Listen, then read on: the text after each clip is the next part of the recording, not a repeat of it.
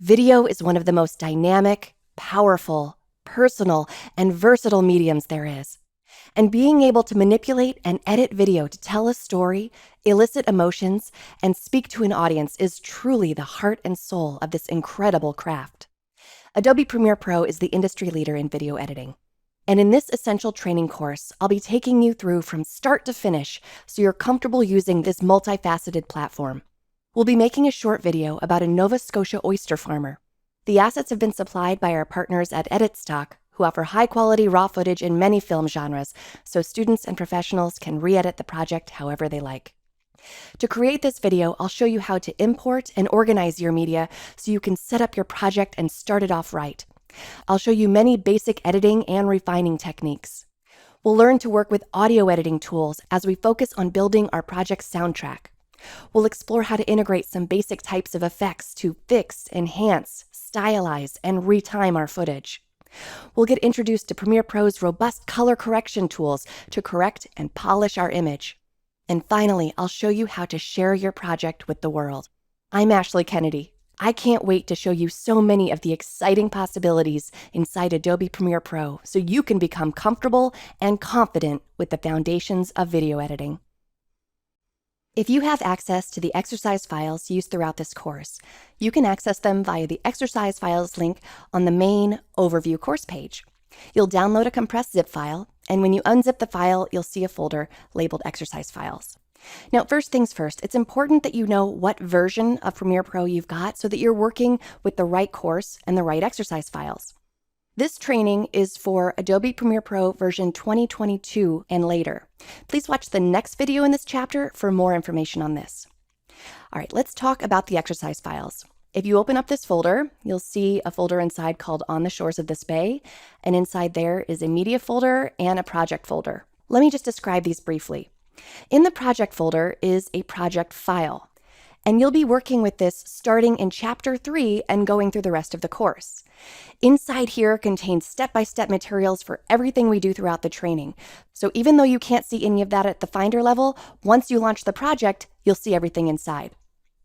The media folder contains all of your assets. As you can see, there are folders inside of folders here, and everything is really well organized for you, all right? But what's important is that you don't move or change any of these files. And that's because this project file is linked to all of this media.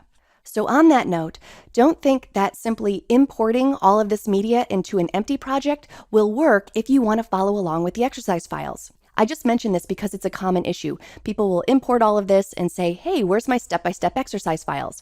You absolutely need this project file to be able to follow along with me. All right, so with that said, let's go ahead and launch the project. I'm just going to double-click on my project file. And while this is launching, I just want to mention that this is a dual platform training. I'll be working in a Mac, but because many of you will be on a PC, I'll be calling out both Mac and PC shortcut commands, and we'll have graphic overlays on screen to direct you to the right command throughout the training. So the first time that you start your project, you will need to link your media. So let's go through this. I have a screen here showing me all of my media is offline. What I want to do is make sure that this box is checked, relink others automatically, and this will allow me to just link one file and then it will link everything else. So the first step in linking your media is to click on Locate. And remember when I said that the project file needed to be linked to the media folder? Well, that's what we're locating here. So here I have desktop exercise files on the shores of this bay, and I want to just select this media folder. So right now, Premiere Pro is specifically looking for this file, Charles Motorboat CU Face and Hands Slow MOS. I could go searching for this file, but I don't have to. All I need to do is select the media folder and tell Premiere Pro to search. It should find the file right away. As you can see, it found it. So once I found the file, I just say OK. And because I have Relink Others automatically selected, it's going to bring all of my media online. As you can see, I have a check mark next to all of my media, except it didn't find one file here. So I'm just going to perform the search again. I have that selected, and then I'll say Locate. I'll click on Media, I'll say Search, and it found that last file, and I'll say OK. All right, so that should be a pretty painless process. And again, if for some reason it finds some or most of the files, but not all of them, just repeat that process. And once you're in the software and have successfully relinked everything, I just recommend pressing Command S or Control S to save it. And now you should never need to relink your media again. All right, so once inside the project, you should see an assets bin at the top. And inside there, things should look pretty familiar. This is the same folder hierarchy that we saw with our media. Okay? Most of the time, though, you're not going to really need to climb into here because through most of the course, we're going to be working in the exercise files bin. If I twirl this down, you can see that everything is labeled from chapter 3 onward. So if you're in the 5th movie of chapter 3, you just twirl this down, go into the 3.5 bin, and then here's everything that you need for that movie. In many cases, I'll provide both a pre and a post version of the sequence. So here's everything that you need at the beginning of the movie before we do anything, and then here's a version of the sequence once we've gone through all of the steps. And again, we start in chapter 3 because chapters 1 and 2 do not use this project. Chapter 1 takes you on a tour of the Premiere Pro environment, and chapter 2 shows you how to import and organize your media from scratch. So while we will be using the media for those chapters, we won't be using this project from the exercise files. Now, if you don't have access to the exercise files, then you can definitely feel free to follow along with your own assets. Let's get started. I'd like to briefly discuss with you some details about the versioning issues in this course. This is important because Premiere Pro project files are not fluidly backward and forward compatible among versions, so you need to know your versioning in order to be able to work with the exercise files. This course was initially recorded using the Premiere Pro 2022 version of the software, which launched in May 2022. To determine your version on a Mac, just go to the Premiere Pro menu and choose About Premiere Pro, and on a PC, that's in the Help menu. Now, what does this mean for how you can work with the exercise files I've provided? Well, if you're using the same version that I recorded the course in, you're fine. You don't have to do anything. If you're using a version of Premiere Pro that is older than 2022, then it's going to tell you that the project was saved in a newer version of Premiere Pro and can't be opened in this version. So if you are using an older version, you can either go for an earlier Premiere Pro training in our library, or just upgrade your software to the most recent version and you'll be good to go. That's easy to do if you have the Creative Cloud desktop app installed, or you can always log into your Creative Cloud account and download the update from Adobe's website. If you're using a version of Premiere Pro that is newer than 2022, then when you launch the project, you'll receive a different prompt. This time, it tells you that the project must be converted to work with the newer software. It just depends on _1, and you can change that if you want to. So this is an easy project upgrade, just say OK. And when you do that, it creates a whole new project file and doesn't touch the old one. And as a reminder, as you work through the course, make sure to always go back to that upgraded project to work in the exercise files. I've had students that forget to do that and accidentally go back to the original project and then upgrade it again and wonder where all their hard work went. Okay, so hopefully that helps in laying out any version questions that you have. Regardless, you should be able to get up and running on whatever version you're working in.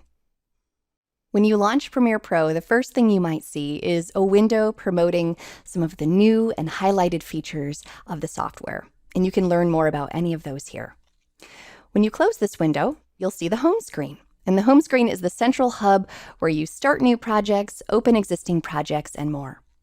The look of the home screen may evolve over time as you work on more projects and as the software upgrades, but let's talk about some of the things that usually form the foundation of this hub.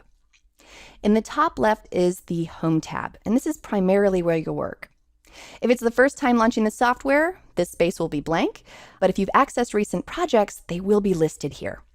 Also in this main space are some Learn modules where you can access various tutorials to learn about Premiere Pro. Below the Home tab is the Learn tab, and this is a place where you can access additional learning materials both in-app and on the web.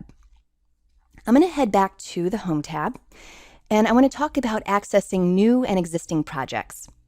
Now, you can either work in standalone projects, or you can collaborate with others in team projects. As of this recording, team projects are available only for select subscription types, and this course doesn't cover team projects, so we won't be discussing those for now. There's also another type of project called a Premiere Rush project. Premiere Rush is kind of like Premiere Pro's little brother. It's an all-in-one cross-device video editing app. So if you've already edited a project in Rush, this is how you promote it to work in Premiere. For now, though, let's go back to discussing working in standalone projects, represented by these two buttons here. First, I want to show you what happens when we create a new project so that we can see what everything looks like from scratch. When I click on New Project, you can see that I'm on the Import tab, which takes over the entire screen. It looks like a lot, but let me very briefly break it down for you here, and I'll go over this in more detail in Chapter 2 when we learn how to import. Now at the top, you title your project, and here you choose a location for your project to live. So I'm just going to call this Demo 1, and let's just send it to our desktop. Now here along the left are some shortcut locations on my computer where I can import media if I like. By default, sample media is chosen, and this is media from a sample project called Going Home that Adobe provides you in case you don't have any media of your own to work with. If you do have media to work with, just navigate to it over here. Or if you want to create an empty project without first importing anything, simply don't select anything and come down here and choose Create, and then an empty project will be created. But let's go ahead and bring in a couple of these clips from the Going Home project. You can simply select them, or you can Shift Select to select a range, or you can press Command or Control A to select all of them. And then I'm going to come over here to Import Settings. I can choose for the media to be copied, and this creates new media files, and I don't want to do that right now. We just want to point to our existing media, so I'll leave that unchecked. It also gives me the option to import my media into a new bin or create a new sequence. Now, we haven't actually learned about bins or sequences yet, so I'm going to deselect both of those as well. Now I'm going to come down here and choose Create. Now you'll notice that I'm no longer on the Import tab. I'm now on the Edit tab. At any point, I can go back to the Import tab if I need to bring in more media. On the Edit tab, you'll see that I have this configuration of tools and windows. And by default, it brings me into the Learning workspace. And I know that I'm on the Learning workspace because I have this Learn panel and all of these tutorials over here on the left. So I'm going to change to the Editing workspace, which is where we're going to be for most of the rest of this course. To change my workspace, I'm going to come up to Window, Workspaces, and then you can see that it's on Learning. I'm going to choose Editing. And let's just take a brief look at the Editing workspace. It's defined by this default setup. We have the Project panel down here in the lower left, and this is where we import our media that we're going to work with. And then I have the Source Monitor up here in the upper left, and this is where we view and mark our media in preparation for editing. The Timeline is in the lower right, and this is where we're going to assemble our program. And then the Program Monitor is in the upper right, and this is where we see the visual output of our edit. Now, before we go over what each of these panels does in detail, I'm going to briefly show you how to open an existing project, which we'll do in the next movie. Right now, I'm in the new demo project that I just created. You'll notice that I see this project as a tab here in the project panel. Let's now talk about how to open an existing project. I don't actually have to close one project before opening another, so I'm going to leave this open, and then I'm going to come up to File, and then Open Project. That's Command O on a Mac, Control O on a PC. And I'm going to go into the exercise files on the Shores of this Bay folder, and then Project, and then here it is on the Shores of this Bay, and Open. All right, so now you'll see that we have another tab. So we have two projects. I can just move this over to the left to get them close to one another. And you can go back and forth between the projects as you need to. So it's a really elegant way to work and very useful, especially if you're sharing assets from one project to another. I'm going to give you just a couple of housekeeping tips. Sometimes you accidentally close one of these panels. If you click over here on this menu and choose Close Panel, you'll notice that we no longer have access to our On the Shores of this Bay project, but I can get that back by coming up to Window and then coming down to Projects and choosing On the Shores of this Bay. All right, and there it is back again. If I close the project completely by going to Close Project, that's Shift-Command-W on a Mac or Shift-Control-W on a PC, then the project closes and I no longer have access to it within the project's menu, okay? So that's the difference between just closing a panel and closing a project. Also notice that I can go back to my home screen. And now things look a little bit different here. We now have some recent projects, and I can access either of these projects from the home screen. Notice, however, that the project is still open behind the home screen. So if I close the home screen, I still have my demo project open in Premiere Pro. All right, so now we know how to create a project and open an existing project, and we know a little bit about switching back and forth between projects. I'm going to go ahead and close this project. We'll go to File and Close Project. And now that gets me back to my home screen. We're set up with a blank slate, and in the next movie, I'll show you around the Premiere Pro interface. Over the next several movies, I'd like to show you around the Premiere Pro environment. So let's set up a brand new project. I'm going to come up to New Project, and then I'm going to call it Oyster Demo. The exercise files deal with an oyster farmer, so we're going to just set up a demo project, and I'm going to send it to my desktop. I'm not going to bring in any media via the import window. I'm going to show you how to do that once you're inside of Premiere. So without selecting anything, I'm just going to come down and choose Create. All right, so I'm inside Premiere Pro, and you can see that I have my Oyster Demo project. And then I can import media straight into my project panel. I can either right-click and choose Import, that's Command-I on a Mac, Control-I on a PC, or you can double-click in here, and then your browser opens. So I'm going to go into my media folder, and I'm going to bring in media, and take a look here. I have a media folder, and then inside there, I have additional folders. And you'll notice that when I import this, this structure will be retained.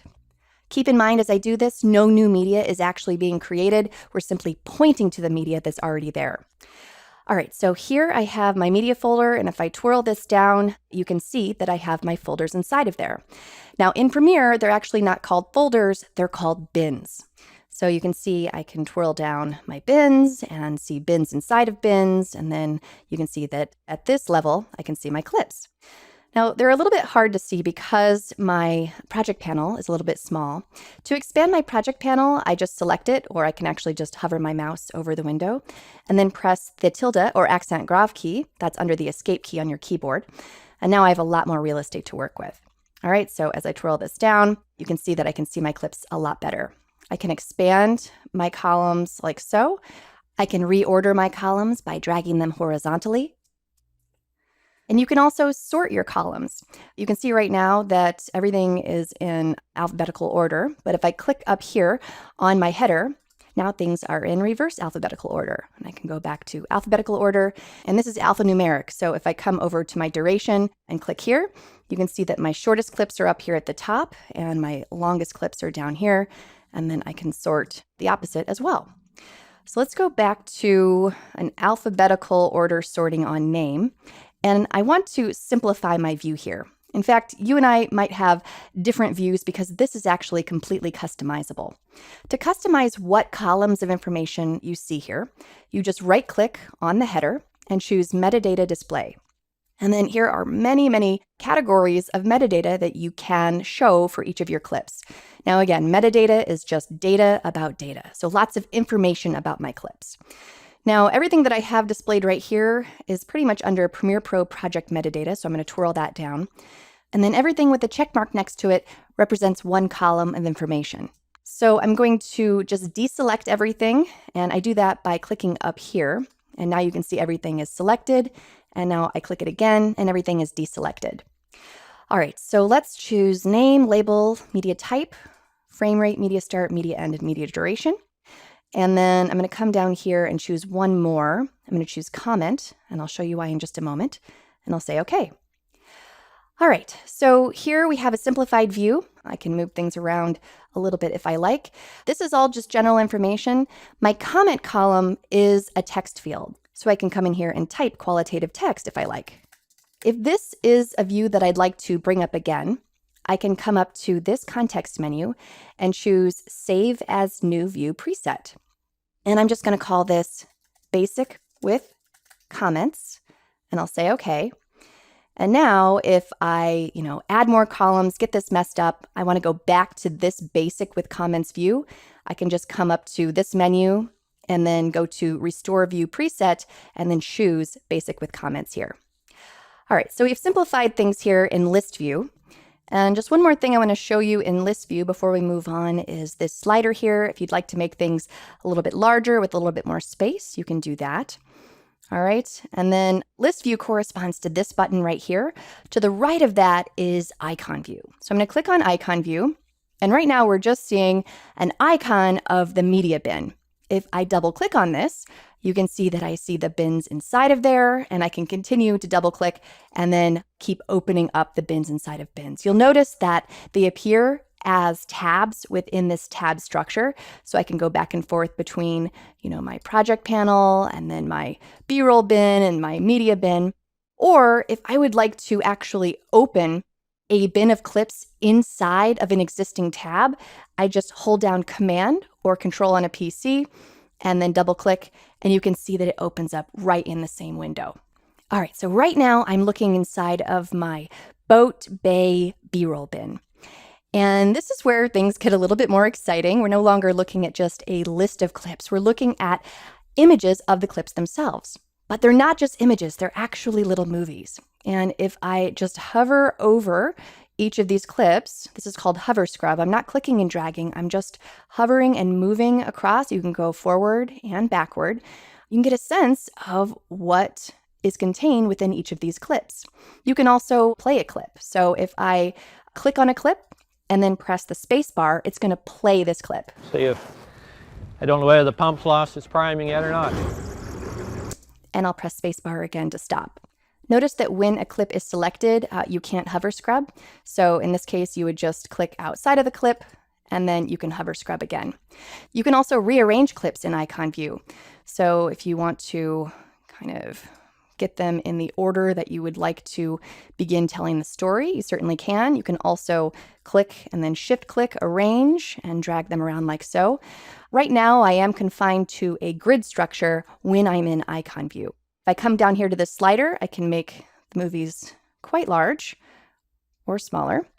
If I would like to have a little bit more freedom in the way that I rearrange my clips, then I come over to freeform view. And at first glance, this looks like icon view, except I'm going to just give myself a little bit more real estate so I can have a little bit of canvas over here. Now, instead of being confined to a grid structure, I can move these off and arrange them however I like. Okay, so as I'm trying to get a sense of how I would like to begin editing my sequence, this can be really helpful.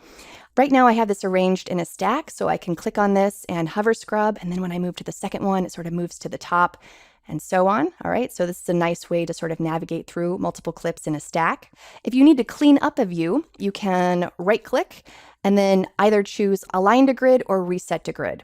I'll start by just choosing Align to Grid, and you can see that it just rearranged the clips to my grid structure. Or I can actually select everything and say Reset to Grid, and then it's going to sort based on any of this criteria. So let's go ahead and sort this by name. And here it performs an alphabetic sort, sort of. You can see that it starts with proper names. So my capital C in Charles clips are first.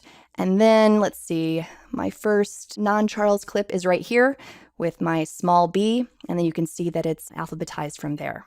All right, so freeform view can be really useful, especially as you're exploring all of your assets. I'm going to go back to my list view. And I'll show you one last navigation technique. If I come up to this button here, I'm going to climb back through my bin structure. So here I'm in my media B-roll boat bay bin, and I'll go up, and now I'm just in my B-roll bin, and I'll go up again, and now I'm at my media bin, and I'll switch back to list view, and I'll climb out one more, and there we go. All right, so that's a nice tour of the project panel, where you'll be spending most of your time when you're organizing your media. We just explored how to work in our project panel. Now we're going to take a look at how we bring our media from the project panel into the source monitor in preparation for editing. All right, so I'm where I left off in the previous movie, and my project panel is maximized. So let's minimize that. I'll press tilde, and it shrinks down. And right now, I'm looking in my boat bay B-roll, all right? You can bring any B-roll or any shots that you like into the source monitor, but just choose one. So I'm going to just load my first clip here. One way to load a clip into the source monitor is to double click, and it loads into the source monitor. Another way is to drag and drop. And if you know you're going to be working with a lot of clips, you can actually just preload them all into the source monitor at once. So if I know that I'm going to be working exclusively in this boat bay B-roll bin, I'm going to just click and then shift click on all of these and then drag and drop in this space and release. All right. And they all load, and you can access them from this list here. Okay. So they load one by one, and you can just sort of pull them from this list. One way to review your clip is to simply scrub through it. So I can just scrub here in the time bar. Another way is to press play. The on-screen play button is here. It corresponds to the spacebar key. So I can press spacebar to start and to stop. Most of the time, however, you'll use JKL, which are your shuttling commands. J is shuttle backward, K is pause, and L is shuttle forward. You can also use JKL to go faster or slower. If I press L a couple times and I keep pressing it, it goes faster and faster, and same thing with J. As you continue pressing it, it gets faster and faster in reverse. If you want to go slow motion, just hold down your K key and then press L, and you'll go in slow motion forward, and then K plus J will go slow motion backward. Going in slow motion can be really useful for honing in on a very specific section of your video that you want to edit. Speaking of which, the way you tell Premiere which section of the shot that you want to edit is to mark in and out points. So here are the on-screen in and out points. Mark in is here and mark out is here. But memorize the keyboard shortcuts. Mark in is I and mark out is O. Okay, so I'm going to just press the I key, and I've marked an in, and I will shuttle forward with L, and then I can press K to stop, and I'll mark an out by pressing O.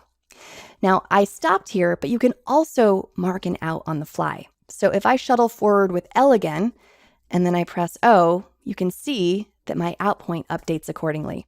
There are a couple of other ways to change your in and out points. You can just park in a new spot, and I'll press I, and you can see my in point has been updated. You can hover over your out point or in point and adjust them like so. And then I also want to show you these three little black lines here. This actually moves your in-out duration to the left and to the right. So while we're talking about J, K, and L, and I and O, I want to bring up the keyboard to show you something. I'm going to go to Premiere Pro and keyboard shortcuts. This is on the edit menu on a PC. And if you take a look here, we have J shuttle left, K shuttle stop, L shuttle right, and then mark in and mark out. So you can put 3 fingers down here on your home row, JKL, and then extend 2 fingers slightly and mark your in and out. All right, so a lot of power right here. Now, one other very useful keyboard shortcut is to play from in to out. On a Mac, that's Option K, and on a PC, that's Control-Shift-Spacebar. So I'll press Option K here, and it plays from my in point to my out point. Now, right now, I don't have any sound. Let me load a clip that does have sound. I'm going to come down to an interview clip, and I'm just going to load this first one. Bay never looks the same way twice. So far, we've just been looking at the video, but if you take a look over here, you can actually see the audio. If I need to zoom in on this, I can zoom here and get a clearer view of each one of these words or syllables. You can also use the keyboard shortcut. If I press plus repeatedly, it will zoom in, or minus, it will zoom out. So let's use our JKL shuttling commands and take a listen to this first part of what Charles says. Yeah, tide, wind, season. You know, you look out at it, it's never the same twice. All right, let's get that. You look out at it and it's never the same twice. So zoom in a little bit here and find the first part of that word. You know, you look out at it. About right there. And maybe 1 frame back. To go back 1 frame, I'm just going to press the left arrow key and I'll remark my in point. Okay, and I'll zoom out a little bit and I'll shuttle forward with L. You look out at it, it's never the same twice. All right, and I'll mark my out point. And now let's move back over to my video, and you can see that it's marked here. And I'll just press my Option K or Control-Shift-Spacebar to play in to out. You look out at it, it's never the same twice. All right, so we've marked our shot. And once you've done this, you've set yourself up to actually perform some edits, which we'll explore next. We've begun our tour of the Premiere Pro interface by looking at the project panel and the source monitor. And here you can see I've marked my clip and I'm ready to edit it down to the timeline, which is what we're going to be exploring in this movie. Now, there are several ways to do this, but for now, I'm just going to drag and drop. So I'll grab in the image of the source monitor and drag down to the timeline. And now a sequence has been created. Okay, so I see that I have the graphic representation of the sequence here in the timeline. I have the visual output here in the program monitor. And I also see that the sequence is here in the project panel as well. Right now, it's named just the name of the clip, and I'm going to rename that. So I'm going to single click in here and just call it Oyster Demo Sequence.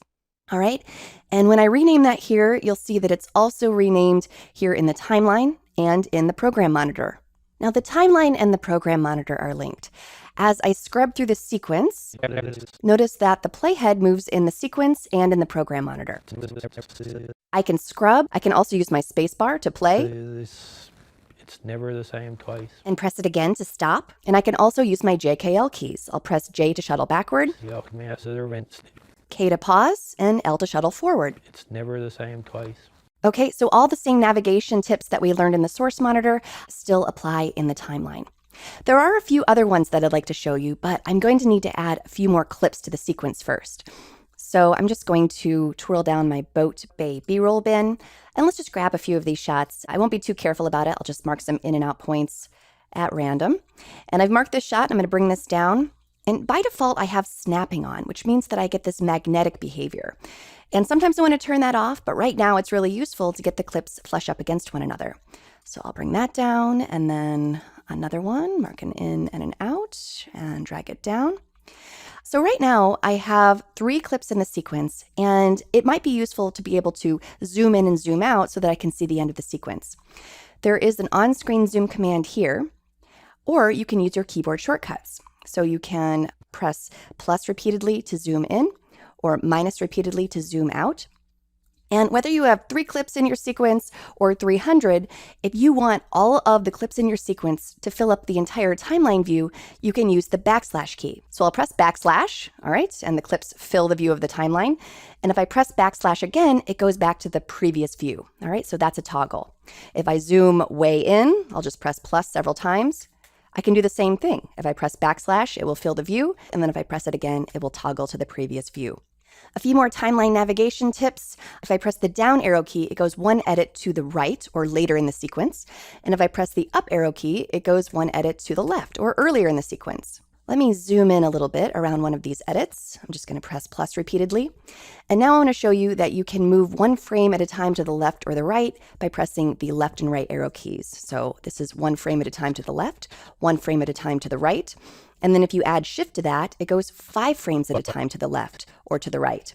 This can be useful as you're honing in on very specific moments during the edit.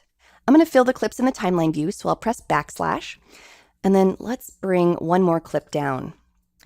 Mark an in and an out. And this time I'm going to turn off snapping so I can show you what happens. This right here is the snapping command. Right now it's enabled, keyboard shortcut S. So if I press S, I can turn that off. And when I bring that down, notice that I lose my magnetism. Again, sometimes this is really nice when you're trying to line things up, but in this case, it is useful to have that snapping enabled. I'll press S again and it re-enables snapping and I can make my edit. Now let's take a look at my timeline. If I would like to increase the height of my tracks, I can just hover here until I get this double-sided arrow and drag up. And notice that when I do that, I get the thumbnails of my video clips, which can be useful. And I can do the same thing to my audio. Or you can use your mouse scroll wheel. So if I hover over my video track here and I hold down Option or Alt on a PC and I scroll up, you can see that the track gets larger. And if I scroll down, you can see that it gets smaller. Same thing with my audio tracks. And if I press Shift minus, it will collapse all tracks to this height. And if I press Shift plus, it will expand all tracks to this height. So some nice shortcuts there to quickly move back and forth between looking at the timeline in detail or not. All right, so we'll learn a lot more timeline tricks when we really get started editing. But this should give you a nice foundation of some of the ways that you can use this powerful Premiere Pro timeline. Now that we know some core capabilities of our 4 main windows, the project panel, the source monitor, the timeline, and the program monitor, I'd like to cover a few additional tips and techniques regarding the Premiere Pro interface at large. Now, I'm where I left off in the previous movie. We've made a few edits into a sequence.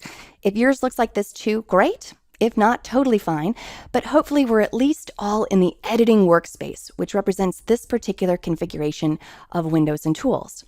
Now, there are different workspaces, and each one is suited for a different mode of editing.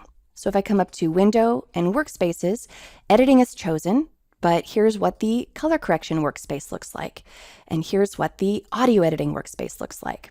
All right, so each one is suited to a different mode of post-production, and we'll be using many of these throughout the course, but for now, let's head back to the editing workspace. Now notice within each of our windows, there are a number of panels.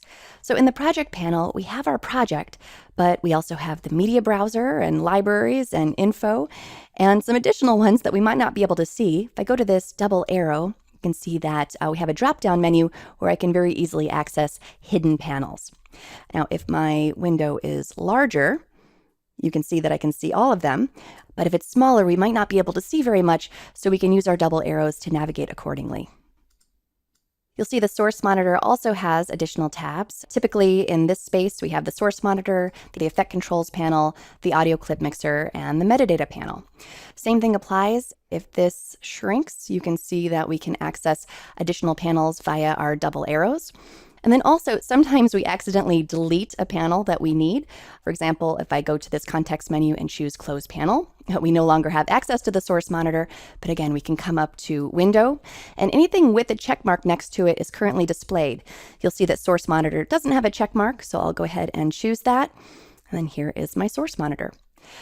All right, so right now I've sort of screwed up my editing workspace. Let's bring it back to its default state. I just come up to Window, Workspaces, and then make sure that editing is chosen, and I'm going to choose Reset to Saved Layout. And that quickly gets me back. Now, one of the most powerful parts of all this is that you can set up your own workspace. This means that you can rearrange things the way that you want them to look. You can add or subtract windows and tools. For example, let's create a workspace where I have a nice big timeline that goes across the entire bottom of the interface. So to do that, I need to move my project panel. To move a tab within a window, you just grab onto it and then you can drag it around, and you see these various drop zones where I can put it. So if I put it up here in my source monitor, you can see that it just becomes a tab within this window here. Now, I want it to be its own window, so I'm going to drag it over here to the left and drop it there. Okay, and let's actually bring all of these tabs into this new space. So I'm going to just drag and drop like so. And then I can come up to my double arrow and bring up my project panel, and let's make this a little bit skinnier. And then we want to make our timeline wider. Maybe something like that, okay? So let's save this out as a new workspace. I'm going to come up to Window and then Workspaces, and then I'm going to Save as New Workspace. So I'm going to call this Big Timeline, and okay. And now if I go back up to Workspaces and choose my editing workspace, and then let's go ahead and reset that to our saved layout. All right, and I say, you know what? I really want my big timeline back. Guess what? That's one of the choices up here, Workspace, and we see Big Timeline. Notice each one has a keyboard shortcut too. So Option Shift 4 is Big Timeline, and Option Shift 7 is Editing. So I can press Option Shift 4 to go to Big Timeline, and Option Shift 7 to go back to Editing. All right, so now that we've had a basic tour of the interface and the main tools of the Premiere Pro environment, you can continue to explore. And as you do, remember your tooltips. When you hover over any of these tools, you can see what they do and their keyboard shortcut. By the end of this course, we'll learn many of these tooltips, but these can be very handy as you're learning. For now, let's go back to the home screen. And this sets us up for the next chapter, where we'll be going much deeper into exploring how we import and organize our assets. There are a multitude of building blocks that video editors can use to assemble a video. If you take a look at this timeline, you'll see a high-level view of how all of these disparate assets come together to make this happen. I know this is a lot to take in, so let's look at things a little more closely. Let's talk about all of these different types of assets. There's video, of course, and some of these video clips are interviews. Some are B-roll, which is just supplemental visuals intercut with the interviews. And some is standalone scene footage. There's also audio clips, including dialogue. At Project Reload, we've already started to see the change in individuals that have participated. And sound effects. And music.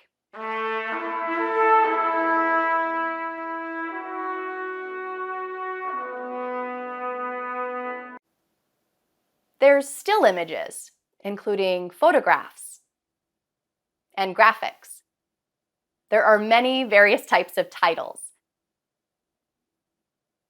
And within each of these asset types are many different types of effects, including video effects, color correction, audio, speed, and transition effects. So lots of elements coming together to create a cohesive story. And actually, this only contains a very small fraction of the assets that I had available. This is a 25-minute film, and I had 2,100 minutes of footage available. That means I had 85 times as much footage to start with, and through the careful art of editing, I whittled it down to this result. So that is an 85-to-1 shooting ratio, which is simply the relationship between the overall footage and the footage that ends up making it into the video. A narrative film might have a shooting ratio of 10-to-1, whereas a documentary like this one could come in at 85-to-1 or 100-to-1 or even 200-to-1 or more. That's a whole lot of assets to keep track of. Now, ideally, this arsenal of assets should be as organized as possible. Take a look at one of my recent projects.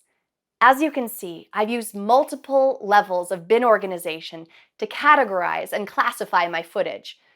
Defining a well-labeled, multi-tiered bin structure will let you better locate and more easily screen the footage during the assembly process.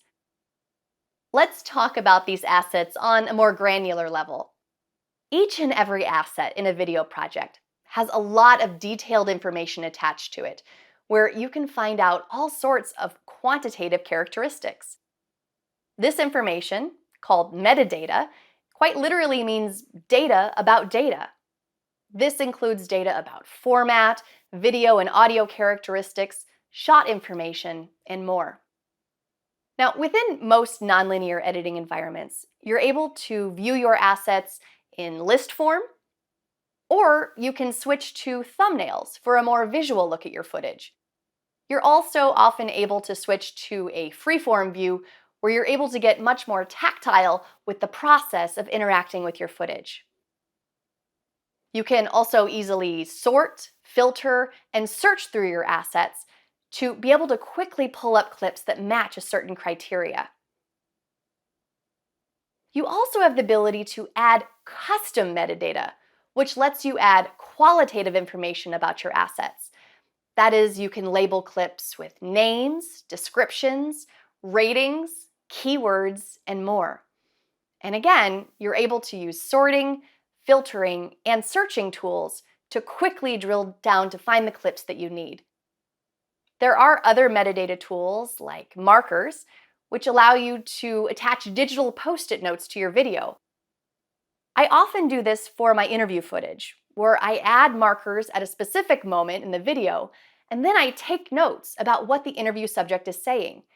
And again, being able to filter and search through this dialogue metadata is invaluable in finding exactly what I need. Yes, it takes effort to establish a strong sense of organization, categorizing, labeling, and tagging all of your assets. But it is so worth it. There's nothing more derailing than spending 30 minutes hunting and pecking through your footage trying to find a particular shot. It's much more efficient if you can dial in to exactly what you need so you can remain in your creative groove. Now that we're a little more comfortable with the Premiere Pro environment, let's drop back to the beginning and spend this chapter talking all about how we ingest and organize our media. Then in the next chapter, we'll start in on all things editing. So we're going to be going into our main On the Shores of This Bay project a little later in this chapter so that we can take advantage of our well-organized assets. But to begin with here, I'd like to start in an empty project so that we can really start from scratch. So I'll come up to New Project, and then I'm just going to call this Oyster Demo 2, and it's okay if it lives on my desktop. And then let's bring in our Oyster footage. Before, we just brought in our sample clips from the Going Home project, but this time I actually do want to navigate to my exercise files, which I know are on my desktop, and then exercise files, I'm just double clicking to climb into my media. If I wanted to bring in all of my media, I could just check this box, and then all of my media and all the folders inside of it would be brought in. But let's climb in a little bit further to my B-roll so I can show you how things look in the import window. I'm going to go into Boat Bay B-roll. And here I am inside my B-roll bin. I can check out my footage. I can hover scrub. I can come up here and either reduce or increase the size of each one of my icons. Over here is where I switch from grid view to list view. You can see that list view gives me some important columns of information, which can be useful. I also can sort this. So I can come in here and sort by either name or creation date in ascending or descending order. So right now I'm sorting by name in ascending order, but I can do descending order. So that's reverse alphabetical, or I can sort by creation date in ascending or descending order. All right, I'll go back to name. And then here is a filter.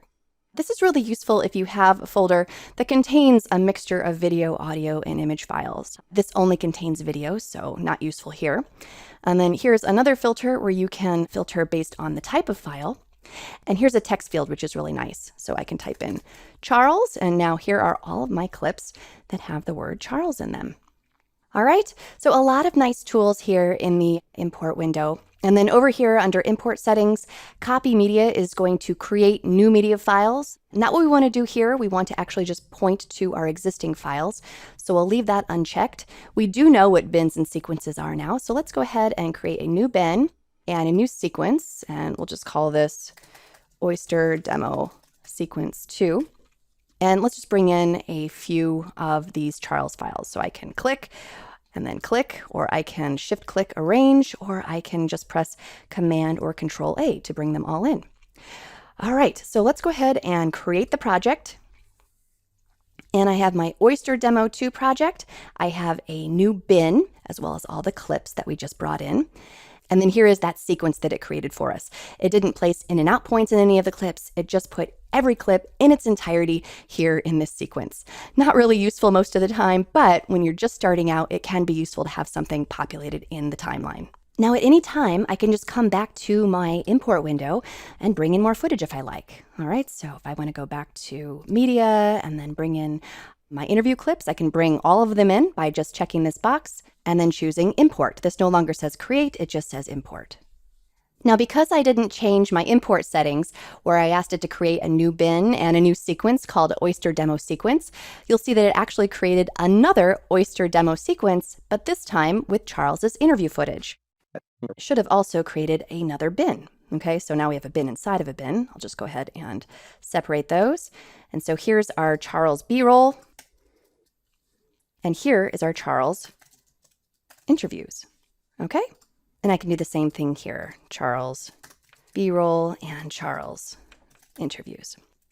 All right, so you can continue bringing in media via your import window. We also know that you can import right into the project panel by right-clicking and choosing import, or that's Command-I on a Mac, Control-I on a PC. You can also double-click in your project panel and bring up a browser to import. Lots of ways to bring in media. But there's just one last way that I want to mention that's extremely similar to the import window, and that is the media browser. Now, the media browser is usually in the project panel window. If it's not, you just come up to Window and make sure that Media Browser has a check mark next to it. And then here you just navigate to your media. So I'm going to go to my desktop. All right, here it is. And if you want this to be something that is available to you all the time, add it to your favorites. So you just right click here on desktop and you choose add to favorites. All right, and now it's up here. And I'm going to press tilde to maximize so I can see this better. And we're going to go into exercise files, and here we go into media and B-roll. And this time I'll go into oysters. And here are my clips. I can hover scrub. I can use various filters up here. All right, I can use my text field. So let's again bring in our Charles clips. And here's only 3, so I'm going to just select these. And the way that you import these, notice there's no import button down here. You just right click and you choose import. All right, and now we're back on the project panel, and you can see that we have 3 new B-roll clips. And I'll just add those into Charles B-roll. And I'll press tilde to minimize. Okay, so a lot of flexibility using the import window and the media browser, if you like. It allows you to dig in and see your clips and filter them and sort them at a level that you can't do with just a traditional import. Let's talk about how to identify and organize our assets, a really important part of the pre-editing process. So I'm in my Oyster Demo 2 project, which I set up in the previous movie so that we could practice some importing techniques. I'm where I left off in the previous movie, which means I have a few assets imported into my project panel. If you're with me, great, but go ahead and delete what you've got. We're going to start from another blank slate here. So I'm just going to select all of this and then press delete, and we have an empty project panel. Now I'm going to bring in my assets again. And so far we've been importing media that's already been pre-organized into folders. But what if your media isn't pre-organized? Let's simulate that situation and take a look at some of the ways that you can organize your clips inside of Premiere. So instead of bringing in all the individual folders where everything is nice and organized, I'm going to go inside my folders and grab all of the assets in mass so everything is mixed up. To get this done quickly, I'm going to implement yet another import method, which is drag and drop. So I'm going to just bring my interface over a little bit so I can see my exercise files on my desktop. And I'm going to climb into my media folder, and I'm just going to grab all of my B-roll inside of Boat Bay and drag and drop into the project panel. And same thing with all the rest of my B-roll. And again, to select all my clips, that's a Command A or a Control A on a PC. And drag and drop. And then we'll come back over to images and get all of those. And my interviews. And my music clips. All right, so if we take a look over here in the project panel, I'll press tilde to maximize. We have a whole lot of files and they're all mixed up. But we do have some tools to tell what everything is. I'm going to start with this type of file right here. It comes with this blue label, and then the icon is a purple film strip and a green waveform. This represents a video file that also contains audio. I'm going to just scroll down and I'm going to come to this type of file here. It has a purple label and it just has a purple film strip. And this means that this video file contains no audio. As I continue to scroll, let's see, we have our green label and our green waveform, which means this is an audio only clip. And if I go up to the top here, we have a pink label and the icon is a little picture. And this means that this is an image file. And it looks like we do have one bin. There was a folder inside of a folder that I didn't notice when I was importing. And this has a goldish orange color. And you can see inside of there, we have our movie files, which is video and audio. We have some video only files and we have some audio only files. Now, when you have a whole lot of different types of media like this, sorting is your friend. Now, we already know some types of sorting. We know that we can sort alphanumerically or reverse alphanumerically on our name column. You can also sort on your label column. So if I click up here, then everything with the same color label is sorted together. And there's also another column that is really useful to display when you're doing sorting like this. I'm going to just right click on the header and choose metadata display. And I'm going to twirl down Premiere Pro project metadata.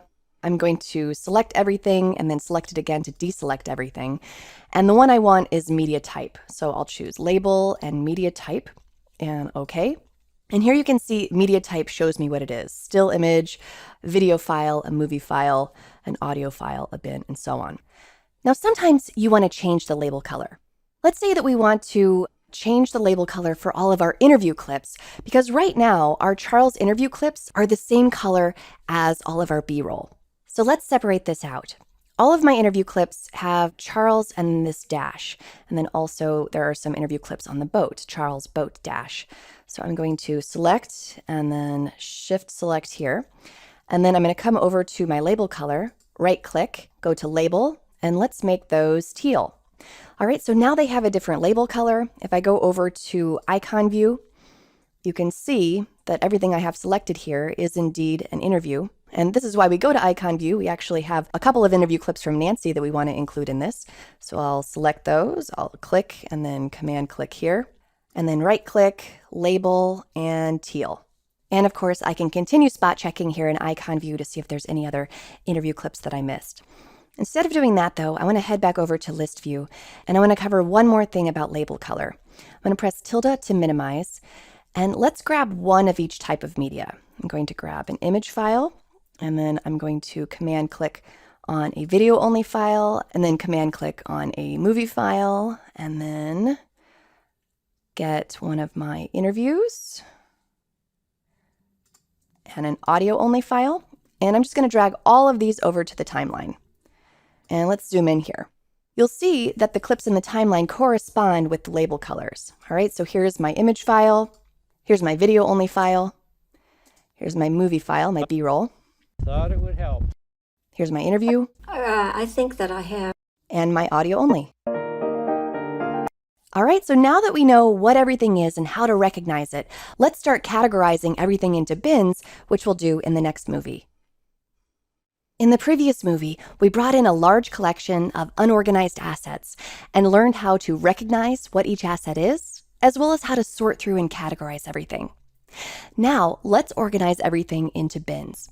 If you'd like to work through this exercise with me, you'll need to have performed the basic import steps that I showed you in the previous movie. If not, just feel free to sit back and watch. All right, so here I have all of my unorganized assets in my project panel. I'm going to press tilde to maximize, and let's set up some bins. I'm going to just right click and choose new bin, and I'll call this one B-roll. And the keyboard shortcut for new bin is Command or Control B. And I'll do images and Command B, interviews, music, and we'll start there.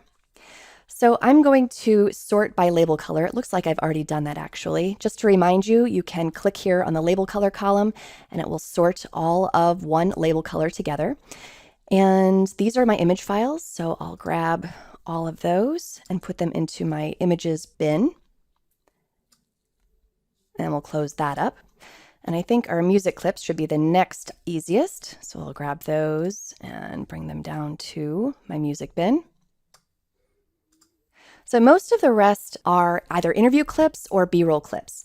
And in the previous movie, we did separate out our interview clips from our B-roll clips. We changed the label color to teal for our interview clips. So watch that movie if you need to, but I'm just going to grab my interview clips and bring those into interviews. And so I think everything else should be B-roll. We have a few B-roll clips up here without any audio, but they're still B-roll. And then I'm just going to grab everything else, shift click, and bring that into B-roll.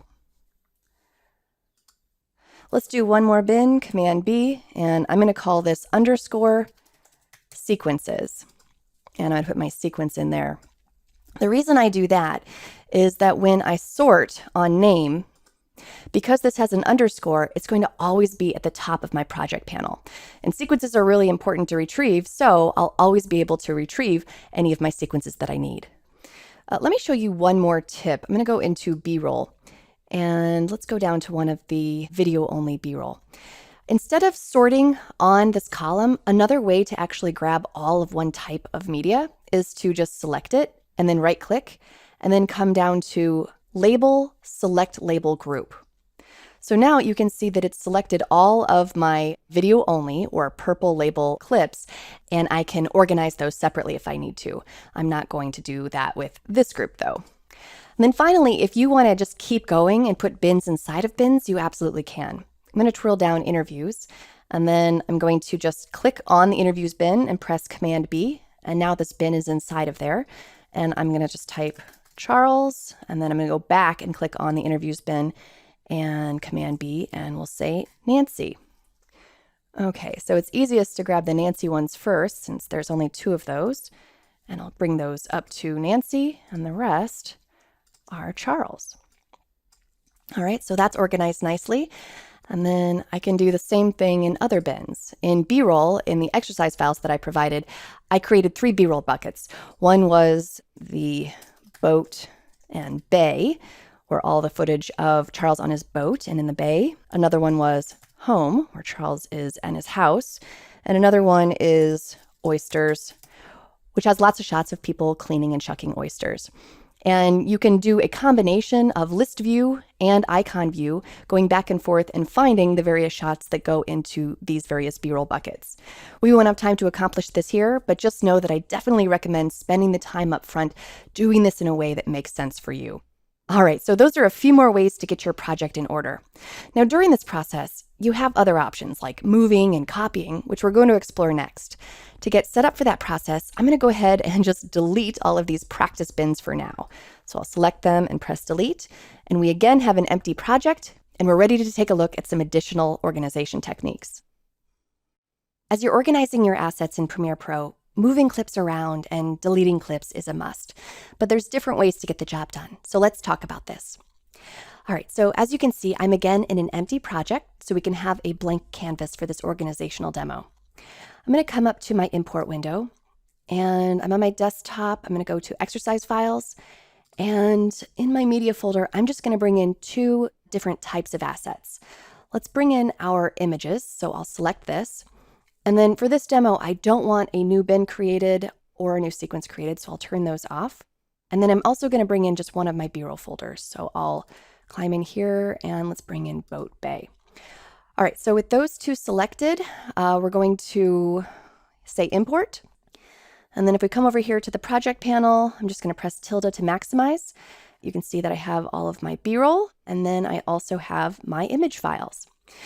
Let's create 3 bins. Command B, and I'm going to call this one assets. And then I'm going to also create a bin and call it images, and then another one, and I'll call it B-roll. Okay, so I'm just going to sort by label type, so all my bins are at the top. And I'm going to bring absolutely everything, all my B-roll and all of my images into assets. So it's sort of the umbrella category. Okay, we'll bring all of those in. And now I'd like to organize this further and get the B-roll into the B-roll bin and the images into the images bin. Well, we know that if I was to simply take my images and drag and drop them into the images bin, then they leave the assets bin and they are brought into the images bin. In this case, this isn't what I want. There are some workflows where you want all of the media to exist in one parent bin and then copy things out accordingly into content-specific bins. So let me undo that, Command Z or Control Z, and now everything should be back in my assets bin. And this time, let's copy these files and bring them into the images bin. There are a couple ways to copy files. I'm just going to select these, and one way is to right-click and choose Duplicate. Now, when you duplicate a file, every one is going to be appended with copy 01, and then you can drag these copies into the images bin. And in this case, these just have a visual difference in their name and that they are appended with copy 01. Let me undo that, Command Z, and one more undo. And this time I'm going to select those files and then simply copy and paste. So I'll say Command C or Control C on a PC. And then on my images, I'll say Command or Control V. And you'll see in this case that I do not have copy 01 appended, but basically that's the only difference. So unless you want a labeled indication that you have duplicated a clip, copying and pasting clips is usually a good solution. Now, in both copies and duplicates, these are standalone clips and they both refer back to the same media file. Let me show you this. All right, so we know that this clip here, I'm just going to double click to load it, is this picture of oysters on a plate. If I right click and choose Reveal in Finder, you see that it's media, images, and it's this first image here, okay? If I go to the one that it came from, so this is the copy, I'll go back to the original, which is right here, and I will right click and choose Reveal in Finder. You'll see that it's referring to the same exact media file. But again, these are standalone instances. So I'm going to just place an in and an out on this clip. And then when I go to its copy, you'll see that the in and out point that I placed on the original isn't here. Okay, so anything I do to one clip is not done to the other. And later in this course, when we learn about adding effects to master clips, you can make copies of clips and do different things to each copy. So you can leave one alone and you could apply a stylized color correction effect to another. This applies to deleting too. So I can delete this instance of the clip, delete. However, the original one is still there. All right, I'm going to just maximize this by pressing tilde, and let's grab all of our B-roll clips, and I'll do a Command C, and we'll copy those into my B-roll bin. All right, so we have created one parent bin that contains everything, and then we have a specific B-roll bin with copies, and then an images bin with copies of those image files. Now, let's talk about duplicating when it comes to sequences. I'm just going to make a very quick sequence using some B-roll clips. I'm not even going to set in and out points. I'm just going to grab several of these, and I'll minimize and drag these over into the timeline. Okay, and I'm going to just title this Oyster Rough Cut and then the date. And let's make a sequences bin and put it in there. Okay, and I'll bring a few image files in as well. All right, so a quick and dirty sequence, but metaphorically think of it as a much longer, more complex sequence that I've put a lot of work into. All right, let's duplicate this sequence. So I'm going to come over here and then right click and duplicate. And I'm going to title this one 526, and I'll load this. And right now they're the same. But let's say that on 526, I make a lot of edits, and we haven't really actually gone into editing yet, but I'm going to just change this in some way. I'm going to trim this and then delete this and move some stuff around. Okay, so very rudimentary edits there, but again, use that as a metaphor for an entire day of work. But if things don't go as planned, if I mess up, I always have the ability to climb back in time if I've duplicated my sequence. All right, so I can come back to 525, I have my old sequence, and I can start fresh. So at the very least, duplicate your sequence at the end of every day, but I would actually recommend to do it at the end of every editing milestone. So if you've really been making some progress, go ahead and duplicate it, label it in some way so that you can always climb back in time if you need to. Now finally, I just want to talk briefly about deleting. When you delete clips from Premiere Pro, you're not deleting the actual physical media files. You're only deleting the clips in the project. But to get those back, you'll have to re-import them. Let me show you this. I'm going to just come to my images bin, and I'm going to grab this image right here. Okay, so Oyster Boat in Bay. I'm going to delete it, and you'll notice that it disappears from my images bin. However, I know there's a copy of it here in Assets. If I go to that copy right here, and I right-click and choose Reveal in Finder, you'll see that the Oyster Boat in Bay image is still there. If I deleted this one, the media file would still be there, so to get it back into Premiere Pro, I would have to re-import it. Let me show you what happens when you delete something that is contained in a sequence, okay? So you saw that when I deleted this one, there was no warning, it just deleted.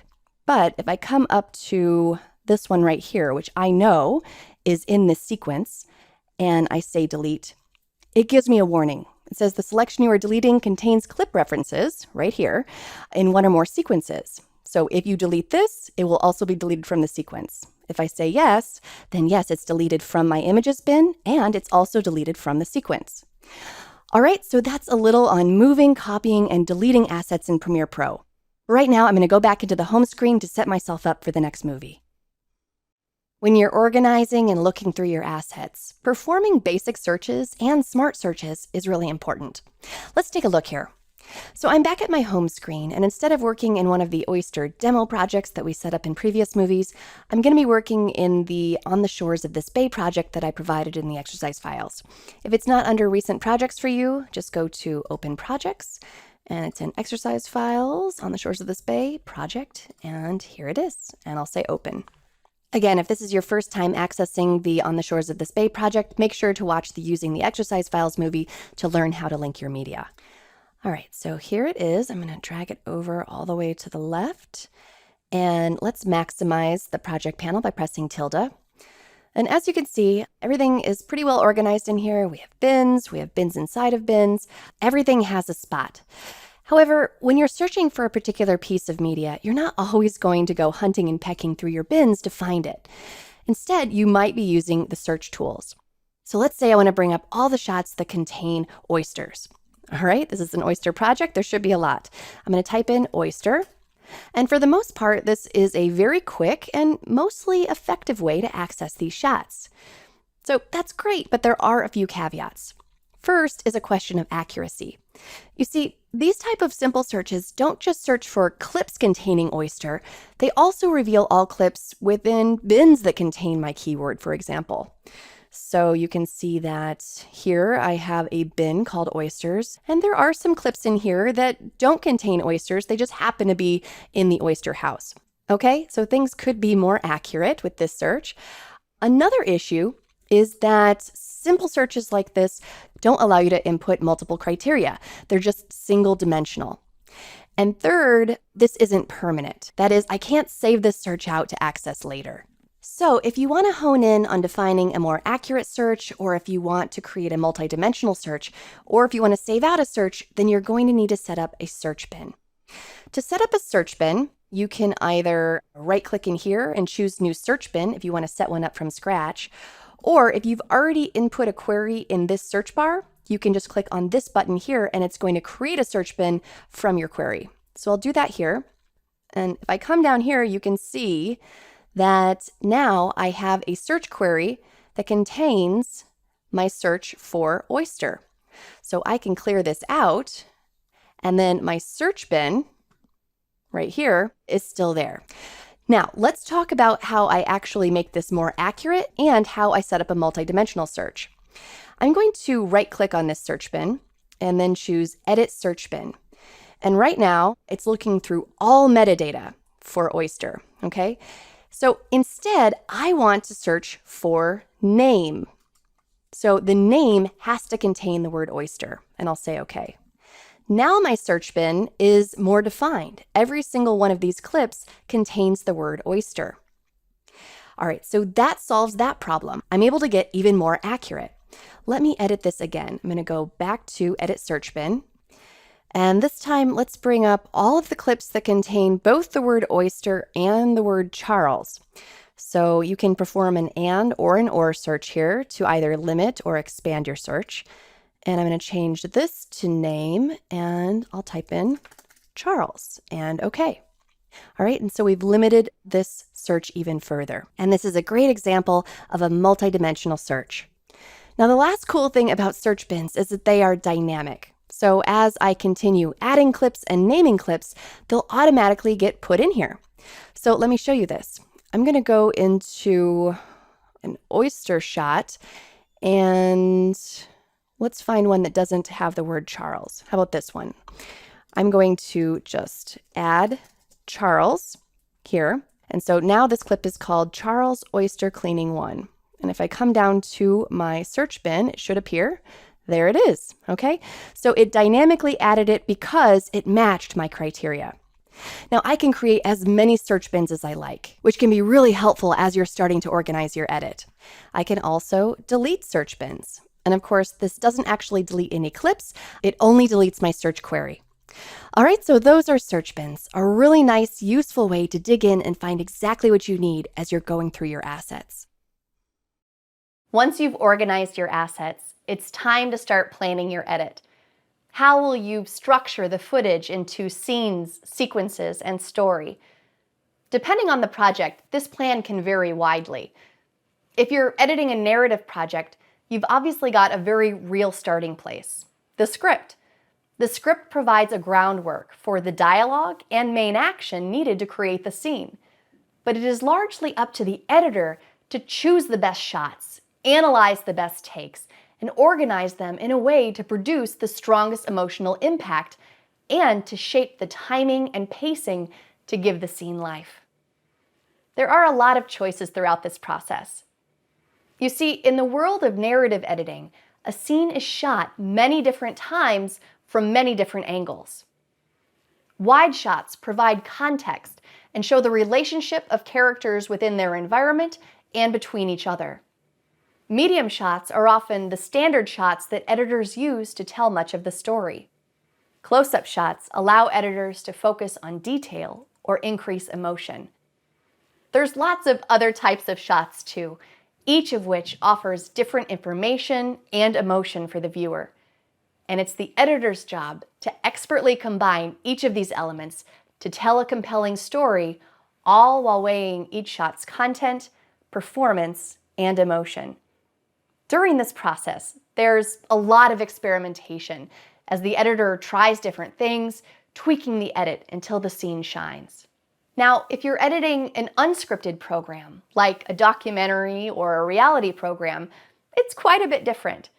Instead of following a script and having access to a large variety of redundant shots to tell the story, you often need to find the story within the footage. It's about viewing all of the footage, logging and tagging it with the appropriate qualitative metadata, and figuring out what sound bites and compelling moments best tell the story. Identifying the core components to build the foundation for an unscripted video can be challenging, but it is so rewarding. When the pieces come together to create a compelling narrative, it can feel like magic. But please know this is an imperfect and messy process. It's about trying out 2 sound bites together to see how they flow, and then adding a third and a fourth, removing parts that don't work out, and experimenting with the order. It's a lot of trial and error, but finding those perfect moments makes it all worthwhile. Once you've built the foundation from all of the available building blocks, you then flesh it out with additional visual elements like video B-roll and still images, as well as aural elements like music and sound effects.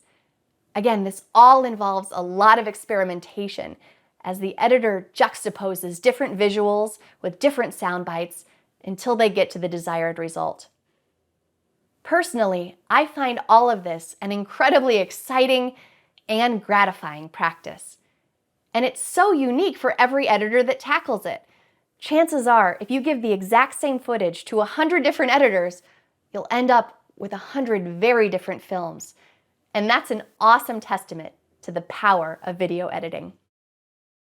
We're now ready to begin learning to edit our On the Shores of this Bay video. So first, let's take a look at all the ways that we can play and mark our clips in preparation for editing. We'll be reviewing some of the techniques that we learned in Chapter 1 about viewing and marking clips in the source monitor, and we'll be expanding on some things as well. All right, so starting in this Chapter 3, we're going to work primarily in the exercise files bin here. So I'm going to go to my Chapter 3 and twirl that down, and we're in 3.1. Again, if you're just jumping in now, do make sure to watch using the exercise files video at the beginning of this course so that you can make sure that all of your media is relinked and ready to go. All right, so in my 3.1 bin, I have this interview here. I'm going to just load that into the source monitor by double-clicking. And we're going to start laying in some of these interview segments that are going to form the backbone of this piece.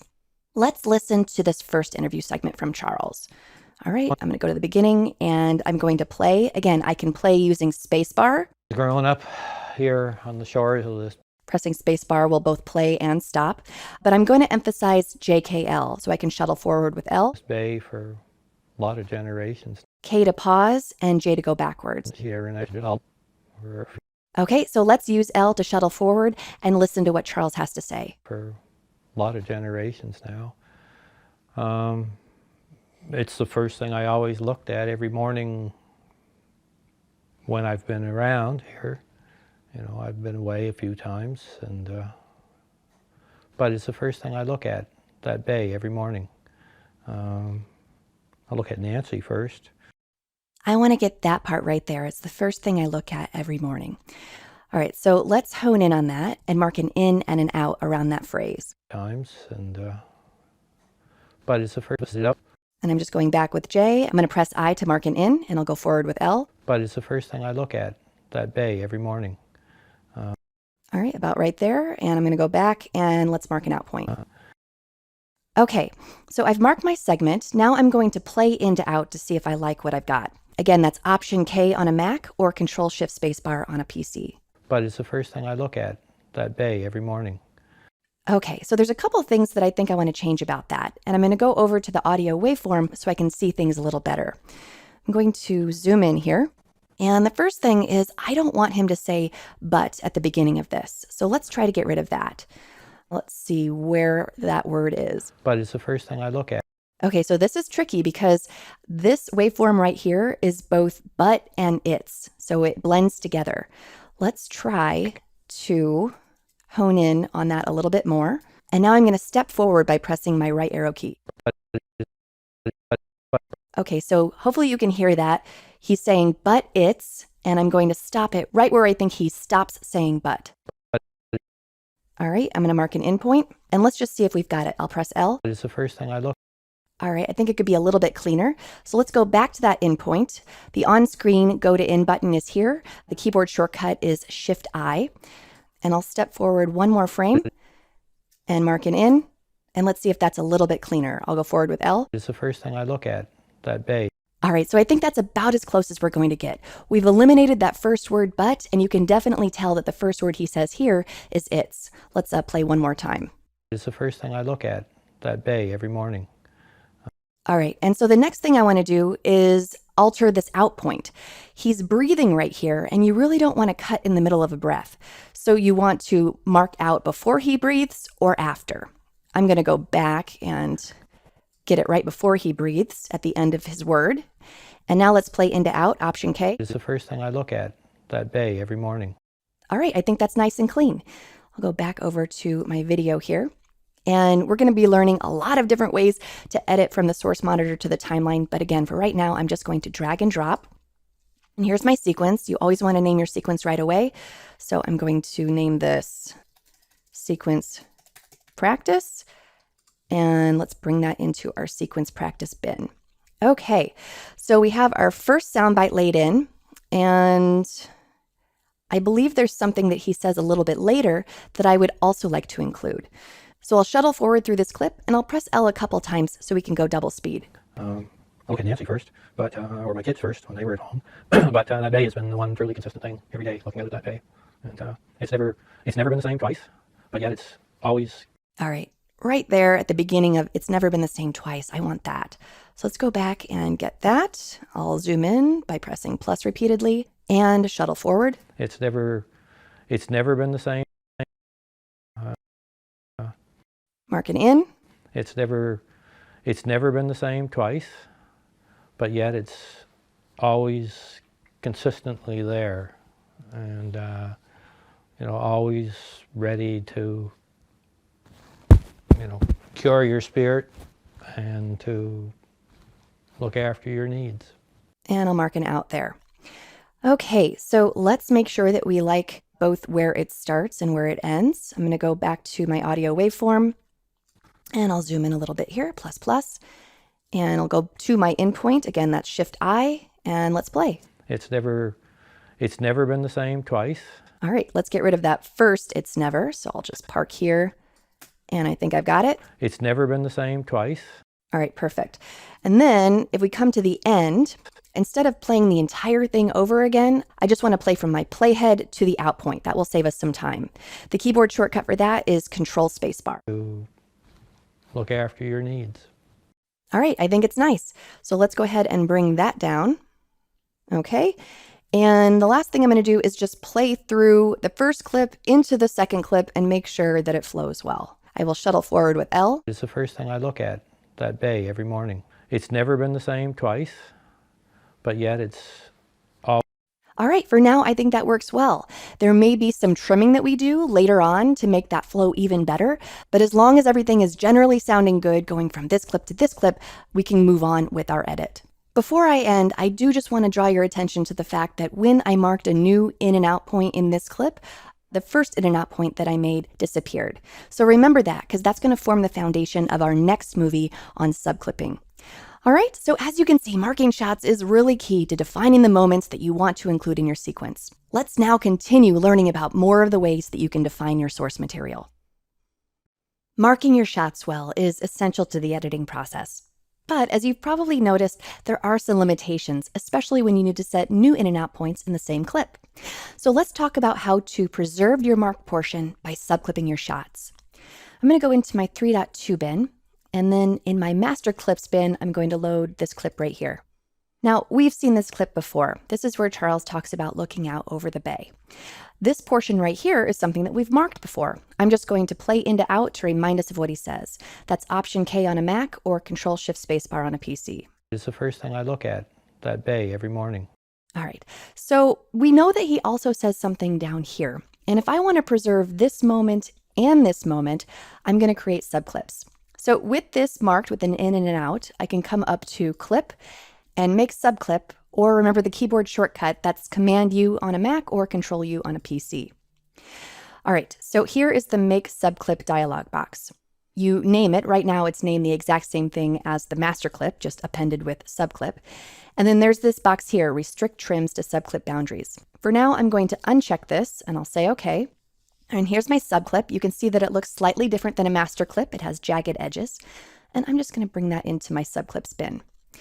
All right, when I load this, you can see that the entire 2-second and 16-frame duration is loaded in the source monitor. It's the first thing I look at, that bay, every morning. All right, so I've preserved that as its own entity. I can come back into the master clip and grab the other portion that I was interested in. Let's find that. It's never been the same. I think about right there. Let me mark it in. It's never been the same twice, but yet it's always consistently there, and always ready to cure your spirit and to look after your needs. And I'll mark an out there, and I'll press Command U, and I can either leave this name the same thing, or I can name it something else. And remember, everything I put in here is going to be searchable data. We've already gone over basic searches and smart searches, so naming your clips intelligently is often a good idea. So let's name this Bay Never Looks Same Twice, Cures Spirit. And again, I won't restrict my trims to subclip boundaries here, and I'll say OK. And I'll put that in the subclips bin as well. All right, so this is a fairly short clip, but use that as a metaphor for an interview that might be a half an hour long or an hour long. Making subclips is a wonderful way to preserve your sound bites so that you can easily edit with them later. This interview with Charles was between 30 and 40 minutes, and when I first listened to it, this is exactly what I did. I went through and subclipped all of his sound bites. Now, let me talk a little bit about these subclip boundaries. The boundaries are actually, the in point and the out point of where you define the subclip.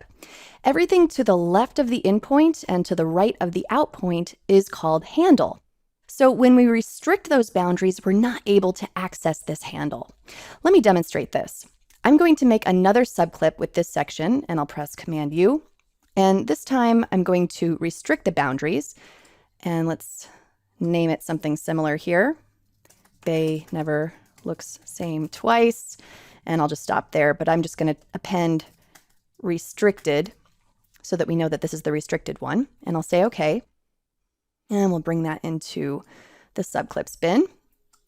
And, visually in the project panel, they don't look any different. But let me actually just load these into a sequence so that I can show you that they are. I have this practice sequence up here. It is blank, but it gives me a palette to play in here. And so I'll load this one here, and I'll zoom out, minus, minus. And then I'll also load this one here, the restricted copy. All right, so now there is a visual difference. You can see that I have clean edges on the left and the right of the unrestricted one, and I have these little white triangles on the left and the right of the restricted one. So let me just move this over a little bit. And this one too. As I said, we have the ability to reach into the handles, which is again over here and here, of our unrestricted clip. So we haven't really talked about trimming yet, but trimming is basically changing where your in and out points are once you're actually in the timeline, all right? And, having this flexibility is wonderful. Being able to reach into the handle and add frames, even if it's only 1, 2, 3 frames to let someone finish a word or even finish breathing is really handy. This particular clip didn't have a lot of handle to the right, which is why I get these white triangles here, but I could trim this one back quite a ways. If I come to this restricted clip, notice that I can't trim, all right? So I don't really have a lot of flexibility if I do need to add a few frames once I'm editing. So because flexibility is good, I pretty much never restrict my trim handles. Now, I'm only teaching you this because sometimes you will have accidentally checked that box, and I want to show you how to undo it. I'm going to come to my restricted clip, and then I'm just going to right click and then go to Edit Subclip. And you can change a lot of things about your subclip, where it starts, where it ends, but here is what you can uncheck: restrict trims to subclip boundaries. I'll just uncheck this, and watch in the timeline, my white triangles will disappear. Okay, so it's no longer a restricted clip. I have unrestricted boundaries, and I can trim. All right, so creating subclips is a great way to parcel out those smaller sections of clips to organize everything the way it makes sense for you in preparation for editing. Once you've marked your shots, you're ready to start building your sequence. There are a few ways you can start a sequence. I'm going to go into my 3.3 bin where I have a few subclips that I'm going to lay into a sequence. Now, the first way is what we learned in Chapter 2, which is just drag and drop into an empty timeline. Before, we dragged and dropped from the source monitor, but you can also drag and drop right from the project panel. So I'm going to just select both of these and then drag and drop. Now I'll come over here and rename this. I'm just going to call this Demo 1. And let's put that in our sequences example bin. When you drag and drop one or more clips, Premiere Pro is going to automatically set up a sequence that matches the settings of your clip, and specifically the first clip that you drag in. This is great because you don't have to predetermine what the video properties are. You just throw the clip in and let the software take care of it. Now, when you do this, you must make sure that the first clip that you put into the timeline is representative of what most of your media actually is. You don't want to grab an SD file of some old archival footage and throw it into your HD project as the first clip. It just simply won't match the rest of the majority of the clips in your sequence. So be careful there. But if you do need to ever change your sequence settings after the fact, you absolutely can. You just come up to Settings, and Sequence Settings is grayed out because I don't have my timeline selected. So then you come up to Settings, Sequence Settings, and you can change any of the properties in this window. Now, another way you can set up a sequence is to set it up ahead of time. And this is important if the sequence settings absolutely need to be set up in a certain way. For example, when I go on site to television stations and train them in Premiere Pro, they have very specific settings that they've got to work at. So to do this, you can just right-click in the project panel and choose New Item and Sequence, or you can come up to File, New, and Sequence. The keyboard shortcut is Command or Control-N. And here's the new sequence window. This can look a little daunting. There are lots of presets and lots of settings where you can dial things in further. And this screen should look familiar. We just saw this. Now, setting up a very specific type of sequence isn't a very common workflow for beginners. So I won't do this here, but just be aware that this is an option if you need it. Now, a more common thing that may happen for beginners is that you bring a clip into a sequence and Premiere tells you there's a mismatch. Let me show you this. I'm going to set up a new sequence, so just press Command-N, and then I'm not going to change anything about these default settings, but let's go ahead and name this Demo 2, and I'll say OK. All right, and we'll bring this down to our sequences examples bin. All right, and I've got Demo 2 loaded. Let's go ahead and bring our clips into this sequence. So this time when I drag my clips in, Premiere tells me that there is a settings mismatch. So in this case, if I do want my sequence settings to change to match my clip, I would choose Change Sequence Settings. In this case, I absolutely do want the sequence settings to change, so I'll change them. All right, so this is great. Premiere warns you that there's a settings mismatch and changes them for you. Now, there is one last way to set up a sequence based on letting the software guide the way, and that is by using this tool right here, New Item. Let me grab my subclips, and instead of dragging them into the timeline, because there already is a sequence loaded here, I would have to actually close this sequence and close this sequence if I wanted to drag and drop.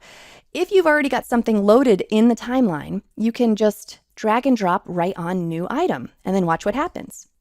A new sequence is created based on the settings of the first clip that I dragged in, and I didn't have to first close any of my other sequences.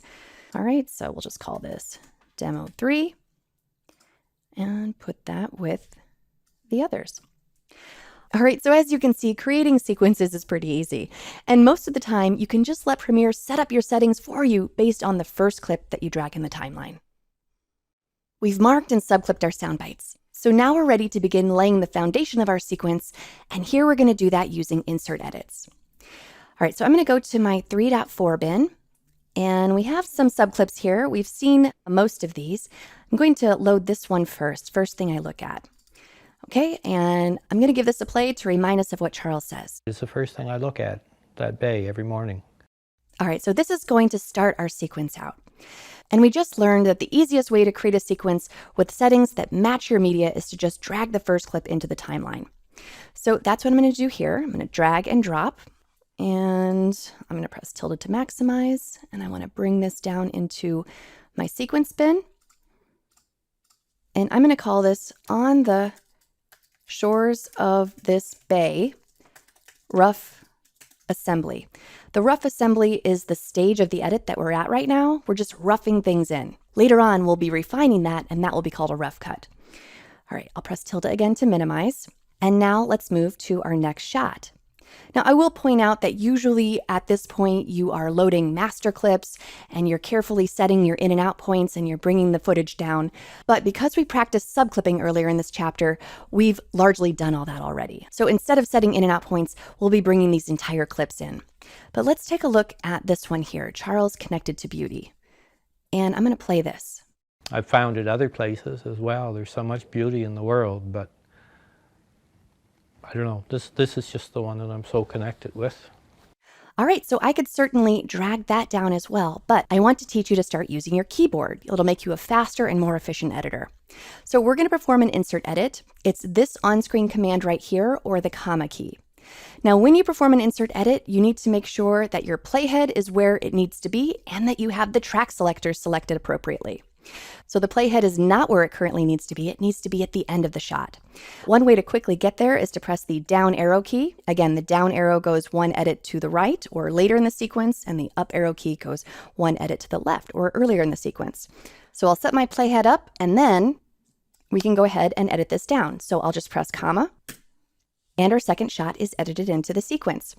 Now, before I move on, I want to make sure that you're aware of one more thing, and that is how to read and use your track selectors. Specifically, these track selectors on the left are our source track selectors, all right? So whatever is in our source monitor, the video and the audio is going to be edited into the timeline. If I deselected audio, for example, and I perform that edit, I'll press comma. Notice that it's just a video edit. If I deselected video and just had audio selected, it's just an audio edit. It's also a horizontal relationship. So if I move my audio to A2 and my video to V2 and then press comma, you can see that my clips are edited on different tracks. I'm going to delete all this. And, you know, this may seem like a lot to keep track of, but really, as you're editing the interview foundation, you're usually not selecting and deselecting these track selectors. So just make sure everything is selected appropriately, and then your editing should be really fast and efficient. So let's repatch V1 to V1 and A1 to A1. And I'm going to play over these edits to see what I think. It's the first thing I look at that bay every morning. I've found it other places as well. There's so much beauty in the world, but I don't know, this is just the one that I'm so connected with. All right, you know what? That kind of makes sense, but I actually really should have this clip here be in the second spot where he's talking about the beauty and magic of the bay. So let's load this, and I want to place it in between this shot and this shot. So I'm simply going to press my up arrow key, like so, and then I'll press comma, and I've made my edit. Okay, so this is a nice, quick, and efficient way to edit. You load your footage, you mark it, you perform insert edits, and you slowly grow your sequence. Now I'm going to undo this edit, Command Z, and I want to show you how you would drag and drop this into the second position. Right now, if I was to drag and drop this clip down, you can see that it would overwrite it, all right? That's not what we want. I'm going to undo that. But if you want to insert it in between these two shots, you just hold down a modifier, and that's a command drag on a Mac or a control drag on a PC. And then I'm going to release, and I've inserted that shot. By the way, when you are dragging and dropping, even if you have your track selectors off, both video and audio are going to be brought in at the same time. If you want to bring in only video or only audio, you just drag from a different location, and that is down here. All right, so we've already seen these buttons before. If I want to see my video, I click here. If I want to see my audio, I click here. But I can also click and drag. So if I want video only, I'm just going to click and drag from the video film strip. And then if I want audio only, I'm going to click and drag from the audio waveform. All right, and let's delete those. All right, just one last thing I want to point out, and that is that you really need to make sure that as you're performing insert edits, that you align the playhead appropriately. Many times when editors are starting out, they'll just eye it up like so and say, you know what, I think that's correct. Insert that in. I'll turn on my video and audio and press comma. All right, and what I have here is a flash frame. I'm just going to play over it so that you can see what a flash frame looks like. Here, and to look after your needs. I've found it other. Okay, this is extremely common. A lot of beginning editors have a lot of flash frames in their sequences, and I don't want you to fall victim to that. All right, so I'm going to delete that, and a quick way to close this gap is to just select it and press delete. By the way, as you are lining your playhead up appropriately, we know the up and down arrow keys are a great way to get in between edits, but a shift drag will also do it. So if I'm over here and I want to get flush up in between those two edits, I can shift drag and I get that magnetic behavior. All right, so we'll continue using insert edits to lay in our clips. And once you've edited them, it's time to start moving and tweaking and adding to it, which we'll continue to do in the next few movies. Our sequence is coming along pretty well. I'm going to show you here. I'm going to go into the 3.5 bin and load pre-move. And as you can see, I've made quite a few more edits in this section of the show. I think we're in pretty good shape, but there are a few shots that we need to move around, and I'd also like to create some space in between some of the shots so we can let this sequence breathe a little bit. We can do both of these, so let's take a look. All right, so first of all, let's create some space at the beginning of the sequence. I think we'll be starting with some nice shots of the beautiful bay over some classical music rather than going straight into the interview footage. So to create gaps, I could just lasso all of these clips and then drag everything down. And this is fine for smaller moves, but when you have a large sequence, it really isn't practical. So let me undo that, Command-Z. I want to show you the track select forward key. That corresponds to this on-screen button here, keyboard shortcut A. So when I select that, you'll notice that my cursor turns into two right arrows, and then wherever I click, it selects that clip and then all clips to the right. All right, so I'm going to come to this first clip and zoom in just a little bit, and I'm just going to drag. And you'll notice that with snapping on, it has that magnetism. So if I just want to drag it over a little bit, snapping could be problematic. This is where I might want to turn that off. I'm going to press S to turn off snapping, and you'll see I get much finer movement. You can also use the keyboard. So if you have this selected, you can nudge. So I can hold down Command or Control on a PC and use my right arrow key, and I'm nudging one frame at a time, or I can go to the left, and I can add Shift to that to go 5 frames at a time to the right or to the left. I want to create space right here as well. The first few clips start talking about the beautiful bay, and then Charles comes in and talks about how he got started as an oyster farmer. So let's create some space there as well. I'm going to just select and drag down, and I've created my 2 gaps.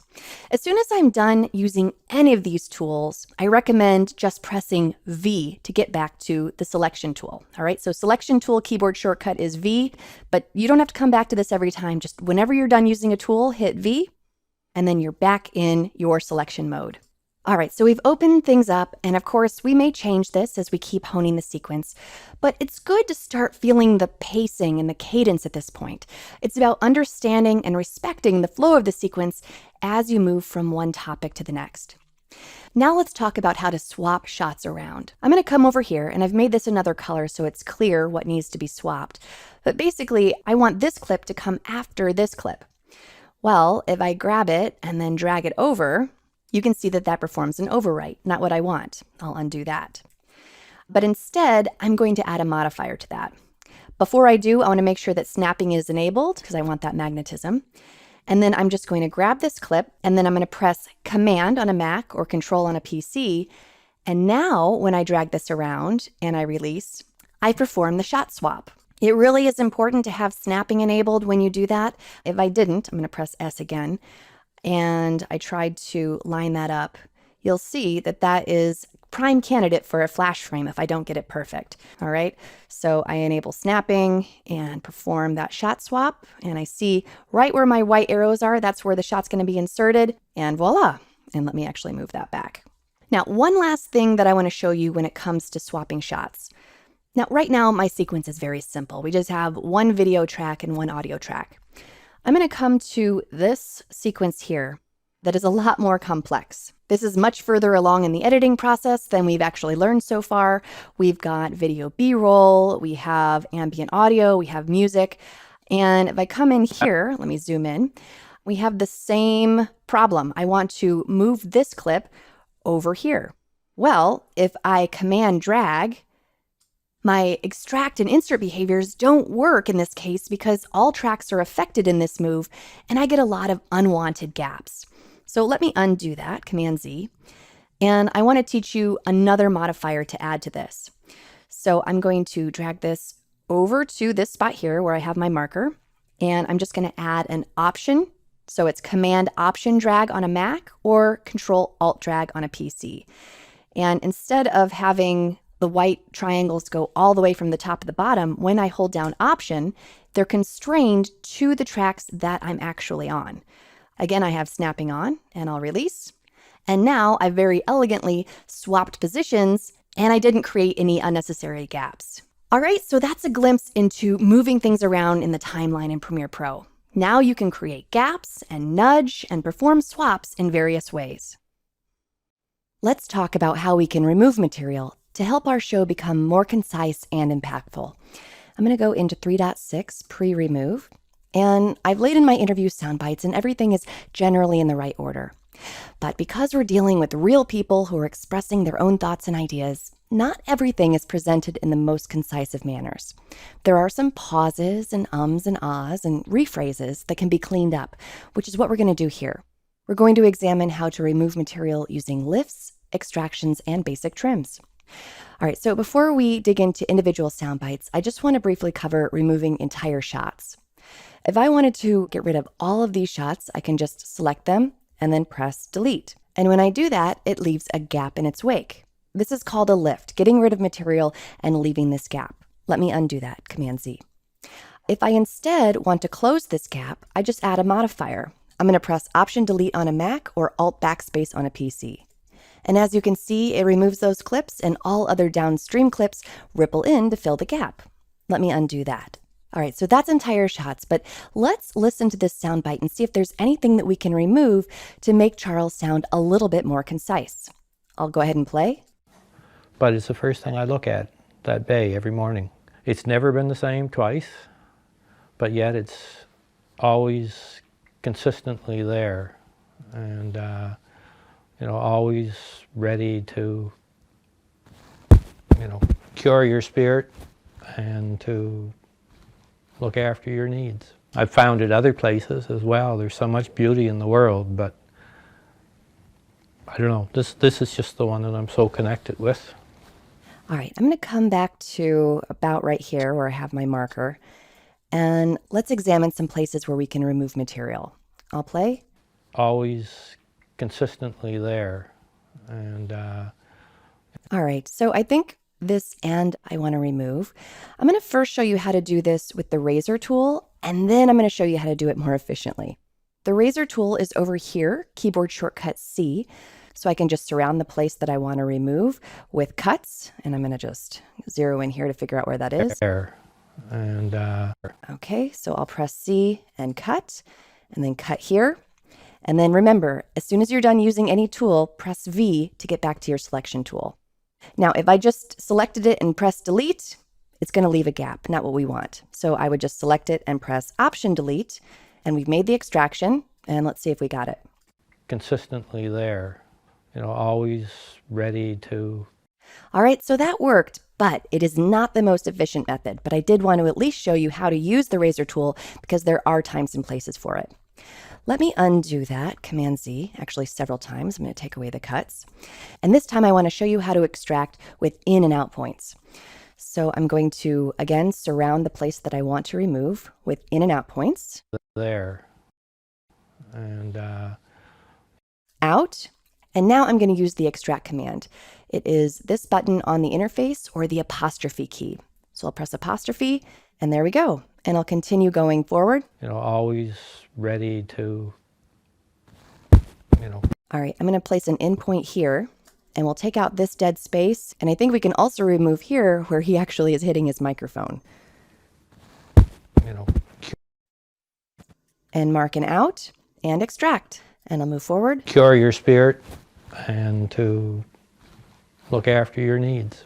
All right, I'm going to leave that pause there, but let's take that one out. In, out, and extract. Okay, so hopefully you can see that this is a really quick and efficient way to get rid of the material that you don't need.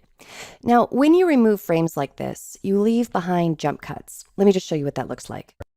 Always ready to cure your spirit. All right, so that happens when the subject is sort of jumping around the frame because you've removed moments of time. Now, sometimes stylistically this is fine, but for our purposes, we're going to be covering this up with video B-roll. All right, so as he's talking about the bay, we're going to be seeing footage of the bay, and then we won't be able to see those jump cuts. I want to demonstrate something else for you, so I'm going to actually undo the extract that I just did, but you can see I still have my in and out point. If instead of performing an extract, I performed a lift, which is this on-screen button or the apostrophe key, I just want to show you what happens. I'll press apostrophe, and as you can see, I have a gap. Let me undo that again, and I want to show you that track selectors actually play a very important role here. Right now, I have both video and audio selected, so both video and audio are being removed. If I have just video selected and I press apostrophe, you can see that video was only removed. And then same thing for audio. All right, so remember that because if you're performing lifts, having these track selectors set up appropriately is important. Let me show you what happens if you have only video or audio selected and you extract. So here I'll turn off video and then I'm going to press apostrophe to extract. Aha, maybe not what you would expect. It's still extracted both my video and my audio. And that's because by default, my sync locks are turned on. These are your sync locks. So let me undo that extraction and I'm going to turn off my sync locks. So now my video and audio are not locked together. Now I have video deselected and audio selected. If I extracted, I'm going to press apostrophe. Here I've extracted what looks like 20 frames from my audio, but not from my video. And this means that all clips downstream are all out of sync by 20 frames. All right, so if you ever see those warning numbers, press undo and then check your sync locks. I'm going to turn those back on. And most of the time you will be working with sync locks on, especially as a beginner. All right, and let's once and for all get rid of that with an extract, and I'll press apostrophe. Now, finally, one last method of extracting footage is a simple trim. Earlier in this chapter, we spent a lot of time making sure that Charles did not say but at the beginning of this phrase, but here I've left it in. Let me play.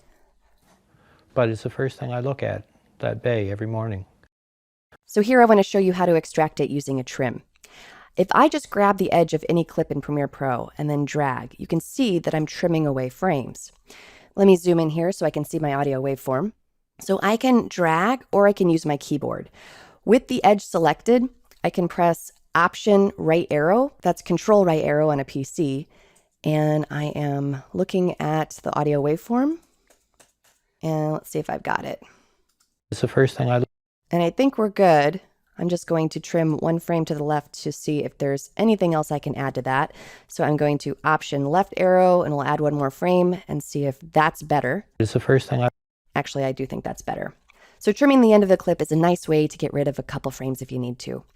I have a post-remove sequence here where I've already gone through and eliminated all of those moments to make Charles sound as concise as possible. Now that we've edited and tweaked the main foundation of our interviews, it's time to begin adding the visuals that will make the video richer and more engaging. Let me load my pre-B-roll sequence in my 3.7 bin.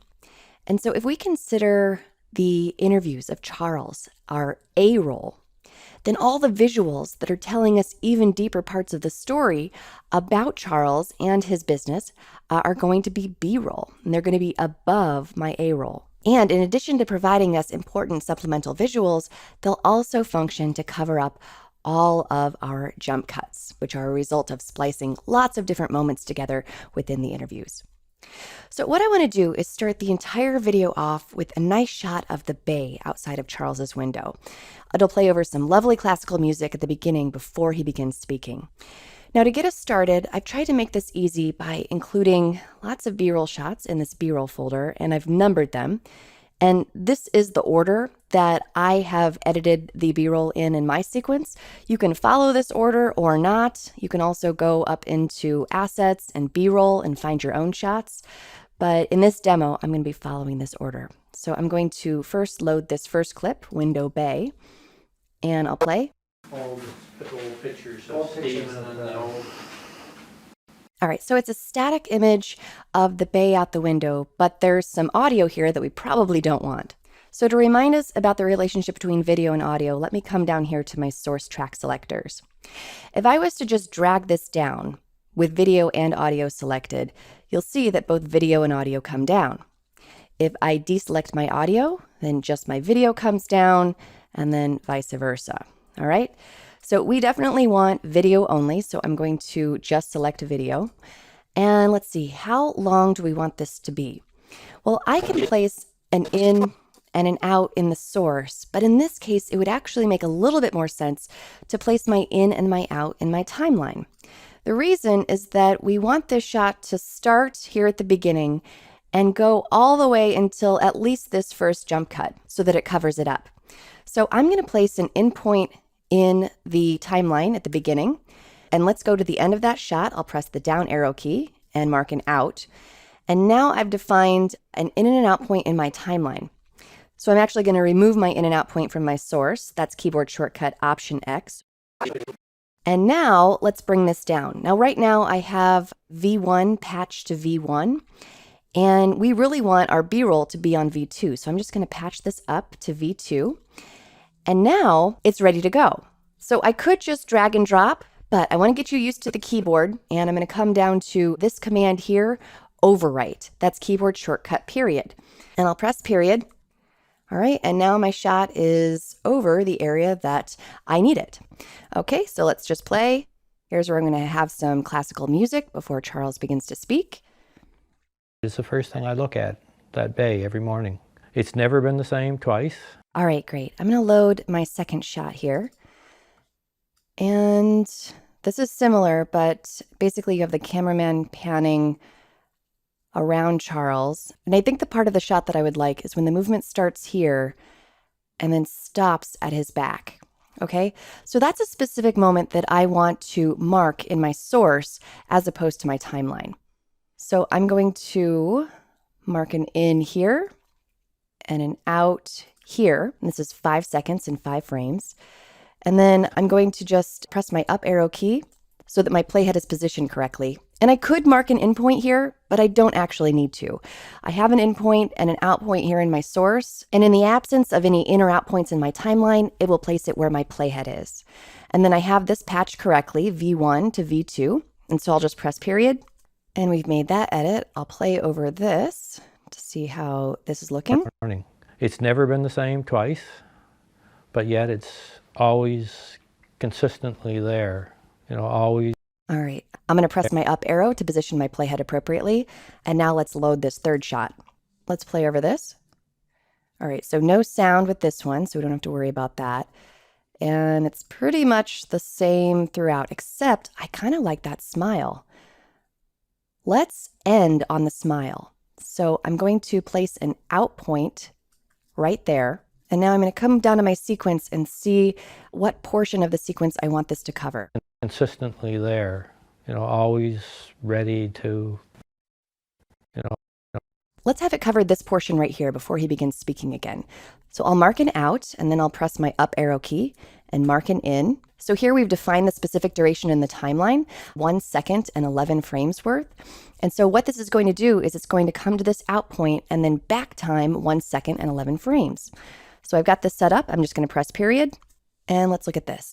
Consistently there, always ready. All right, I like that. And I'll load this fourth shot and let's take a look. Again, no sound and nothing that we really need to line up here. So let's go to the timeline and see where we want it to cover up. I think we're going to definitely at least need it past this jump cut. So I'm going to press my up arrow key, mark an in, and let's play forward. Always ready to cure your spirit and to look after your needs. All right, I'm going to place my out point right here. And so I've marked an in and an out. And again, if I don't have an in or an out point in my source, it's just going to take it from the beginning. So I don't think there's any other moment that I'd rather have. So that's fine. And I'll press period. And let's just watch this. To cure your spirit and to look after your needs. All right, let's have Charles on screen. We'll have his interview playing here.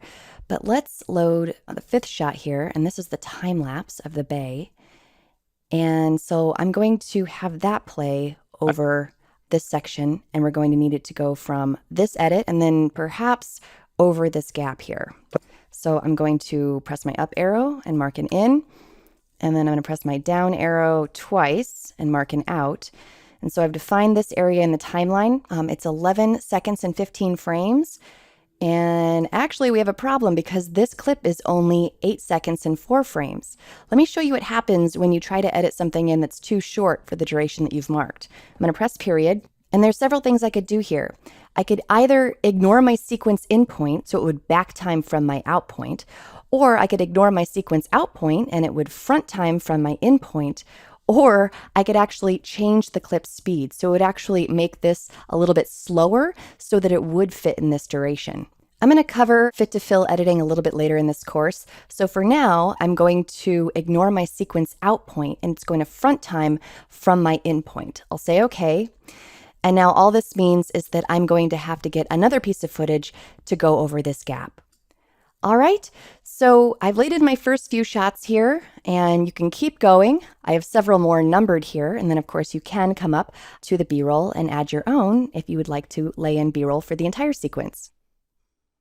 Premiere Pro version 24.3, released in May 2023, brings us text-based editing, where you can edit text as you would in a word processing program, and those edits translate to actual video cuts. So let's first go through a tour of the text-based editing environment, and then in the next few videos, we'll get into the editing. Now, just so you know, these videos don't come along with follow-along exercise files since this is updated content. But I do have this text-based editing bin so that I can teach these concepts, but you won't have this. So just sit back and watch, and I'll let you know how you can practice on your own if you like. So the first step in text-based editing is to transcribe your source footage, which gives you the text that you're going to work with. There are a few ways to do this. If you're just creating a new project, you can do this from the beginning. So if you go to import and you bring in all of the media that you're going to work with, you have this option here, automatic transcription. So you just select this, and then you have various language and speaker labeling options. And you can also choose if you want to transcribe all of the clips or just the clips that end up making it into your sequence. Okay, so if you're at the beginning of a project, you do have this option. Right now, I'm in the middle of a project, so I'm going to go back to it, and I'm going to show you how to transcribe individual clips within a project. I'm just going to go into my tour bin, and I have 4 clips to work with. If you want to pull clips yourself to work with, remember you have your assets bin up here, and then here are all of your interview clips, Charles's interview, so you can grab any of those. But I've got a few right here to work with, and I'm going to just select one of these, or I can select multiple. I'll shift click, and then right click and choose transcribe.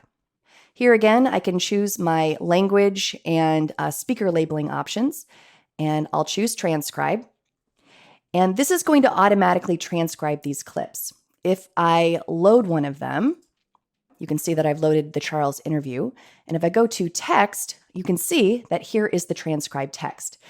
If for some reason this is empty, I've found that just taking this window away and putting it back in does work. So I'll just do that here. Close panel, and then you find that under window.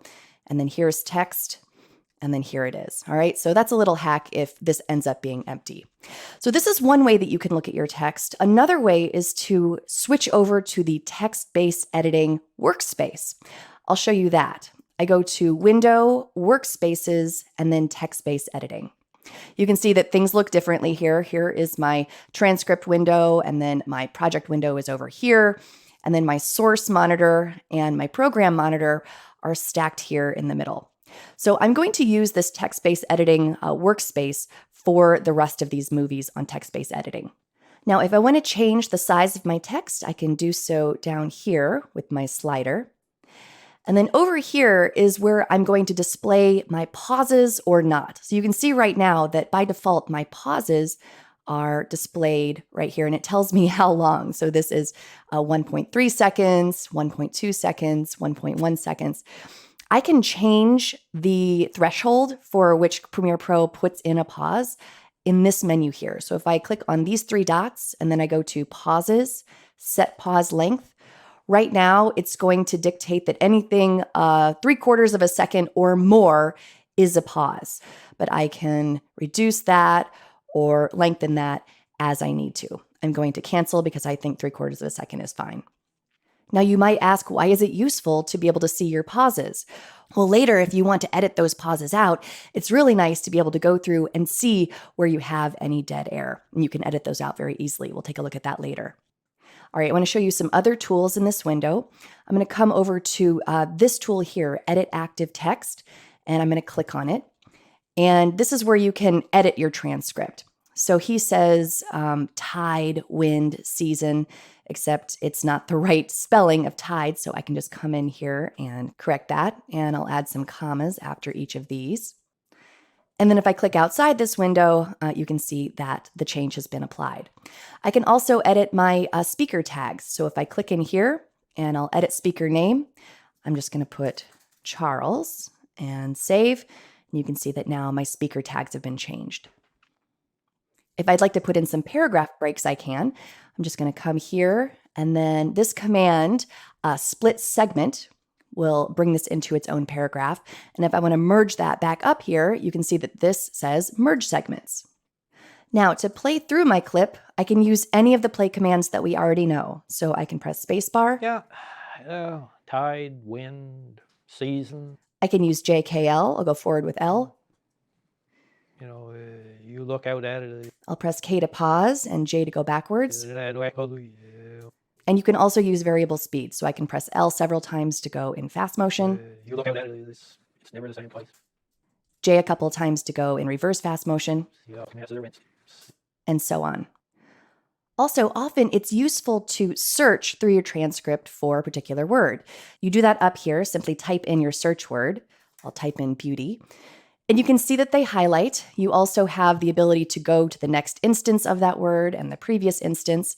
And you can also perform a replace. If I click on replace, you can see that I can replace my word with another word, either just once or all of them. We don't want to replace beauty, so I will close that up. All right, so again, most of this should be pretty familiar to you because you're probably used to using word processing tools. But now that we know that these text-based editing tools exist, let's talk about how to use them to edit your footage. There are a few main ways that you can use text-based editing to edit your video. The first is to edit your source clips down to the sequence, and we're going to talk about that here. And the second is editing your actual sequence, and we'll talk about that in the next video. All right, so we know about the text-based editing environment and the various tools associated with it. Do make sure to watch the previous movie to learn how we got here. All right, so I am in my transcript window, and I'm actually going to load a different source clip to take a look at a different transcript. I'm going to go into my edit source clips bin. Again, you won't have this with follow along exercise files, but you can feel free to grab any clips that you like. Remember, the interviews within your assets has all of your Charles interview clips. So you can grab one of those. I am going to grab this one here. Charles, look out on this bay every day. Okay, and you can see the associated transcript here. And I'm also going to load this sequence. It's an empty sequence, just Charles rough cut. And it's important that you do have some sort of sequence in your timeline before you do text-based editing. All right, so let's go back to my source clip here. And I'm simply going to highlight the text that I want to edit into my sequence. So we're pretty familiar with this by now, and I'm going to find, it's the first thing I look at, the bay, every morning, and I'm just going to highlight it. Now, when I do, you can see that an in and an out point are placed in the source monitor, and that corresponds to this section of text. If this doesn't happen, it means that this button is not toggled. So if I toggle this off and I highlight text, you can see that in and out points are not placed. So you do want to make sure to have that toggled on. And now I can bring this down to my sequence. So I have two editing commands. We already know about these. Insert, keyboard shortcut, comma, and overwrite, keyboard shortcut, period. For the very first edit into a sequence, both will do the job. So I'm just going to press comma to insert that in. And now I'll continue to build my sequence. You can see my playhead is set up at the end of this clip, ready to add another clip. So I'll go ahead and do that. It's never been the same twice, but yet it's always consistently there. I think I will edit that in next. Okay, and I'll press comma. And let's just play over this edit. First thing I look at, that bay, every morning. It's never been the same twice, but yet it's always consistently there. All right, pretty easy. Now you'll take a look at the transcript window. It looks different now, and that's because it's showing the transcript of my sequence. If I want to go back to seeing the transcript of my source clip, I just click here in the source monitor, and now I'm seeing the source clip transcript.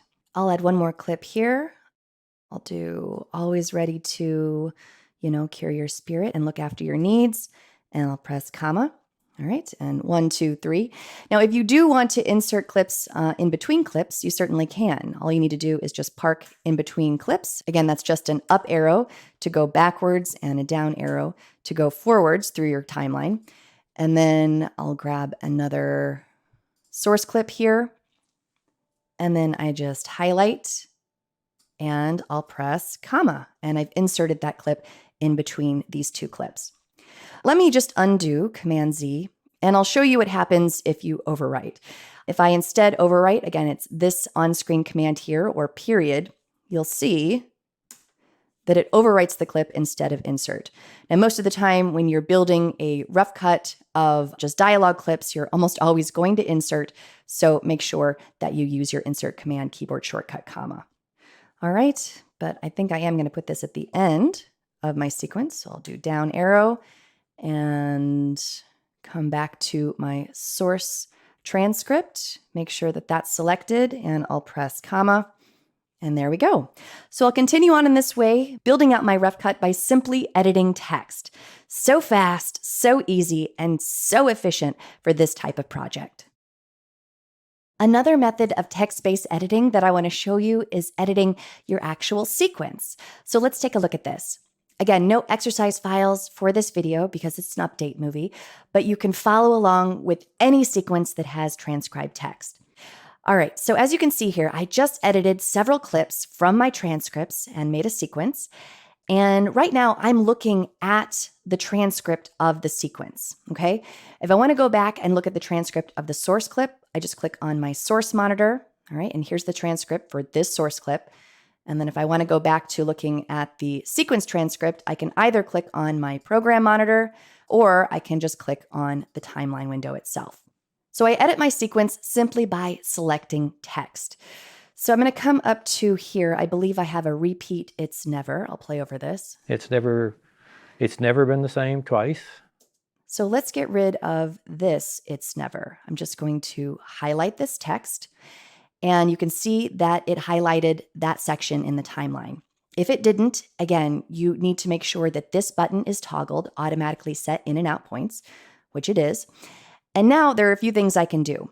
Notice that the editing commands have changed. Instead of insert and overwrite, they are now lift and extract. Lift is keyboard shortcut semicolon, extract keyboard shortcut apostrophe.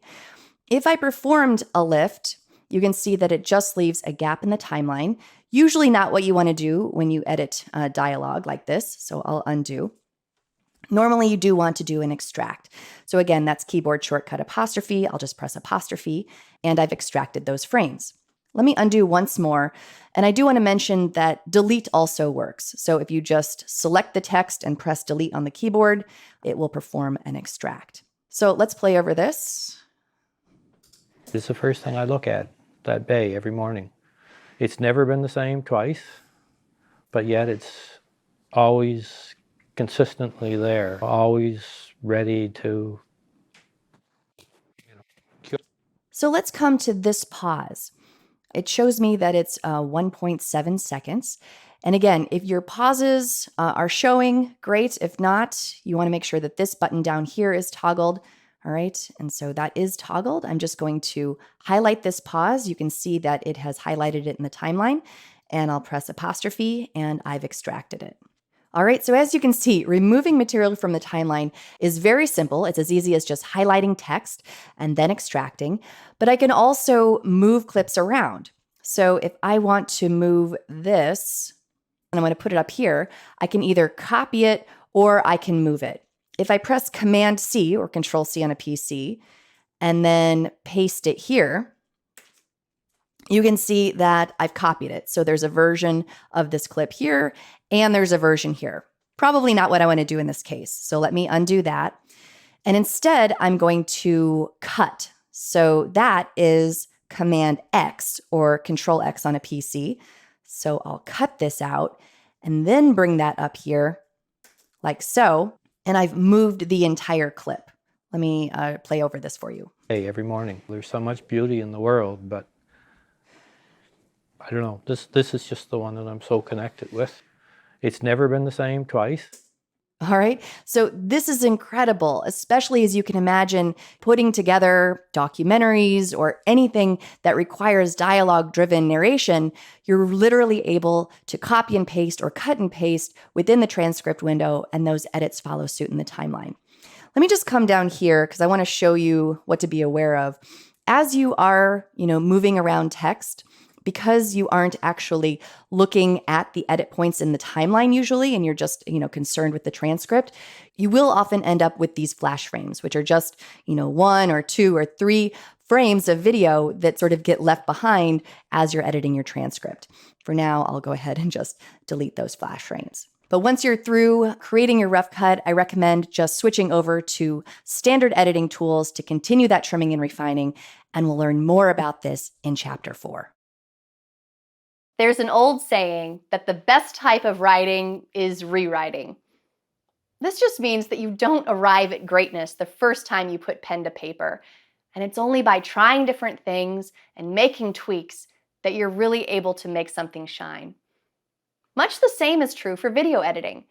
Certainly, building the foundation of video is hard work, but it's only through refining and trimming the edit that you begin to really breathe life into your video to make it its best.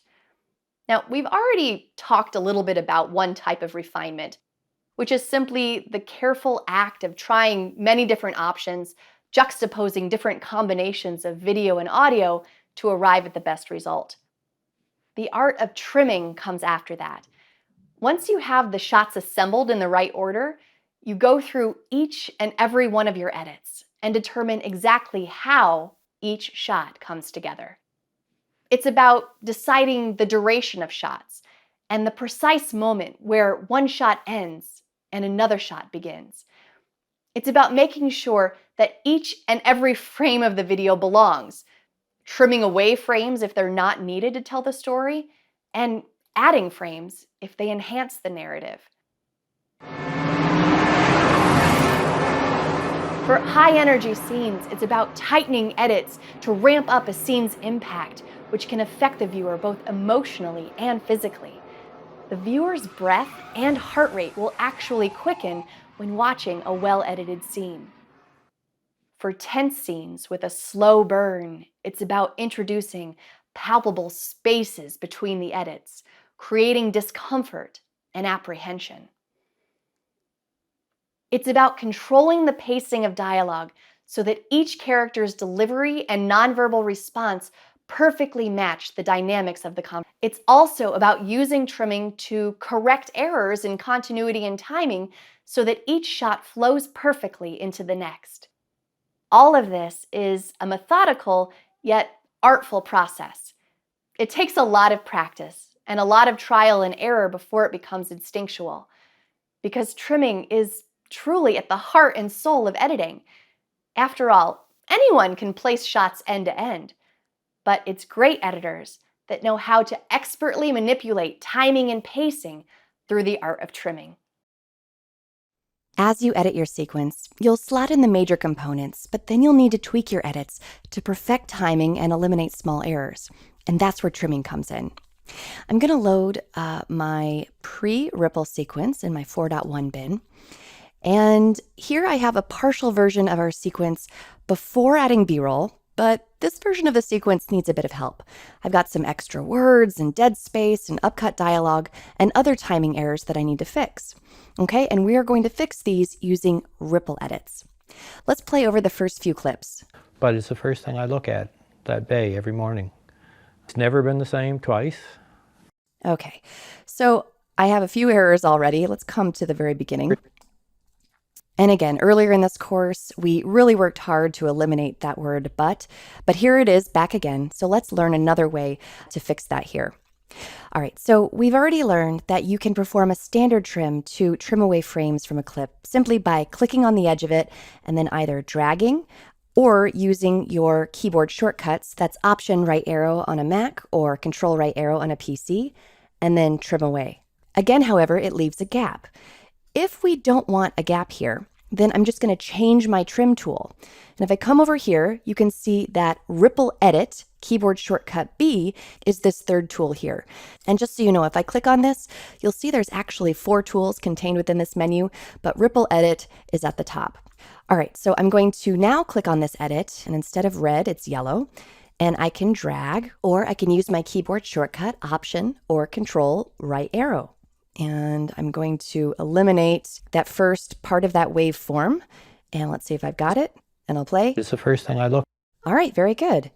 Now, always switch back to your selection tool V. And then I can zoom out. And let's take a look at this edit. Every morning. It's never been the same twice.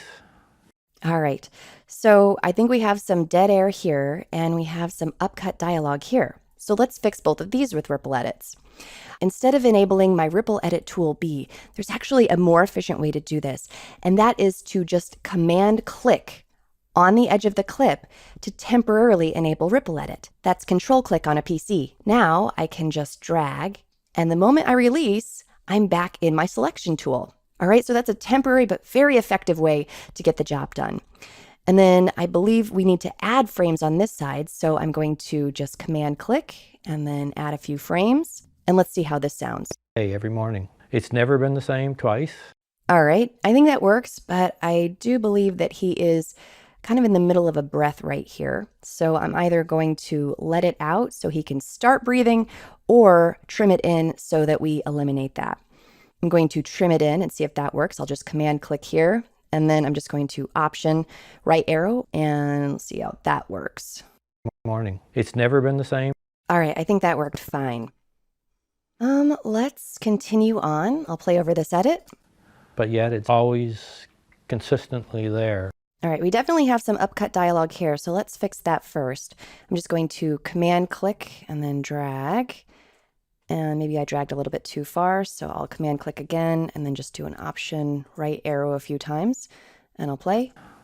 But yet it's always. And we definitely have upcut dialogue on the A side as well. By the way, A side is on the left, B side is on the right. So I'm going to switch from the B side to the A side. So I'll command click over here and zoom in a little bit. And let's let that out. So I'm going to command drag and I'll play over it. But yet it's always. And now that I've let that out, I think I'm going to bring that in just one more frame. So command click over here, Option right arrow, and now I think it should be good. But yet it's always. All right, maybe just one more. I'm going to come down to this edit and let's play. There. Always ready. All right, so we need to eliminate frames from the A side and the B side here. And I'm going to show you one last form of ripple edit. If I enable ripple edit, I'll just command click, and then I place my playhead where I want the edit to occur, I can just press the E key, and that's an extend edit, and it will automatically perform that trim. So it's really nice. If you just want to enable the type of trim you want, ripple edit, put your playhead where you want the trim to occur, press E, and there you go. And that's only available when you're removing frames. An extend edit can be really handy. And I'll play over this. Consistently there, always. All right, and I think that works, and you can continue ripple trimming if you like. Many say that trimming is the most important part of editing because it's during this time that you're really defining the timing and pacing of your program, edit by edit. All right, and certainly ripple trimming is a major part of this process. Let's take a look at how to perform roll trims, which allow you to adjust the edit points of a clip in a really isolated fashion. I'm going to load my pre-roll sequence in my 4.2 bin. And here, Charles is talking about the process of oyster farming. I'm going to play it, and as I do, try to get a sense of how the audio and the visuals are working together. A sled that slides along the bottom. So your water comes out on an angle, hits the bottom, causes a turbulence, which moves the oysters and the shellfish onto a flat wire belt chain, and that just brings it up to the surface where you can pick them off. All right, so here he's talking about the turbulence, which is this shot. But what we're seeing are the oysters coming up the belt. So if we zoom in here, what we actually want is for this shot to extend to at least about here. So I'm going to enable a different type of trim to make this happen. I'm going to come back over to the third tool down, Ripple Edit tool, and if I click on it, you can see that Rolling Edit tool, keyboard shortcut N, is the second one in this list. So if I select that, and then I click on this edit, I can drag, or I can use my keyboard shortcut. That's an option, right arrow or left arrow, or control right or left arrow on a PC. And I'm going to drag. I think right about there is where he actually starts talking about the oysters coming up the belt. Let's check. Bottom causes a turbulence, which moves the oysters and the shellfish onto a flat wire belt. All right, I think that works. I might just move it over a few more frames. Which moves the oysters and the shellfish onto a flat wire. All right, so pretty simple. We've moved our transition over. This clip got longer. This clip got shorter. That's a roll trim. Again, as with all tools, I'm going to immediately hit V to get back into my selection tool mode. And now I'm going to move down to this marker. Let's play this and see how the visuals and the audio are working together. Pick them off as frantically as possible. We harvest until we get. All right, so a couple problems. We have this shot here Frantically. that at the end there, it sort of moves away. We don't want to see that. And then we have this shot that is really short. So let's actually move this edit point over.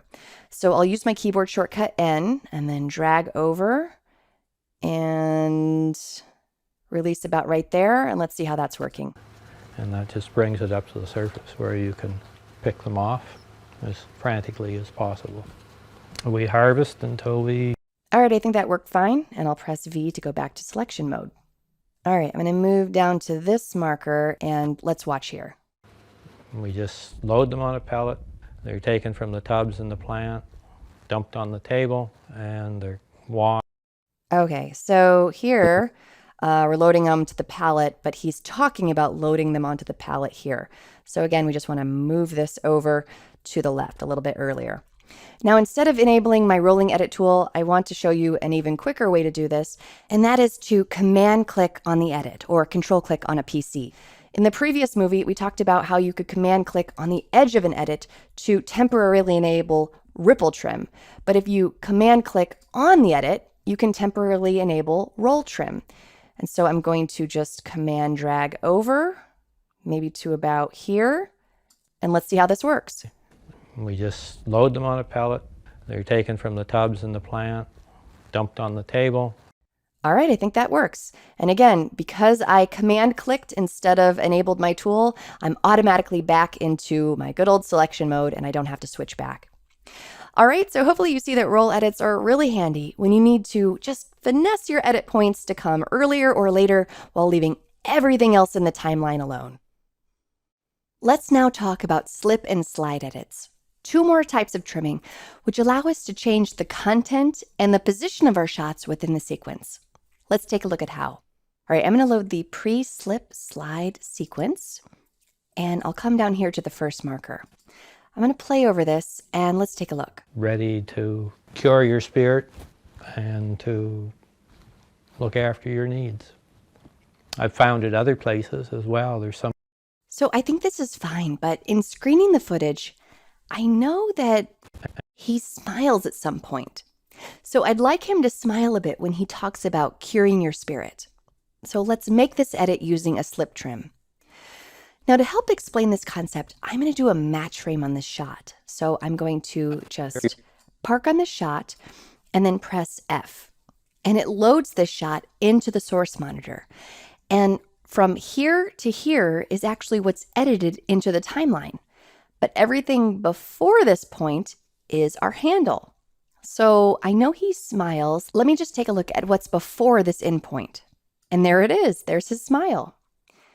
So what I would like to do is actually edit this portion of the shot into the sequence. I could set a new in and out point and edit it in, or I could perform a slip trim. So let me show you that. I'm going to access the slip tool, and that is over here. It's actually right now on slide, but I'm going to come up to slip and keyboard shortcut Y. Now I'm going to come over to the shot and I'm going to start dragging. If you take a look at the program monitor, we have two main frames along the bottom here. The frame on the left is the first frame of the shot, and the frame on the right is the last frame of the shot. So as I drag through this clip, we're looking at the point where he smiles. And I'm just going to drag very slowly and look at the frame on the right. And there he smiles right there. So I'm going to release right at the point where he smiles. And let's play over it now. Always ready to cure your spirit and to look. Okay, so it's subtle. But as you look at the very end of this shot, you see that he smiles. So I've changed the content of this shot, but not its position or duration. Now, as soon as I'm done using any of these tools, I'm going to press V to go back into selection mode. All right. And now I'm ready to continue editing. Let's move down to this marker. I'm going to play over this. I started out with a license to recreationally fish oysters because that was relaxing and I loved oysters. So, all right, so this is a little more problematic.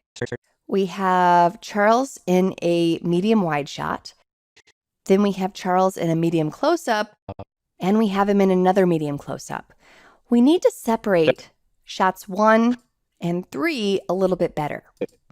And I know that the production crew got more shots of Charles. Let's see if there's any more included in this particular clip.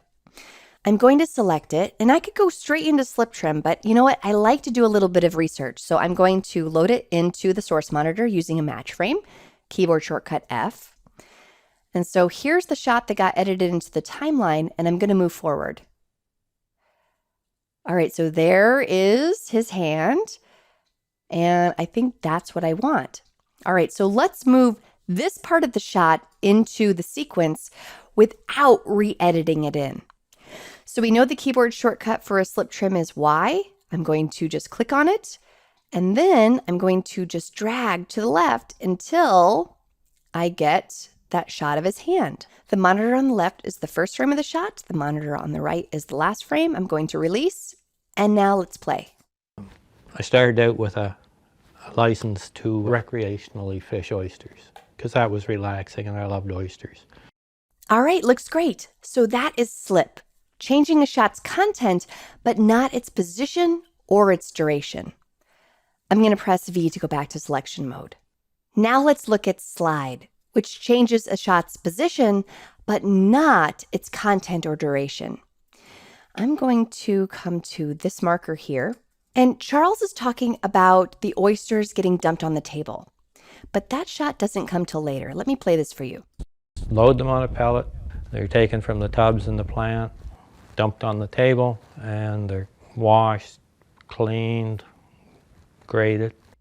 Now, we previously solved this type of issue by just performing a roll edit, which means moving this edit point earlier. But let me show you why this won't work. I'm going to press N to go into rolling edit mode, and then I'm going to try to roll this edit a little bit earlier. And you see that it's not working. And that's because you see this little white triangle? We have no handle. We're not able to access an earlier point of this clip. So I'm going to press V, selection mode. And instead of rolling this transition over, we're going to roll the whole shot over. And that is a slide trim. So I'm going to come over to this tool. And instead of slip tool, I'm going to go to slide, keyboard shortcut U. And then I'm going to just grab onto this clip and move it over. When I do this, notice that the shot on the left gets a little shorter and the shot on the right gets a little longer, accommodating this move. And all this shot has done is just move a little bit earlier in the sequence. Let me play this for you. Taken from the tubs in the plant, dumped on the table, and they're washed, cleaned. Again, this is a very local type of trim, since the only 3 clips being affected are these 3 right here. Nothing else in the entire sequence changes at all. Again, because I'm done using the slide trim tool, I'm going to press V to go back into selection mode. All right, so as you can see, slipping and sliding shots are nice ways to efficiently change a shot's content or its position. All types of trimming involve adding or removing frames from the shots in your sequence. And so far, we've been using various tools to accomplish this through standard trims and ripples and rolls and slips and slides, all of which are found within this tool palette here. Now, I'd like to introduce you to another type of trim that's just a keystroke away, and that's top and tail editing.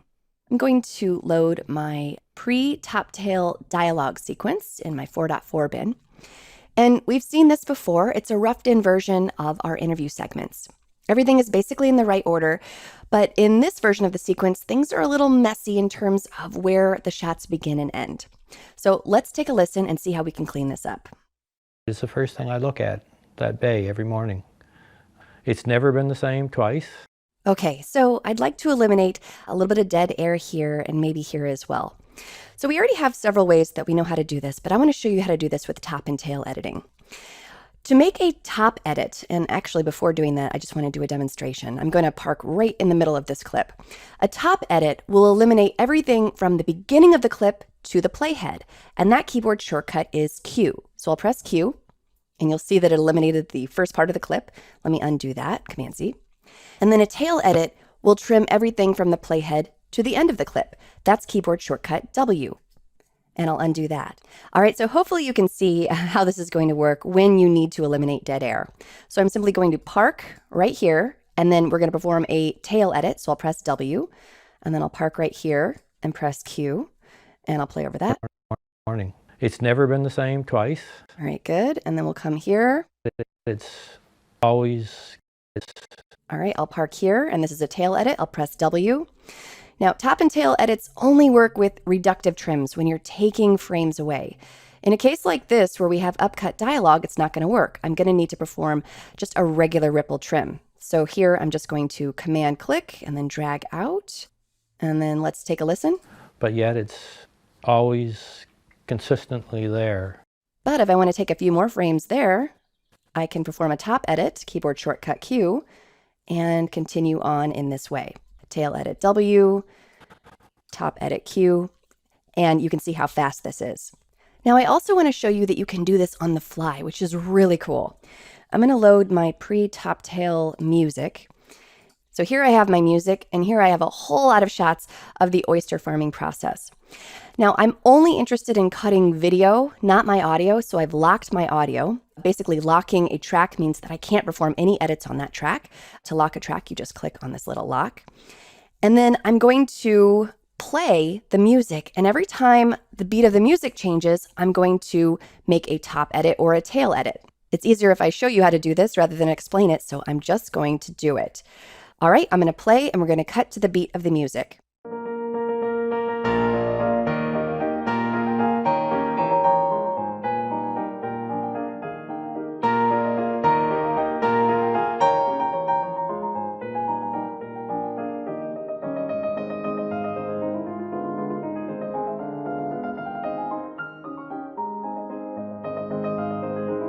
All right, hopefully you like that as much as I do.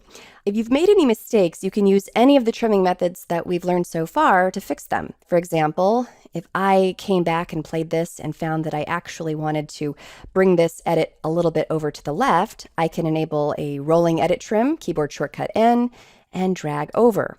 Or if you want a different portion of any of these shots, you can perform a slip trim, for example, keyboard shortcut Y, and then find another portion of the shot that you would like to be in the sequence. So very, very flexible, but hopefully you can see that top and tail editing allows you to cut to the beat of music on the fly in a really dynamic way. As you're editing, you're always going to be making notes, things you need to do, concepts you need to communicate to others on the creative team, or items you need to check. In that regard, it's really nice to make notes right in your project, or on the shot, or even the frame that corresponds to your notes. And you do this with markers. I'm going to open up the 5.1 bin and load my marker sequence. And you can put a marker anywhere within your sequence, or attached to any of your source clips. Let's start with timeline markers. To add a marker, you simply move your cursor where you want to put a note. So I'm going to put a note the first time Charles is on screen here, because I'm going to remind myself that I need to make a lower third. I'm not going to make the title now, but I just need to place a reminder. So I'm going to park my playhead without selecting any clips. If I select a clip, it's going to place a marker on this source clip, but I just want to put it in the timeline, so I'm not going to select any clips, and then I'm going to press M. When I do that, a pale green marker appears. And if I double click on this, it brings up the marker dialog box, and I can add my notes. So I'll type add lower third title, and I'll say OK. And if I ever want to amend my marker information, I can just double click, my marker dialog box opens up, and I can change the title, I can add comments, I can change the color, a lot of different things that I can change about markers. But for now, I'll cancel.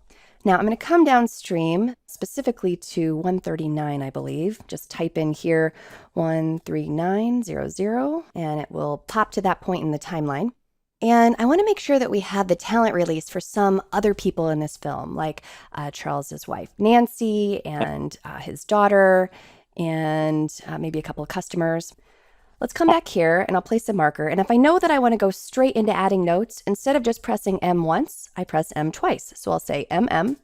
And now it automatically opens my marker dialog box. And then under name, I'm going to say rights check. And under comments, I'll say check talent releases. Now, before pressing OK, I want to point out a couple things. Right now, we're making a comment marker, which is the default type, just adding notes. Other types of markers you can create are chapter markers, segmentation markers, web links, and flash cue points. To learn more about those marker types, you can check out the course Premiere Pro Guru Markers for more information on that.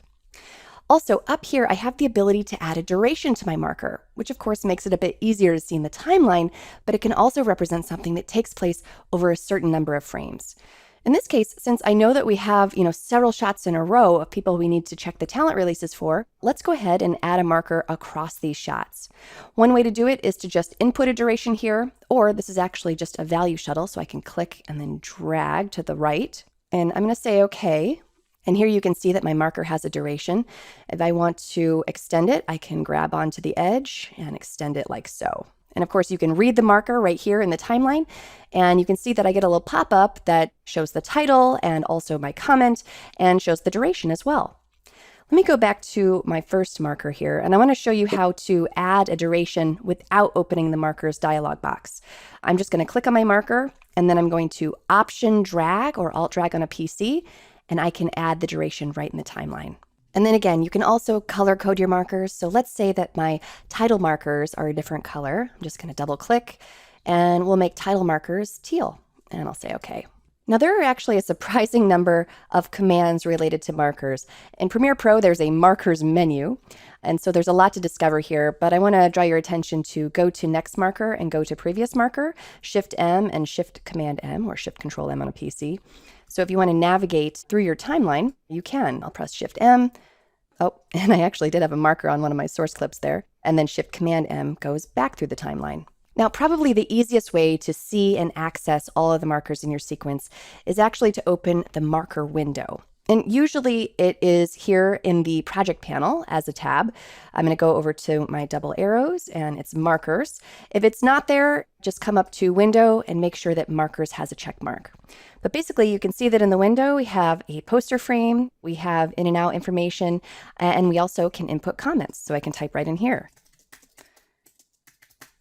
If I click on each of these markers, it will pop to that point in the timeline, which is nice. If I'd like to delete one or more markers, I can just select them and press delete. Let me undo that. You can also delete from the timeline, right click, and either clear selected markers or clear all markers. And then over here in the window, you can also filter by color. So imagine here I have 60, 100 markers, and I just want to see my title markers, I can filter on teal. And I'll turn off that filter. Now finally, just one more thing about markers, which for many of you might be the most important thing to consider. You can add them to your source clips. So let me go back to my project and I'm going to load this clip here. So this is an interview. This particular clip is only, a little over a minute long, but imagine that it's 30 minutes or an hour. You can come in and place markers at all of the interview subjects' answers. And then you can color code your interview subjects' responses so that the best sound bites are a different color. So the way I'm going to do this is open up my marker window. And then I'm going to just listen to what Charles says. And then when he has a soundbite that I know that I'd like to include, I'm going to place a marker and then I'm going to type what he says, or at least paraphrase what he says. So let's play, and I'm going to shuttle forward with L at double speed. So I'll press L twice until I identify a soundbite. Family had been involved in oysters right from the very beginning. So historically I had heard stories about it. And as I was working at all these other things and running in circles, cackling like a rooster with his head half chopped off some of the time, I needed something to relax. And I always thought you were going to relax, it'd be a good idea to make money while you were doing it. So I started out with a license to recreationally fish. I started out with... All right, I'm going to press M, and let's play forward. I started out with a license to recreationally fish oysters, because that was relaxing and I loved oysters. So then I had the opportunity to move that to a commercial license. So I get commercial oyster license and started doing that just as a hobby because it relaxed me. And so, I knew the industry is what basically happened. I knew the industry is what basically happened. Okay, and I'll just option drag this over that portion of the soundbite. And because I have this edited onto a source clip, if this is in any sequences, that will show up there as a marker as well. If you can't see this, you just need to come to your wrench and make sure that Show Clip Markers has a check mark next to it. If this is unchecked, you can see that I don't see my clip markers. This particular clip is in a lot of sequences in this project though, so I'm going to clear this. I'm just going to right click and choose Clear Selected Marker. All right, so those are markers, very handy little digital Post-it notes that allow you to communicate to yourself or to others about anything in your project. Let's take a look at how you can control how you're able to see, hear, and lock your tracks, as well as individual clips in the timeline. I'm going to go into my 5.2 bin and load my track sequence. And we actually haven't gotten to the point of putting all of the finishing touches on our sequence, but I just wanted to show you one with more of the bells and whistles for this movie so that we could really explore some important aspects of track monitoring and locking. Now, as far as video is concerned, I have my interview on V1, I have my B-roll on V2, and I have my titles on V3. There are a couple of reasons I might want to change track visibility. I'm just going to come to this part here where I see B-roll over my interview. If I would just simply like to see the interview of Charles instead of my B-roll, I can turn off my track visibility for V2. And I do that by clicking on this little eyeball here, the toggle track output button. All right, and it's still there, but I'm seeing Charles underneath. I can do that for any tracks that I want. I can come to this one here, and if I'd like to see the title in isolation, I can turn off my V1. If I'd like to see Charles without the title, I can turn off my V3. Now, it's important to know that this is not only being altered for display, but also for output. All right, so if I wanted to output a version of the show without a particular track, I could. So in this example, I would be outputting the show without my lower third titles. Why would we do this? Well, maybe my titles are just quick and dirty placeholders, and now I'd like to send it to a professional graphic artist to design titles for me. All right, so all I would need to do is to toggle track output on V3. Now the same goes for my audio, but instead of these little eye icons, we have M and S for mute and solo. So right now if I play, it's both the interview audio and the music. But yet it's always consistently there. Here I'll mute my music, so I just hear the interview audio. You know, always ready to cure your spirit. And here I'll mute my interview audio and just hear my music.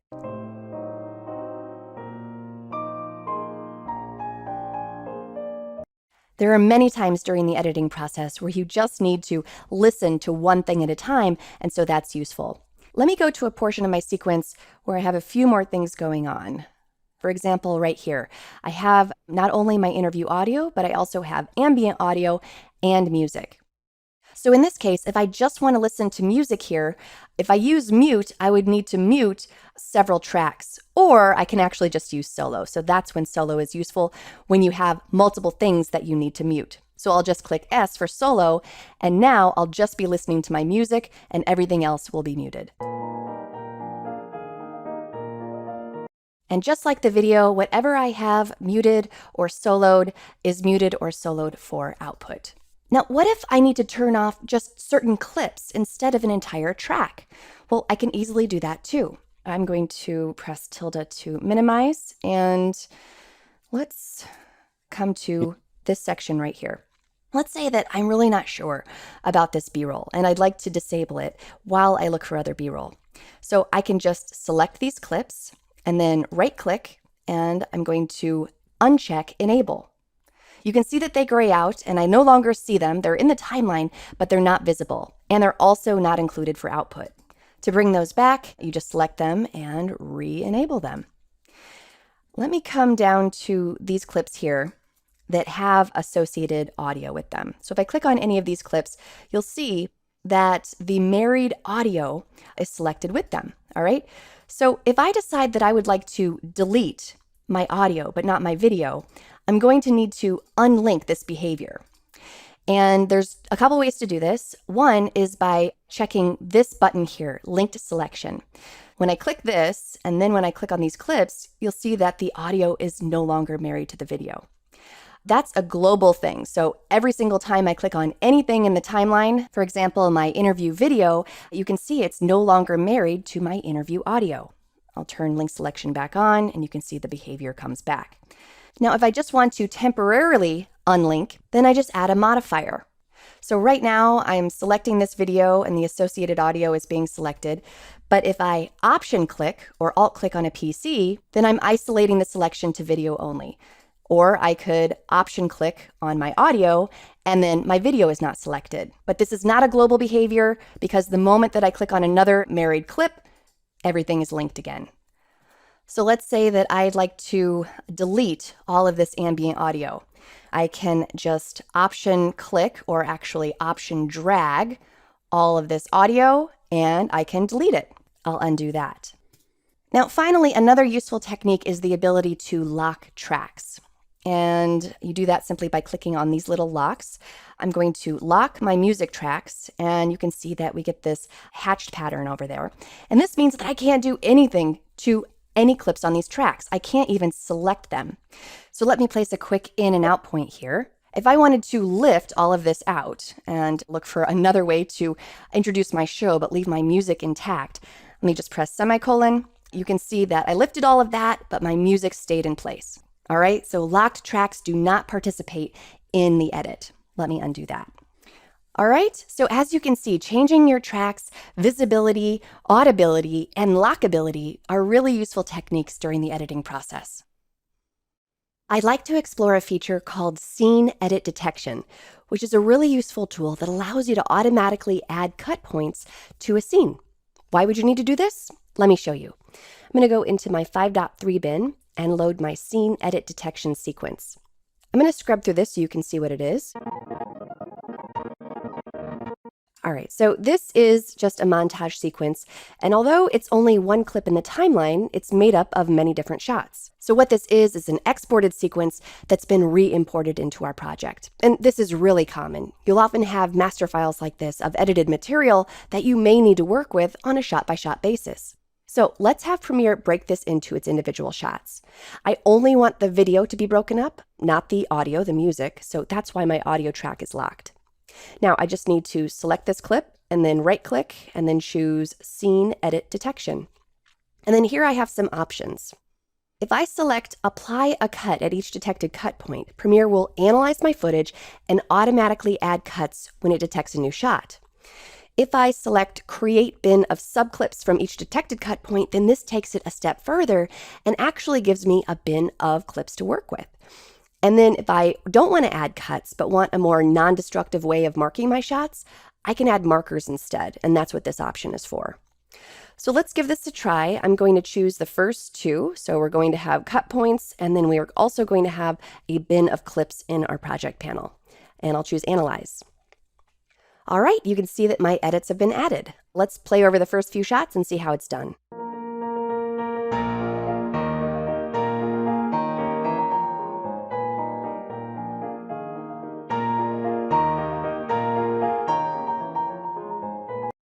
All right, it's done it perfectly. And then in my project panel, you can see that I have this bin, and inside are all the subclips that correspond to each one of these individual shots. Now, you might be asking yourself, so what? Why do I need separate clips? Well, there might be several reasons. First, I'm now able to physically manipulate these segments a lot more easily. Let's say I want to swap some of these shots. I can just climb in and grab this, and then that's a command drag or a control drag on a PC. And now I can very easily perform this swap because I have separate shots. It's also really useful if I want to apply separate instances of color correction or other types of effects to these clips. Now, we haven't really learned about effects or color correction yet, but when we do, just know that you can drop individual effects on these clips very easily. So there's lots of possibilities with this, and hopefully you were able to see how powerful and how accurate this process is. Most programs give you the ability to undo your last action or actions, which is great for fixing mistakes or trying something different. And in most programs, that keyboard shortcut for undoing is Command-Z or Control-Z on a PC. Let me load my 5.4 sequence. And so if I delete a clip and I want it back, I can just press Command or Control-Z. But what if I want to go back to a point 5 minutes ago or 30 minutes ago? Fortunately, Premiere Pro makes this relatively easy by using the History panel. I'm going to access the History panel by coming over to my double arrows and choosing History. If it's not there for you, just go up to Window and make sure you have a check mark next to History. Now, my History panel is going to look different than yours, okay? Every user has their own unique history of edits. So you can follow along with your own History panel, but it will look different than mine, but I still have provided you a sequence if you'd like to play along. All right, so if you look in your History panel, you have a maximum of 32 levels of undo that you can climb back in time and access. Now, this is based on the recent actions that I've done, and if I've recently opened the project, then this number will reset. So accessing your History panel is only as good as the session that you've most recently been working in. So let's go to the bottom of this list, and here you can see the delete that I did and then undid.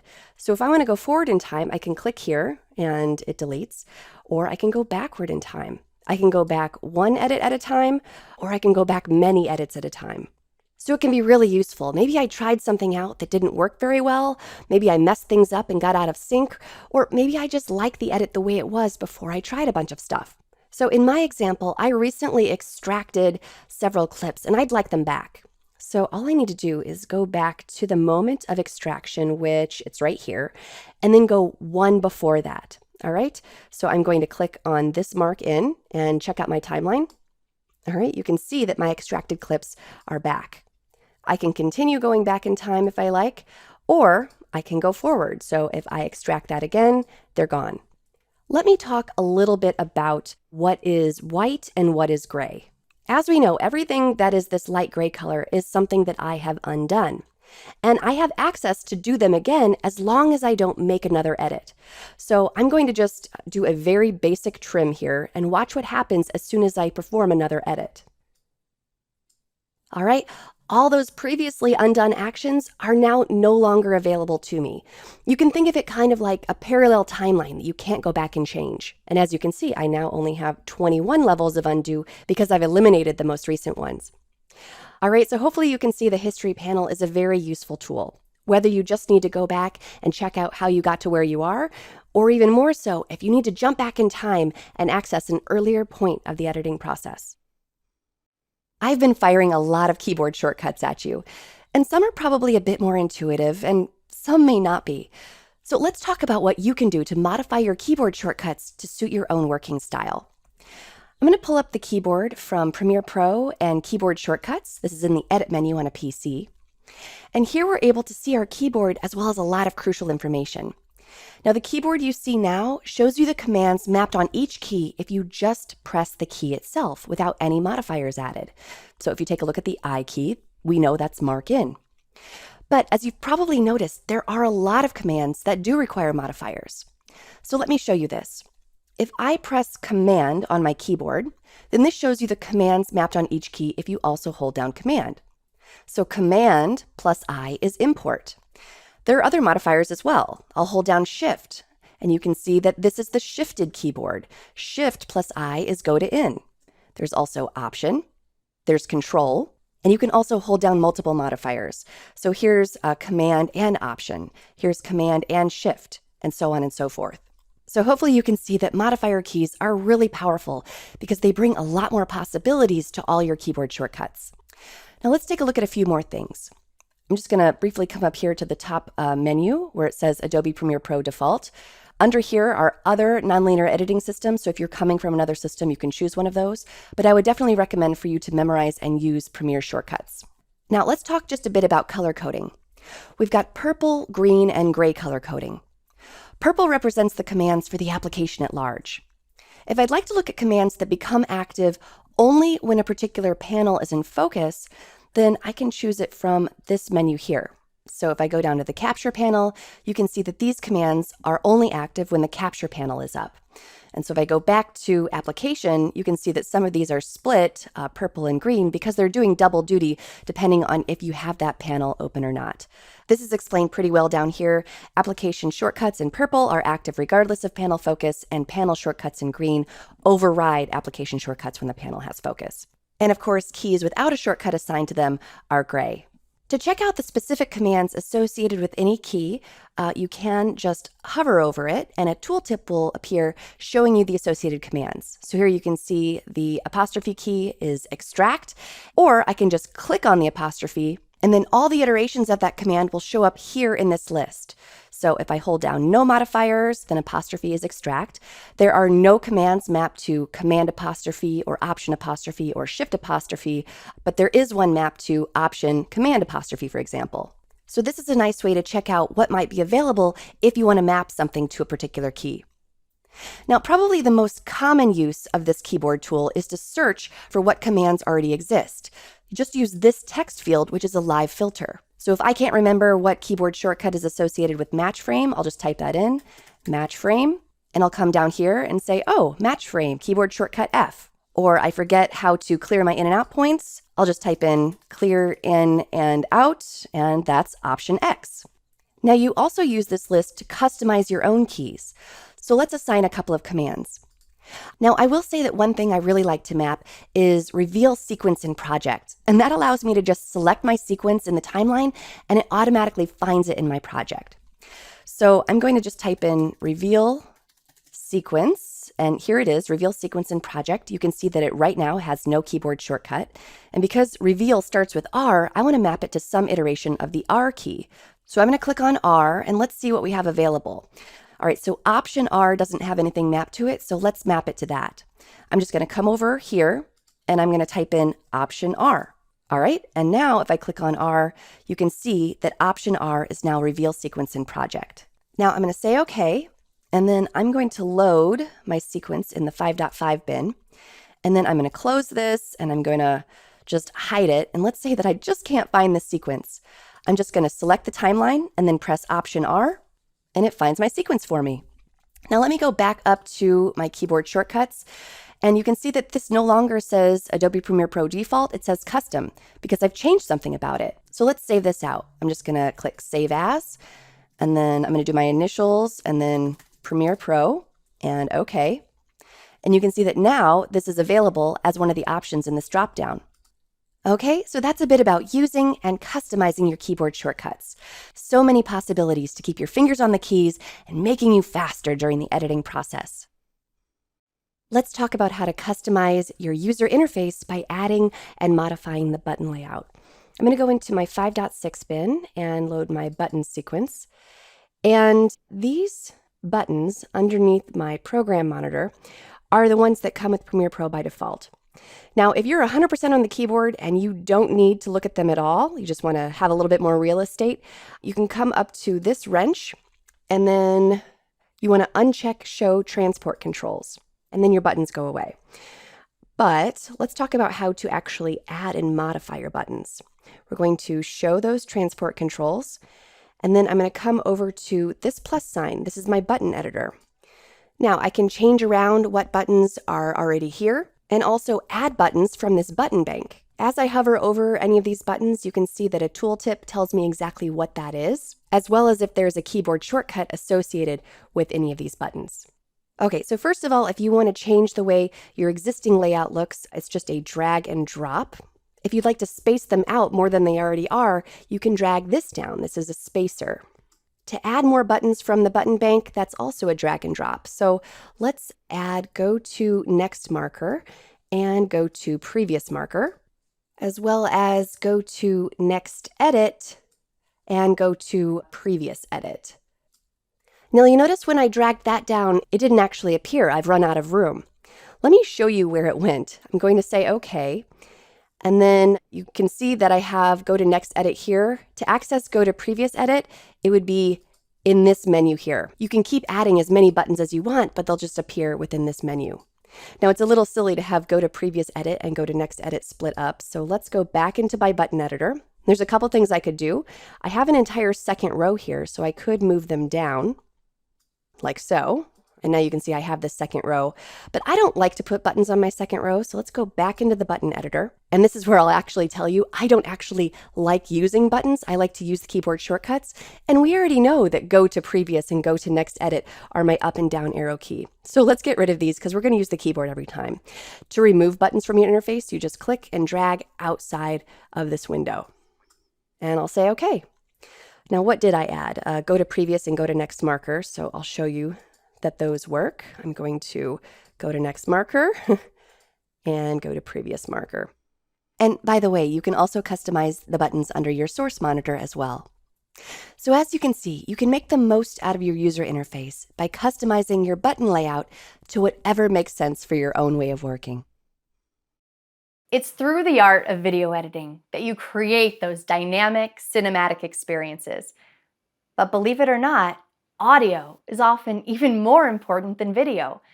Sound has the ability to evoke more emotion than picture, reaching into viewers' subconscious to affect parts of the brain that viewing images can't. Whether the emotional response stems from happiness, fear, sadness, trepidation, bravery, or compassion, what we feel is largely informed by the sound. In video editing, there are three main types of audio: voice, sound effects, and music. The human voice most often includes on-screen dialogue or voiceover narration. These verbal elements inform much of the content and context for the storyline. Sound effects help to define setting and mood, creating the soundscape for a busy city street is very different from a beach or a jungle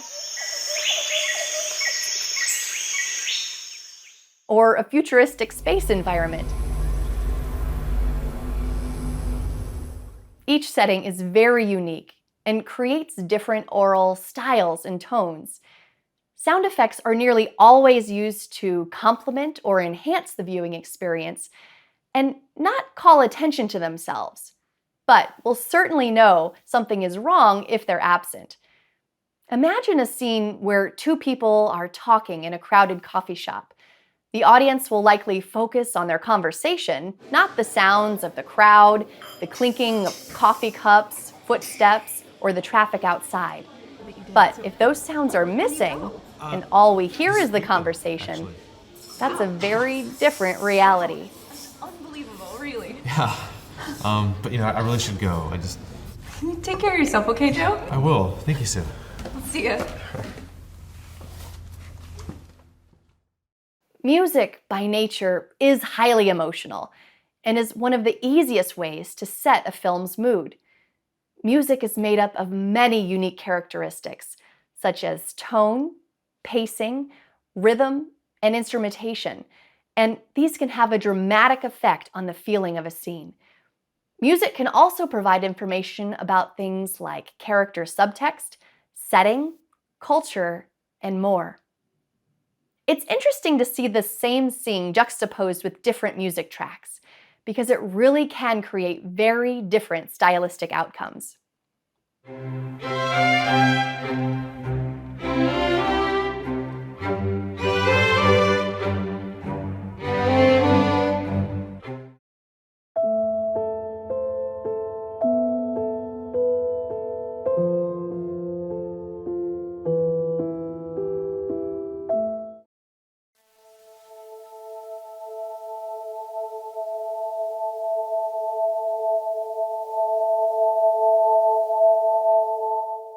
I also want to mention silence. When an editor chooses to use silence, they can direct the viewer's attention or focus on a particular character or plot point, or signal that something important just happened or is about to happen.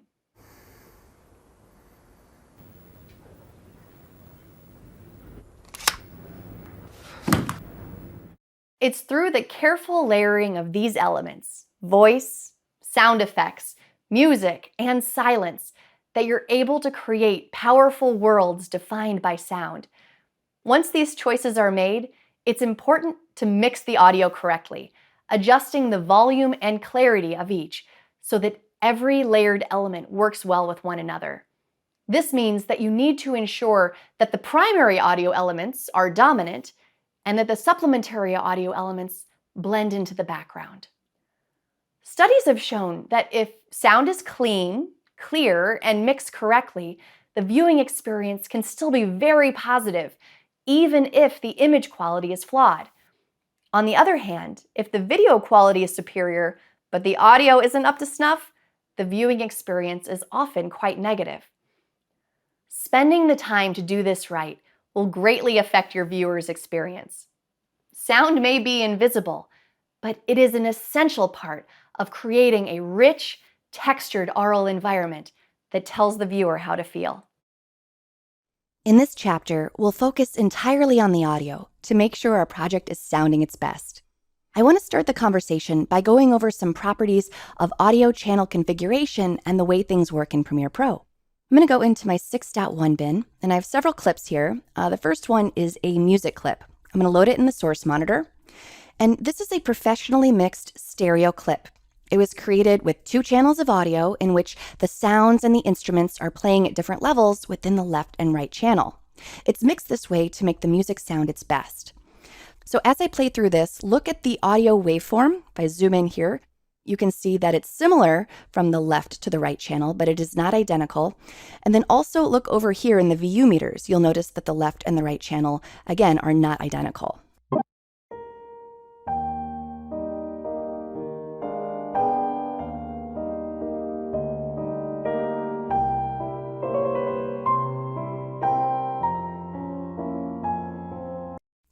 Now let's take a look at how this looks when it's edited into a sequence. I'm going to load my audio configuration test sequence, and this is empty. And I'm just going to edit this down. I'll press period. And let's zoom in here, and I'll press tilde to maximize, and I'm going to just really expand my A1 track. So you can see that both the left and the right channel of my stereo clip were edited onto a single audio track, A1. And you can see my peaks and valleys are different. And as I play it, the VU meters also show that. Okay, so this is very intentional. You won't mess with the audio configuration of a professionally mixed music clip. I do have some other clips, however, which I do want to change the audio channel configuration because it's problematic. Let me load this clip right here. And I'm going to play it, and I think you're going to immediately see the problem. Pressure just hits the bottom, and it's just the turbulence of it hitting the. All right, so as you can hear, we have some static. If you look at the audio meters, you can see that the problem is only affecting one channel. The bottom and glancing off, it just brings the shellfish along with it. But look what happens when I edit this into the timeline. All right, I'll expand and let's zoom in. So the stereo clip was edited onto just A1 on the timeline, so I'm not able to eliminate the bad audio, the static. So what I'm going to have to do is change my audio channel configuration. To do that, I'm going to just right-click on the clip in the project panel and then go to Modify and Audio Channels. And here you can see that it is indeed a stereo clip. And if you come down here, we have the left and the right channel. Here's where you preview what is left and what is right. So let's preview our left channel. I'm going to press play. Yep, water pressure just hits the bottom, and it's just the turbulence of. And now I'm going to preview the right channel. All right, so we want to retain the left channel and eliminate the right. To do this, I'm just going to duplicate my good channel. So the good channel is left. So I'm going to say my left channel is going to come from the left, and my right channel is going to come from the left. This checkbox down here is going to make sure that my change is reflected in my sequence. So I'll say OK. And now if I play the clip in the source monitor, And it's just the turbulence of it hitting the bottom and we no longer have static. And if I play it in my timeline, hits the bottom. no static. Let's take a look at another clip. I'm going to load this one and play. If you're afraid of mud and afraid of being wet and afraid of being cold, this is not a job for you. All right, so besides the boat being very loud, there is an issue with this. I want you to take a look at the view meters as I play this again. So, the good weather when you're out here is So here, the left and the right channels are not identical. Let's check those out. I'm going to just right-click and choose Modify Audio Channels. And let's preview the left channel. you do get dirty, yeah. If you're And then I'll preview the right channel. afraid of mud and afraid of being wet and afraid of being cold, this is. So as you probably heard, the right channel is a lot lower and more distant sounding. It's probably the audio from the onboard camera mic, whereas the left channel comes from the lavalier mic attached to Charles. So we could do the same thing. I could duplicate my left channel on both left and right if we wanted to keep it a stereo clip. So I'll edit this in. Okay. And if I zoom in, you can see that it's duplicated my left channel. Another thing you can do is just change this to a mono clip. So let me again go into Modify Audio Channels. And I can change this from stereo to mono. And we want to make sure that the mono clip is the good audio, which is the left channel. And I'll say OK. And there's a warning here saying that anything that's already edited into a sequence won't be affected. It's just affected from this point on. So I'll say yes. And I'll bring that down. And I'll show you the difference here. So instead of a stereo clip, this is now a mono clip. And if I play this, Being cold, this is not a job for you. the integrity of the audio is the same, but the stereo clip will just have slightly higher levels because of the duplicated channel. Let me show you one more thing about the mono clip. On mono clips, Premiere Pro is going to pan both audio channels to the middle. For you. So. All right, so equal levels coming out of both the left and the right. Now let's come back to this clip, and I want you to imagine a scenario. What if instead of this just being a clip with Charles, I have an interview with two people, and the left and the right channels represent two mic sources that are picking up the audio from each of my interview subjects. We don't have this set up in our footage, but I just want you to imagine this pretty common scenario. In that type of situation, let me again go to Modify My Audio Channels. If I indeed want both the left and the right channel, and I want to be able to manipulate them separately in different tracks in the timeline, I'm going to choose mono, and then number of audio clips, I'm going to change to 2. I'll say OK here, and I want to go back in here because I want to talk about something. So you can see that my clip channel format is mono. I have 2 audio clips, one for the left channel and one for the right channel. So let's edit this into the timeline and take a look. All right, I'll press tilde to expand, and let's take a look at A1 and A2. So now we have two separate mic sources, and if I need to lower the audio here and raise the audio here, I can. You can see how this gives me more flexibility than if I just have a stereo clip where I'm only able to raise or lower my audio levels in one audio clip on one audio track at a time. All right, so bottom line, you're going to be working with all types of audio in Premiere Pro, and it's good to know exactly what's happening when you're working with stereo and mono clips and when you might need to reconfigure those channel settings. We've done a lot of work editing our sequence, and now it's time to really start to refine our audio. And before we dig in and get everything sounding exactly as it should, we need to add our music. So let's take a look at that. I'm going to go into my 6.2 bin and load my pre-music sequence. And then I have two music clips here, which I found in a stock music library. I'm going to play a little bit of each one so you can get a sense of what we're going to be working with.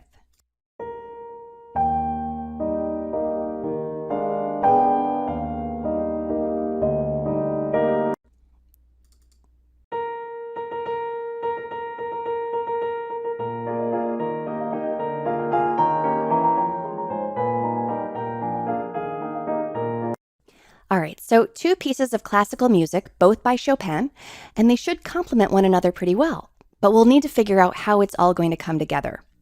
Now, first, I'll say that when you're working with stock music, there are some challenges.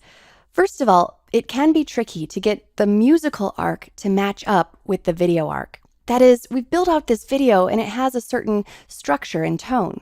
We get an introduction of Charles and his love of the bay and love of oyster farming. And then we move into a section that talks about the process of oyster farming from start to finish.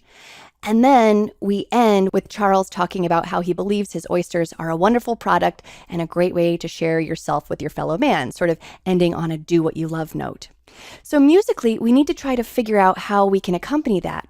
Planning this out can take some work and often a lot of trial and error. It often involves listening to dozens and dozens of stock music selections to find the right material that will go with your show. If we were working with a composer, we'd have a lot more freedom in having the music written specifically for this video, but that's not an option here, which is fine. So let's go ahead and slot everything in, but just realize I've done a lot of that trial and error work already. So first, figuring out where you want your music to start and stop is called setting your music cues. And I have inserted some markers here to pretty much go along with the sections that I just mentioned. Here's the intro where we meet Charles. This section is the process of oyster farming, and then here we end on that feel-good note. So I'm going to come to the beginning here, and I have these two blue markers, which is where I want my first music cue. And as we meet Charles, I decided that we should start with the slower, more sentimental music, this one. Okay, so I'm going to come over to my sequence, and I'll press tilde to maximize. And I want to put my music on A3, so I'm going to mark an in, and I'll come to this marker, and let's zoom in. Yeah, I want it to end right after this soundbite, and I'll mark an out here. And I'm going to patch A1 to A3, and now my music edit is set up. So I'm just going to edit this in. I'll press period. And usually music is mixed very hot, it's very loud. And so a quick tip for just lowering the volume of your music so you can actually hear your main audio is to grab this white line and drag it down, like between -15 and -20. If you don't see your white line, like if your track isn't tall enough, you just need to expand it and then you'll be able to see it. All right, so let's go to the beginning and see how it's working.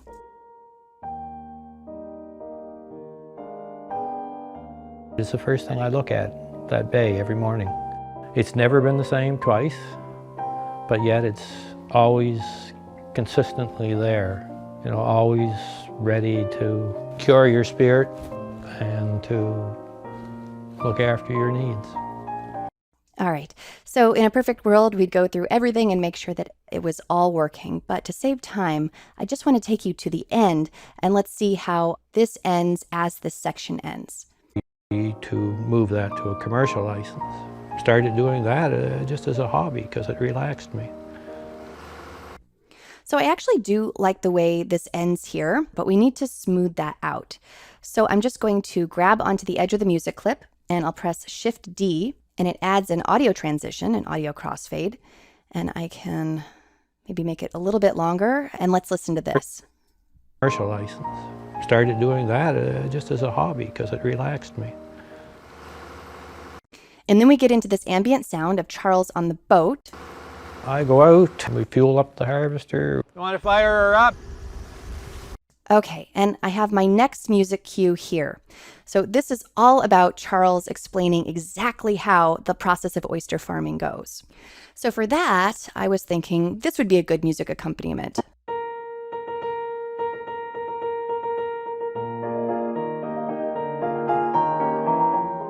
All right, so it has a fun staccato intro. It has an upbeat, energetic, sort of whimsical quality to it. So I think that will go really well during this process-oriented section.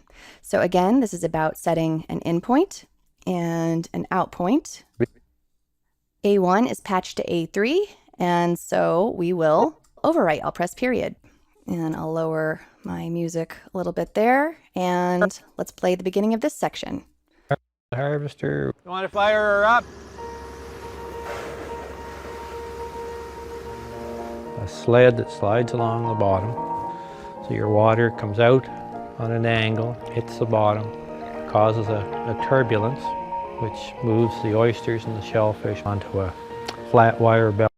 All right, not too bad.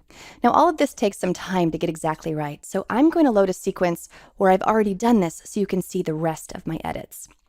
I'm going to go to Post Music, and you can see that here is that second section laid in, and I want to show you how I handled the end here. I'm going to just play over this, and you'll notice that I have this fading out, and it's overlapped with this that I have fading in. And the ones that are ready for market at that time can be sold. My own part in it is to make sure that So now we're moving back into the more sentimental piece, and I'm going to perform a match frame here, keyboard shortcut F, and you can see the section that's edited into the timeline, and it's not the end of the song, but we are at the end of the video.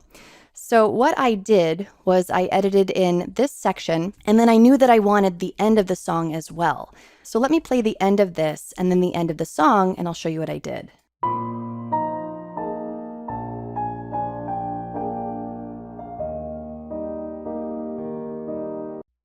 And here's the actual end of the song.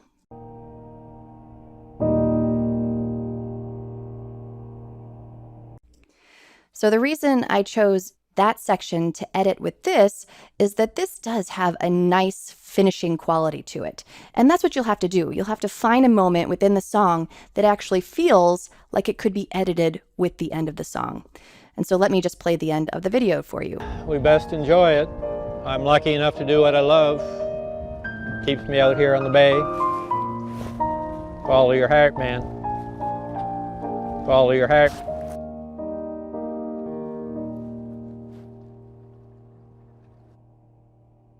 All right, I think that worked pretty well. So as you can see, the process of working with stock music involves finding specific musical moments that you want to sync up with the emotional arc of your video, and then performing different types of edits to arrive at a cohesive music track. Getting your audio levels right is one of the most important parts of the audio editing process. Let's take a look. I'll go in my 6.3 bin and load my pre-audio gain sequence, and I'm going to maximize by pressing tilde. And whenever I'm doing a lot of audio editing, I will go ahead and make my video tracks smaller. So I'm just going to hover over V1 or any video track, and then hold down Shift and scroll down with my mouse scroll wheel, and all my video tracks will get smaller. And then I'm going to go to any of my audio tracks and scroll up with my mouse scroll wheel, and they'll all get bigger. And then I'll press tilde again to minimize. And then I just drag this line up here in between my video and audio tracks up. All right, so that I can see as many audio tracks as possible. I'm also going to come over here and just increase the size of my view meters. All right, now just to remind you, the only audio editing we've done so far is to insert the music and then just very quickly reduce the volume of the music by dragging this little white line down. That was so that we could hear our principal audio, but as I'm going to spot check here, you'll see that there's a lot more work that needs to be done. I'll just go ahead and play through a few sections of the sequence. Found in other places as well. There's so much beauty in the world, but fuel up the harvester. You want to fire her up? What I've done in the bay hasn't harmed it. It's made it, if anything, a short while. We best enjoy it. I'm lucky enough to do what I love. Keeps me out here on the bay. Follow your heart, man. As you can see, there are many issues that we need to address.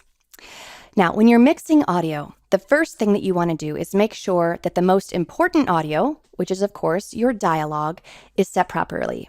Then we can mix everything else around that. Because of this, I'm going to solo A1 so we can first focus on our interview audio. Now, what we need to do is target our audio to fall within a certain range, right around here, around -12 or -12 to -6, around this range. It's possible for louder sounds to peak up here in between -6 and 0, but nothing should peak above 0. And then it's okay if quieter sounds, peak below down here. These standards can be different in different circumstances, but these are some general recommendations that we're going to go by. Now, how do we go about this? Well, in general, a good workflow to take in Premiere Pro is to first adjust your audio gain. And this is the input level of your clips. And this is when you make a baseline adjustment for the majority of your audio. Then you come back and adjust your audio volume, which is the output level. And this is when you individually adjust different volume levels of each clip in the timeline, which allows you to tweak things on a clip-by-clip basis. So we'll be talking about adjusting audio gain in this movie and then adjusting volume in the next few movies. So let's first adjust Charles's main interview gain. I'm going to now play over Charles's audio, and we have A1 soloed, so we'll have a better sense of where he's falling. It's never been the same twice, but yet it's always consistently there, always ready to cure your spirit and to look after you. All right, so he's consistently peaking right down here, and we should be peaking up here. You can get a better sense of exactly where he's peaking by taking a measurement. I'm going to just park on this clip, and then I can right click and then choose audio gain. And the keyboard shortcut for that is G for gain. So let's just use the keyboard. I'll press G.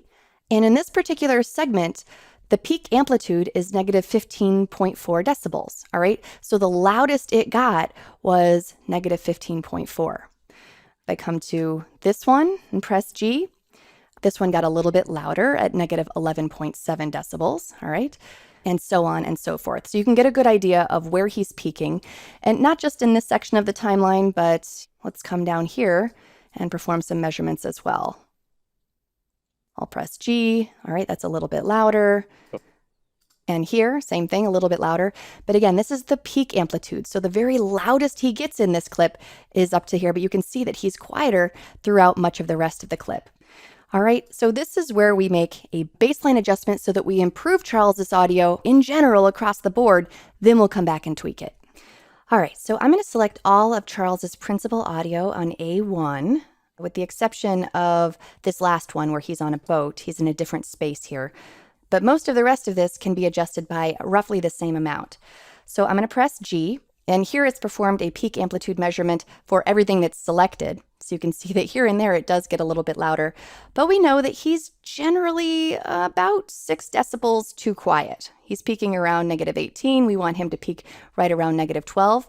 So let's set our gain to 6. So we're increasing by 6. I'll say okay. And now let's play over it and see where he's peaking in the view meters. And I look at that bay every morning. It's never been the same twice, but yet it's always consistently there, always ready to. All right, that's pretty good. I'll do another spot check. Pick them off as frantically as possible. We harvest until we get either how much we need or. All right, so in some sections that might have been a little bit too quiet. In some sections, maybe a little bit too loud, so we'll tweak there. And how about here? Something that was special in the culture and something to be shared at a party or a gathering or a get-together. And it's an experience and it's a sharing of something in common. All right, so we got a little bit loud there, but in general, increasing it by 6 decibels across the board was a good thing. If we come to this shot of him on the boat, let's check that. Do what I love. Keeps me out here on the bay. Follow your heart, man. All right, I'm going to adjust that by about 3 decibels. Okay, and all right. Now, if I come in and make another adjustment, I want to show you something. Let's go somewhere where it may have been a little bit too loud. How about here? Chair. And an oyster was something that was special in the culture and something to be shared. All right, let's say that I would like to decrease this by 2 decibels. If I open up my gain window, I can either change this to 4, or I can come down here, adjust gain by, and I can do -2. All right, so you get the relationship between here. This is the total number, and you can see that it's already performed the calculation for me, 6 minus 2. And this is an offset if I want to increase or decrease my gain by a certain number of decibels. Now I'm going to unsolo A1, and we know that there are a few pieces of ambient audio that are really loud. We'll need to bring those down quite a bit. Let me come over to here, and I'm going to solo A2 here. All right, so that's peaking up near -6, but this is a background sound. It should not be in the normal range. We should bring that down significantly. So I would just select this, press G. We see the peak amplitude of this clip is up at -4.7. So I'm going to, let's go down to -15, and I'll say okay, and I'll play that. And I'm actually going to play it with my interview audio so I can see if it drowns it out. Started doing that just as a... Yep, it still definitely does. I'll press G, and I'll go down to -25, and okay. And see if that's better. Started doing that just as a hobby because it relaxed me. Okay, and I can continue down the line. There are plenty of more pieces of ambient audio that need adjusting. I'm going to go to my post audio gain sequence, and here I've performed the adjustments. So if you like and you're curious, you can kind of come in and poke around and, sort of see by how much I adjusted each of the audio clips. Now there is one last thing that I want to show you, and that is that you can adjust the audio gain for source material. Because we hadn't actually started talking about audio prior to now, I edited the clips into my sequence as they were. I didn't make any audio level adjustments beforehand. But if you know that all of one type of clip is either too loud or too quiet, you might as well adjust it in the source. So here I have my interview clips, and let's see, all of these Charles interview before the boat. So all of these where he's just at the sit-down interview. I'm going to select those, and I can press G, and we can make one blanket adjustment. So if I know that all of these need to be raised by about 6 decibels, I can say okay. And now from this point on, the adjustment will be applied. Again, this does not apply to clips that have already been edited into a sequence, so this does need to be done first. But if you can spot check your audio before you edited it, this can be a great workflow. All right, so that's audio gain. Again, adjusting your audio gain provides that solid baseline for your audio going forward to make sure you have the appropriate levels for an appropriate mix. Now let's continue talking about different ways to adjust your audio in the form of volume adjustments. Now that we've improved our baseline audio by adjusting the audio gain, let's adjust our clip volume. This is where the tweaking comes into play. I'm going to go into my 6.4 bin and load my pre-volume adjust sequence. And it's important that we see this white line on all of our audio tracks. If you don't see it, it's likely because the audio track is not tall enough, so you want to make sure that you expand that. And again, we've already made our audio gain adjustments. I'll just remind us of what those were. Our general Charles interview audio was adjusted up to 6 decibels. Let's see, we have this shot of him, shouting on his boat. That was adjusted down to -10 decibels. We have some ambient audio, -25 decibels. All of these adjustments make it so that, most of the time my audio is peaking properly, right around -12 to -6. But there are some moments that are a little too quiet and some moments that are a little too loud where we'll want to make some adjustments. So let's talk about the mechanics of how we actually make volume adjustments. So we can, drag this white line up or down. And as I do this, you can see a little pop-up indicator telling us our decibel offset, which is how much louder or softer we're making the audio from the original levels. Let me undo that. If I'd like to use the keyboard That is the left bracket and right bracket keys. I press left bracket to lower my audio 1 decibel at a time, and I press right bracket to raise my audio 1 decibel at a time. And you can add shift to that to either lower 3 decibels at a time or raise 3 decibels at a time. Just so you know, when I either increase or decrease by 3 decibels, it becomes either twice or half as loud. I'm also going to switch over here to my audio clip mixer to show you that this is another way that you can perform volume adjustments. I can just drag this slider up and watch the white line in the timeline, or down. All right, and if you want to return that to Unity, you just double click. All right, now that we know all that, let's actually make some adjustments. I'm going to come over here to my timeline.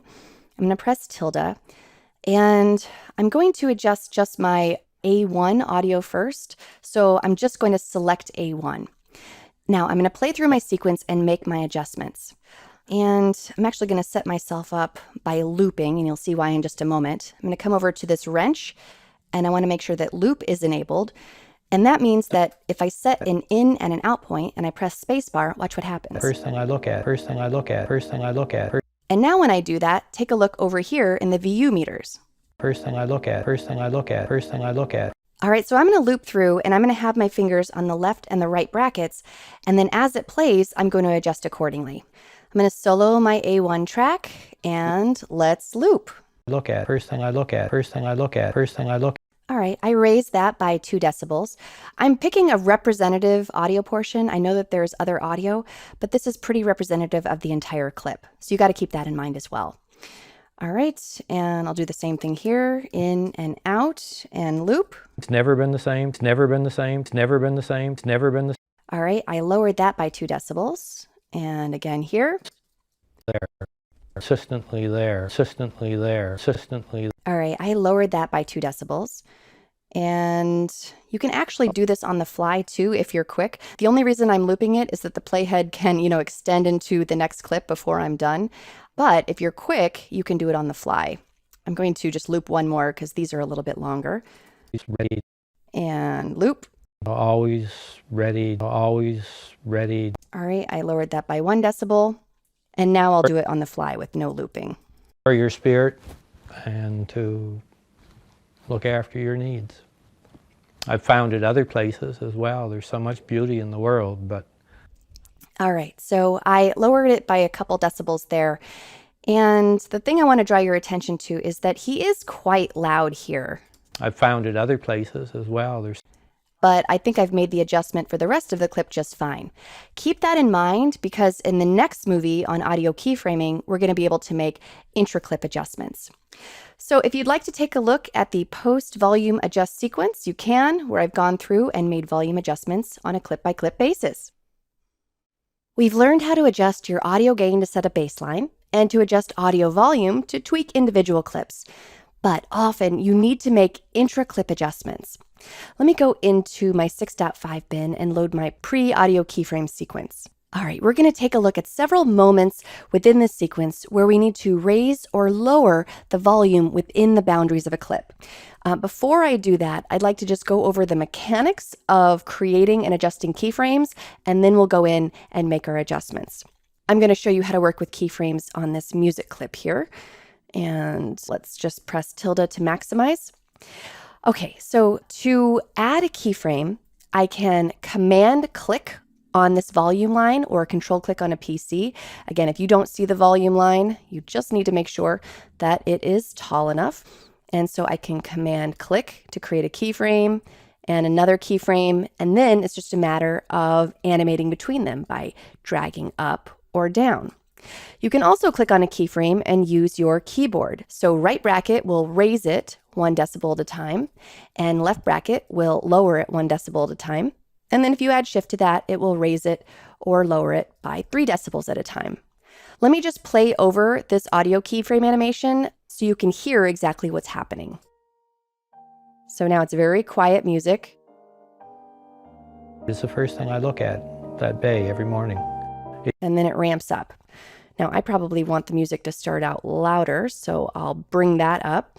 And if I would like the audio animation to happen quickly, I just bring my keyframes close together. It's the first thing I look at. Or if I want it to be gradual, I drag them far apart. It's the first thing I look at. I'm just going to add another keyframe here, Command click, because I want to show you how to delete keyframes. You can just select it and press delete. Let me undo that. I'm going to go into my effect controls panel because I want to show you that under volume, you can see your keyframes here. All right. And so you can actually move the keyframes left and right. You can add keyframes, and then you can also delete keyframes. So if you need to delete a lot of keyframes at once, it's often useful to do it within the Effect Controls panel because you can lasso them and press delete. And one more thing, if you're adding a lot of keyframes, you can use the pen tool. So if I click on the pen tool, keyboard shortcut P, and then just click on this line, I don't have to add a modifier. I don't have to press Command or Control when I click. But I'm going to go back into selection mode V. And let's actually set this up. I do want the music to start out louder here, and I don't need that keyframe, so I'm going to delete it. And then we want it to gradually lower when Charles starts speaking.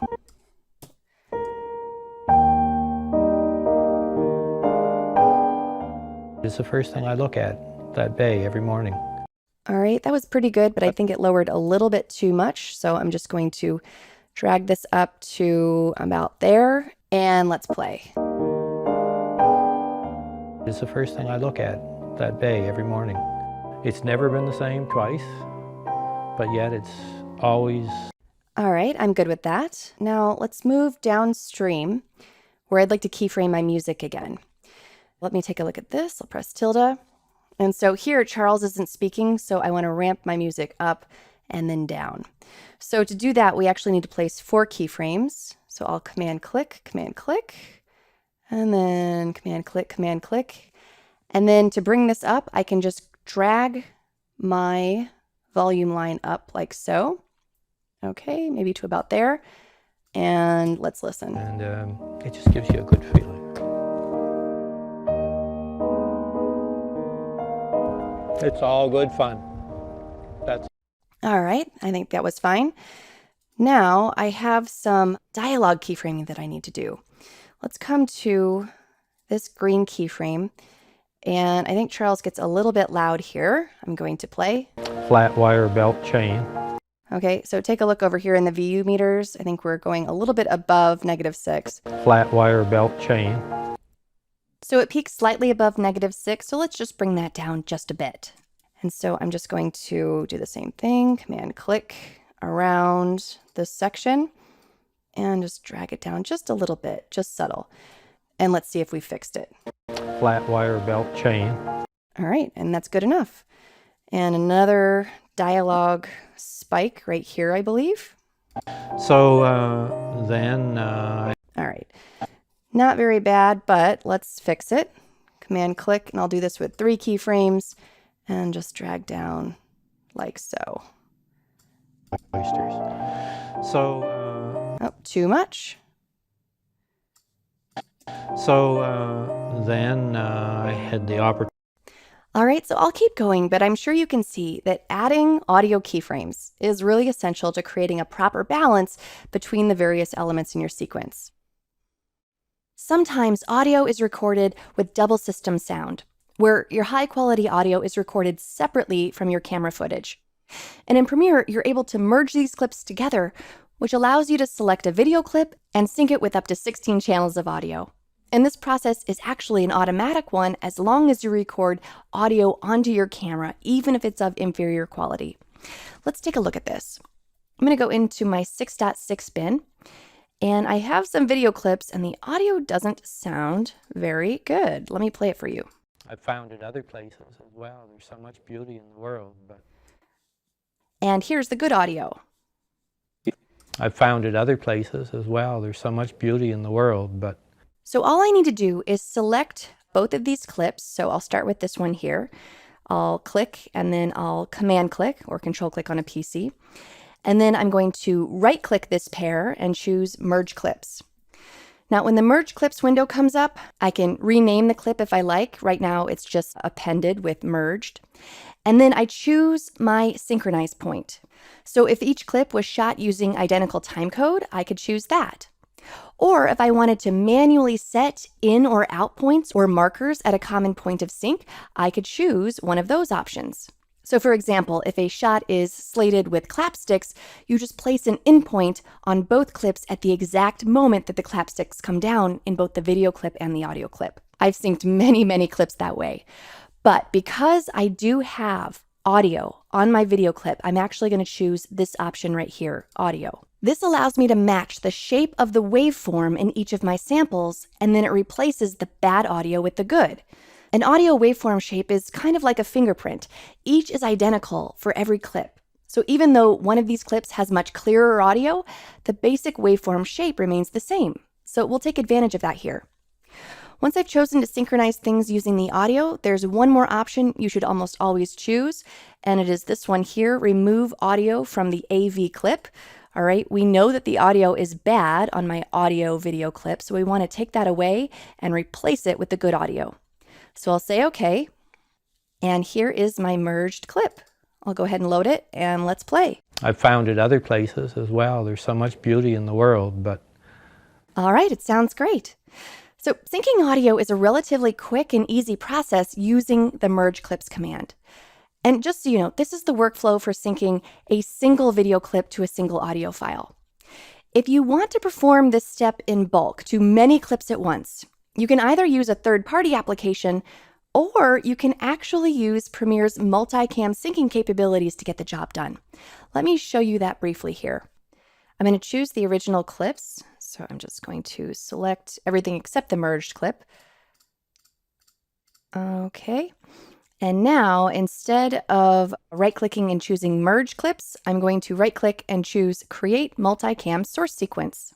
I do want to make sure to choose Audio as the sync option for the same reasons as before. I'm going to leave the rest of the options alone, and I'll say OK. All right, so here was my Merge Clip. Here are my 3 new multicam source sequences, and then it also created a processed clip spin. So these are all my original clips. But when I load each of these multicam source sequences into my source monitor, as well, there's so much beauty in the world, but... we've got good audio. Yeah, it's a good product. But there always has been a relationship with... Now I can edit these into a sequence. I'll go ahead and just throw them into the timeline here. And for the most part, I can edit with these clips very similarly to regular clips. Now you should know there are some behavioral differences between multicam clips and merge clips and regular clips. So do your research and do the best thing for your own workflow when working with double system sound. But I just did want to show you a quick way to automatically sync up lots of clips in your bin right inside Premiere without turning to a third-party software. The primary visual elements of most video projects consist of, well, various types of video. But I'd like to talk about one asset that is often very important, especially in unscripted programs, and that is the still image. Photographs, maps, graphics, screenshots, these can all provide valuable insight into your story and complement your visual style, particularly when video is not available. This is often the case for documentaries or reality programming. When you're telling stories about real people, places, and events throughout history, photos and other still media are often more accessible than video. And even when original still images aren't available, you can often find representative stills to directly or indirectly or even metaphorically help you visually tell your story. Stock image sites are full of images that you can use in this way, and I've turned to these sites many times when a project needed a visual that simply wasn't available any other way. There are stock video sites as well, but stock images are often much more affordable and versatile than stock video. Another frequent benefit of working with stills is making the most of high-resolution imagery, which is often far greater than the resolution of video. When you place a high-res photograph within a video frame, you're able to pan and zoom over the image to reveal a tremendous amount of detail. Not to mention, this panning and zooming adds movement and depth that can often mimic video. So let's say that I need some visuals to accompany a video talking about children in a classroom. These stock photos add some visual interest when I might not otherwise have been able to secure applicable video for this project. Now, look at this same series of still images where I've panned and zoomed over the photos to provide additional depth and interest, which creates this three-dimensional video-esque quality. The movement also lets me better show the relationship between the students and their teacher if that's something that I'd like to highlight. This is an often used technique for all sorts of images, including graphics, maps, screenshots, and more. Bottom line, using stills gives you a lot of options in terms of adding visual relevance and depth. So don't forget to research what still image possibilities exist for your project. Let's take a look at how to work with stills in the context of a video environment. So in my 7.1 bin, I have a bin of still images. And if you want, you can look at this in icon view so you can see what they look like. But I'd actually like to start by looking at them in list view. And let's expand, so I'll press tilde. And I have a column called video info. To bring this up, you just right click and then go to metadata display and then twirl down Premiere Pro project metadata and then make sure video info is selected. So I'll say OK, and I just want you to take a look at these resolutions. The resolution of the video projects that we've been working in so far is 1920 by 1080, 1920 pixels across by 1080 pixels down. All right, so you can see that there are several images that equal video resolution, but most of the rest of them are much larger. Another difference that photographs often have is that they're a different aspect ratio. So 1920 by 1080 is a classic 16 by 9 aspect ratio, 16 units by 9 units proportionally. But if you take a look at some of the rest of the still images, you can see that they're very different. For example, take a look at this one. If I load this, you can see that this is a much different shape. So let's see how this plays out in a video project. So let's set up a sequence. As we've learned, Premiere Pro creates the sequence settings by the first clip that you bring into the timeline. So one tip I have when you're working with still images is that instead of dropping a still image into the sequence first, which means that it would set up the sequence settings with your image resolution as the default, you may instead want to edit a representative video clip into the timeline to sort of lock in the sequence settings. So I have provided one of those. Let me go back to the project panel. And here is just a representative video clip. It's just an interview of Charles. I'm going to just bring that down to the timeline. And now I know that my sequence settings match video resolution, 1920 by 1080. So I'll say OK. And then now, even if I delete the video clip, I've locked in my sequence settings. All right, so let's find that sequence. It's right here. And I'm just going to call this images practice. All right, so I'm going to start editing some of these stills into the timeline to show you a bit how things work. Let's actually go back into my bin of images, and I want to grab one of those images that does match video resolution. So for example, this one right here, okay? I'm just going to drag this down, and let's talk about this. Because the image resolution is equal to my video resolution, I see the entire thing. If I double click on the image, you see that the wireframe is directly around the image. Let's get one of these much larger images now, though. Let's see, I think I am going to grab this one here. So this time I'm going to drag it down, and this is much different. I'm going to change this from fit to maybe about 10%, and I'm going to double click on the image. And you can see that the wireframe extends far outside of the video frame boundaries. If I click and drag, you can see that I'm able to access an enormous amount of pixels. And because the resolution is so large, the image remains clear and crisp as we show different parts of the photograph. And if I change this back to fit, we're now seeing a whole new part of the image. In addition to manual manipulation, you can do this in the Effect Controls panel. If this isn't here, just make sure that under Window, Effect Controls has a check mark next to it. And if I twirl down motion, I can make adjustments in my position or my scaling and other parameters as well. Let me reset that though. I'm going to reset my position and scaling parameters. And now I'm going to come down to the timeline, and I'm going to right click and I'm going to choose Set to Frame Size, and I want to show you what happens. And here, Premiere has set this so that we see the entire image, and then it's placed these letter boxes at the top and at the bottom so the image isn't stretched or squeezed. So it's maintained its aspect ratio, but now it's fitting within my video frame. Let me come back over to my bin of images, and I want to grab an image that's less than video resolution. This one here is 1280 by 720, and I'll drag this one down. All right, so because it is less than video resolution, you can see that it's scaled down within my video frames. I have my letter boxes and pillar boxes. I can set to frame size on this as well, and it will scale it up. So I'm going to right click and choose Set to Frame Size. And now this has scaled it up. If I go over to Effect Controls, you can see that it's now at 150% scaling. And you've got to be careful with this when you're working with images that are less than video resolution or even at video resolution. Because when you start to increase scaling, it can get very blurry very quickly. If I continue to scale this up, you can see that I'm really losing definition. I'll just reset that, which is really not the case with something with a very large resolution. I can scale this up significantly and it keeps its detail very, very well. I'll undo that.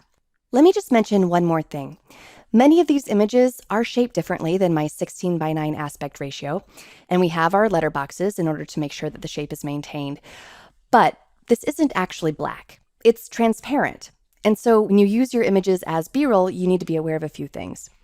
Let me grab my video clip and I'm going to put it in the timeline here.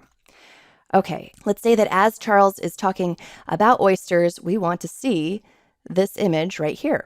All right, so you can see that it's transparent, and I could scale this up and that solves the problem, but let me undo. If for some reason you want to see the entire image, then you're going to want to put something opaque in between the image B-roll and your interview. So I'm going to move this up to V3, and I'm going to come down to this button here, New Item, and I'll choose Color Matte. It sets it up to my video settings, so I'll say OK. And I can choose any color that I like. The default is black, so I'll go with that. OK. And now I can just put that in between, and I have my opaque black layer. All right, so as you can see, working with still images is a lot like working with regular video, but there are just a few additional things that you should be aware of when working with them. Now that we know a bit about the properties of images in a video project, let's go ahead and use them to edit a basic sequence. I'm going to load my 7.2 pre-image animate sequence. And this is just music, and I'd like to edit a bunch of the oyster pictures to music, which basically is going to tell us the story of oyster farming from the bay to the boat to the plate. So I have a bin of images, and if you go to icon view, you can check out what they look like. But you can see that I've actually numbered them 1 through 11, so everything's in order.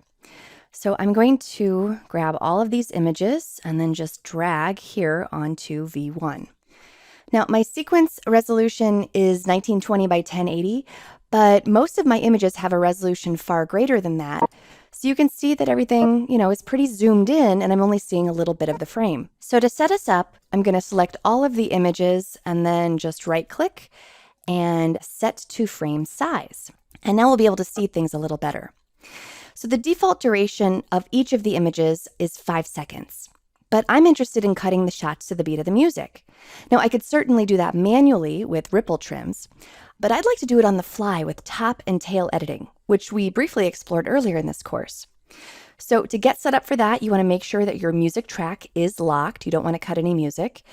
And then I'm going to just remind us what top and tail editing is. A top edit is going to lop everything off from the beginning of the clip to the playhead, keyboard shortcut Q. Let me undo that. And a tail edit is going to lop off everything from the playhead to the end of the clip, keyboard shortcut W. So because there's no movement in these images, I'm just going to listen to the beat of the music, and then every time I want the shot to change, I'll press W. All right, let's play.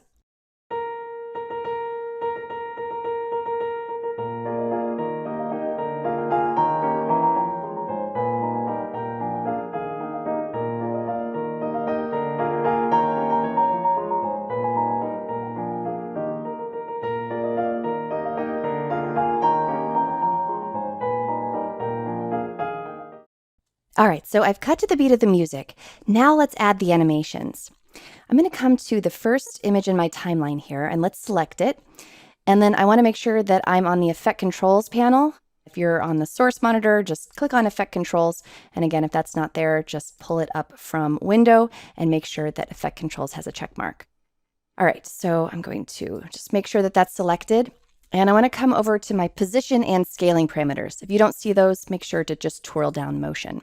Now, right now, my scaling is at 22.2. I want to set my scaling at the value that I want to start this clip at. So I think what I'd like to do is start kind of zoomed in and then zoom out over time. So I'm going to scale up maybe to about there, okay? And so now for the entire duration of the clip, this is what the scaling's at. But I'm going to go to the very beginning of my clip, and then I'm going to start animating both position and scaling over the duration of this clip. So to tell Premiere Pro that I'd like to animate, I'm just going to click on these stopwatches. And you can see that it adds 2 keyframes here at the beginning. Now I'm going to go to the end of the clip. A quick way to do that is to just use your down arrow key, and it goes to the first frame of the next clip. And then I press the left arrow key, and now I'm on the last frame of this clip. So I'm going to now set new values. If I want, I can actually click on Add Keyframe here and here for position and scaling, and then set my new values. I'm going to just scale back just a little bit, maybe like that. All right, and so it's very subtly zooming out over time. If I want to change that, I just need to get back to my keyframes, so I can go here to go to next keyframe and then change my value. All right, so I'm zooming out here. Let's go to my next clip and let's zoom in here. So first I want to set the scaling for where I want this to start. I don't want my pillar boxes, so I want to scale in to at least get rid of those. Okay, and so now I'm going to tell Premiere Pro that I'd like to animate both position and scaling. Let's press the down arrow key and then the left arrow key, and now I'm on the last frame. And then, before I actually physically added keyframes, you don't have to do that. All you need to do is just change some values in position and scaling, and it will automatically add those keyframes for you. So we want to scale in. All right, and I will change my position as well. I can change it here in the Effect Controls panel, or I can manipulate it here in the Program Monitor. I just need to double click, and then I can drag this around. All right, and so now let me just briefly play over those first 2 clips.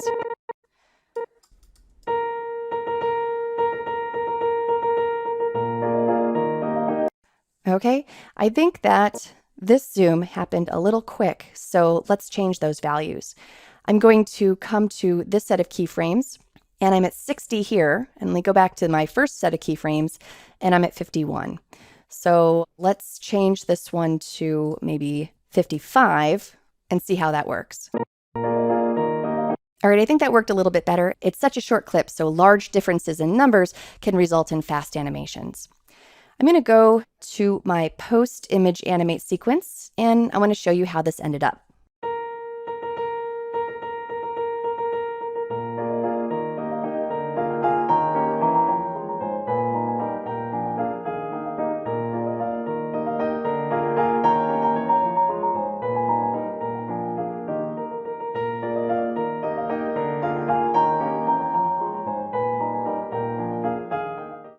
All right, so here with fairly little effort, we've added motion to our static images, which provides a bit more visual interest to this sequence. Manipulating the moving image with visual effects is nearly as old as film itself. In the very early part of the 20th century, filmmakers created effects in camera by rolling the film and then rewinding it and double exposing it. They were able to create interesting results, including this effect of creating a ghost within a film scene. One of the most creative early filmmakers, Georges Méliès, used multiple exposure trickery to duplicate himself 7 different times within one cohesive scene. He really pushed the envelope in terms of what was possible, as you can see here in his iconic film, A Trip to the Moon. Later, filmmakers experimented with a large variety of different film effects. Before the modern age of digital video editing, many of these effects were either achieved via mechanical effects or optical effects. Mechanical effects are accomplished during production through the use of creative scenery, props, makeup, models, animatronics, pyrotechnics, and atmospheric effects. Optical effects are created photographically, either in camera using multiple exposures like we discussed before, or by using mattes, optical printers, or juxtaposing actors against different backgrounds. Needless to say, if a filmmaker wanted to use effects prior to digital editing, it had to be an extremely well-planned and well-funded effort. Today, however, most visual effects are able to be fairly easily accomplished within nonlinear editing software. There are various categories of effects that most editing software contains, which I'll cover briefly here. There are basic motion effects, which allow you to do things like rescale, reposition, or rotate the image. There are various video filters, which affect the way an image looks. This can include color correction or color grading filters, which change various color properties within your shot. Also, distortion filters, which change some parts of your shot's visual quality or spatial orientation. Light filters, which affect various light or shadow elements within your shot. And stylized filters, which give your shot a different look or feel. The plethora of video filters goes on for days, but needless to say, there are a lot of ways that you can change the way that your video looks. There are also blur effects, which blurs your shot in some way. There are transition effects, which allow you to change what happens visually at the edit point where one shot ends and another begins. Transition effects can be subtle, like a simple dissolve, or they can be anything but simple, like a more intricate wipe transition or zoom transition. There are also speed effects, which affect the speed of your shot. This might mean converting your shot to slow motion, fast motion, or anything in between. There are compositing effects, which allow you to place separate shots within the same visual space by stacking them in various ways. This can involve effects like chroma keying, where a specific color within the shot, like a bright green area, is removed and replaced or keyed with a different background element. Compositing can also involve masking, where you draw shape masks on your video to remove or key certain areas of the frame, thereby revealing different background or foreground elements. You can also mask different types of video filters so that the effect is only applied to a specific area of the frame, like when you need to obscure someone's face. Now, these are just some of the more popular types of effects, but the list honestly goes on and on, especially as you get into high-end effects work. Now, if you're an amateur editor, I just caution you to take it easy on effects. Only use them when necessary, and only when it makes sense to elevate your video project. Let's take a look at how we can use Premiere's built-in motion effects to rescale and reposition video elements in our frame. I'm going to go into my 8.1 bin and load Pre-Motion Effects 1. And here I have a montage of oyster farming shots from the boat. Let me play it for you.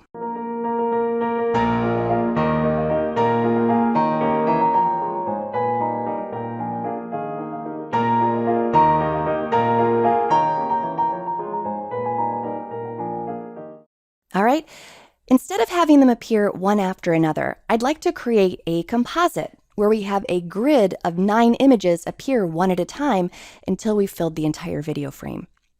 So to set up for that, I'm going to first move each one of these up onto a higher track and then trim out.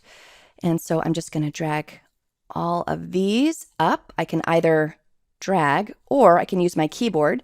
That is an Option up arrow or an Alt up arrow on a PC. And then I'll trim this out and we'll just keep doing that down the line. Option up and trim. Okay, and to save time, I've already done this here. And when I play this, this will look exactly the same.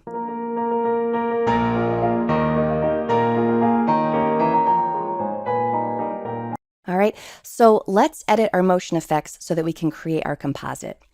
I'm going to just select this first clip and then come up to Effect Controls. And previously in the course, we learned how to rescale or reposition our images. Let me reset both of those. But this time we're going to rescale so that the image is smaller. I'm going to just type in 25% here. And then I want this one to start in the upper left corner. So I could come over with my position. I can double click here in the program monitor and drag, but I would like them to be spaced out perfectly. So I've done the math so that things will be spaced out evenly within a 1920 by 1080 frame. So I need this position to be at 330 on the x-axis and 210 on the y-axis. So I'm going to type in 330 and 210. All right, so that's set up correctly.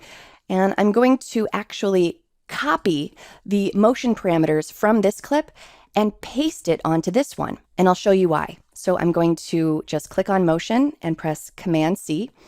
And then I'm going to come to this clip and I'll paste Command V or Control V. And right now it's right on top of the first clip. But if I come over to my X position, the horizontal position, and change this number to 960, it moves over to the center. And let's do the same thing for this clip here. Paste. And then this X position should be 1590. Now I want to come down the side over here. So let's copy the parameters from this clip and apply it to this one. So I'll grab my third clip and Command C on motion, and then come to my fourth clip, Command V. And right now it's directly on top. So I'm going to come to my Y position, and then the math there is 540. And then I'll come to this clip and paste. And here our Y value is 875. All right, so I will keep going in this way. I believe you have all the numbers to make the math happen the rest of the way. I've already done that right here. And I'll play over this.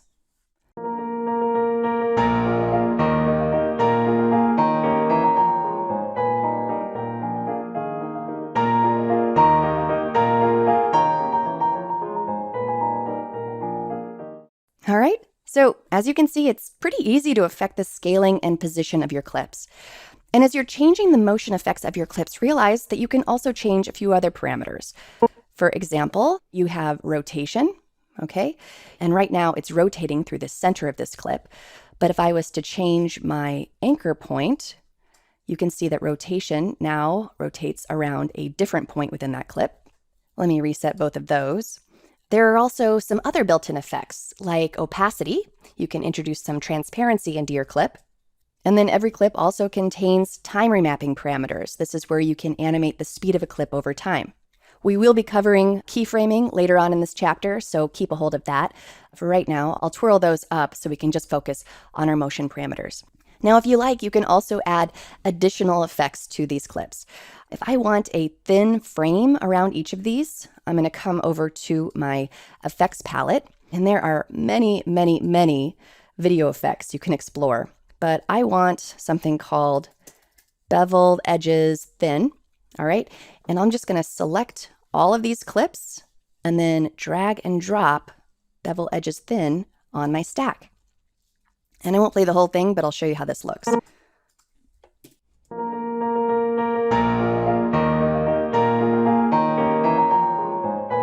All right, so by using the built-in motion effects, along with just a couple of other basic effects, we're starting to create a nice layered look. Let's go over the basics of transition effects. I'm going to go into my 8.2 bin and load my transition sequence. And far and away, the most popular transition you'll ever use is the dissolve. It's the default transition in Premiere Pro. So let's review the logistics of the dissolve, and then we'll delve a little deeper. I have a clip here that contains both video and audio, and I'm just going to select the edge of it. I'll zoom in. Now, if I press Shift D, then a dissolve will be added to both the video and the audio. If I have a clip with just video, as I do here, and I press Shift D, I get a video transition. And if I have a clip that just contains audio and press Shift D, I get my audio transition.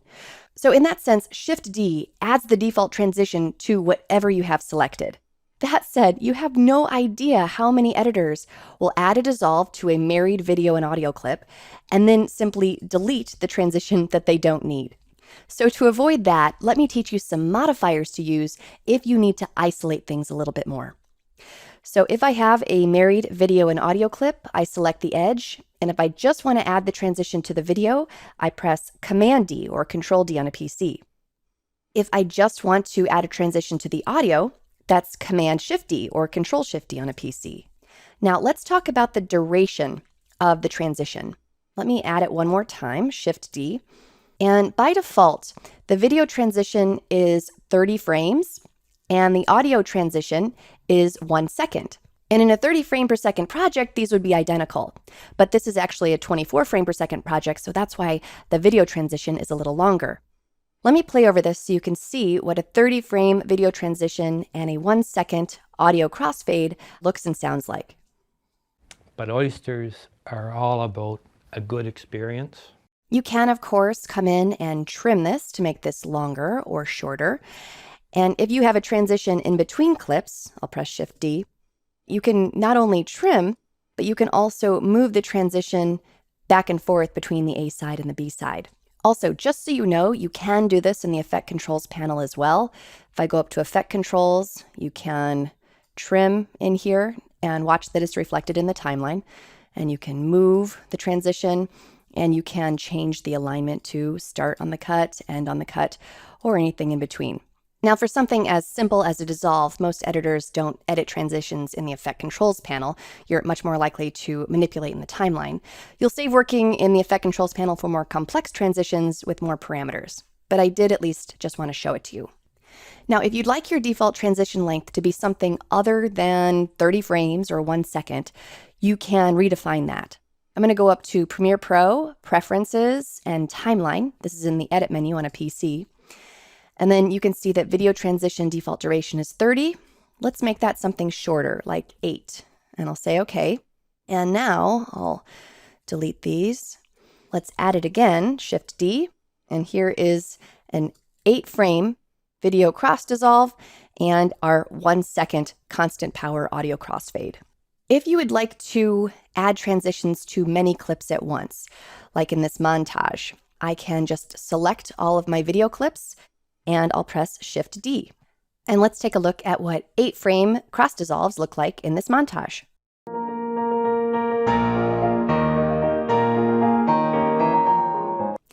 Let me show you now how to change the transition to something other than these defaults. I'm going to go into my effect palette. And to bring this up quickly, I'm just going to type in cross because that will bring up both my cross dissolve and my constant power audio crossfade. You can see that there is a blue outline around each of those. If I want something else to be the default, I simply come down to the transition effect, select it, right click, and choose Set Selected as Default Transition. And now the blue outline is around that.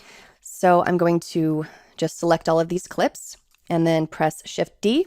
And now I've got cross zooms on all of these transitions. You can see that they overwrote the previous cross dissolves.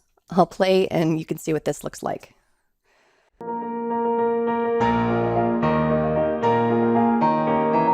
I'm definitely going to undo that.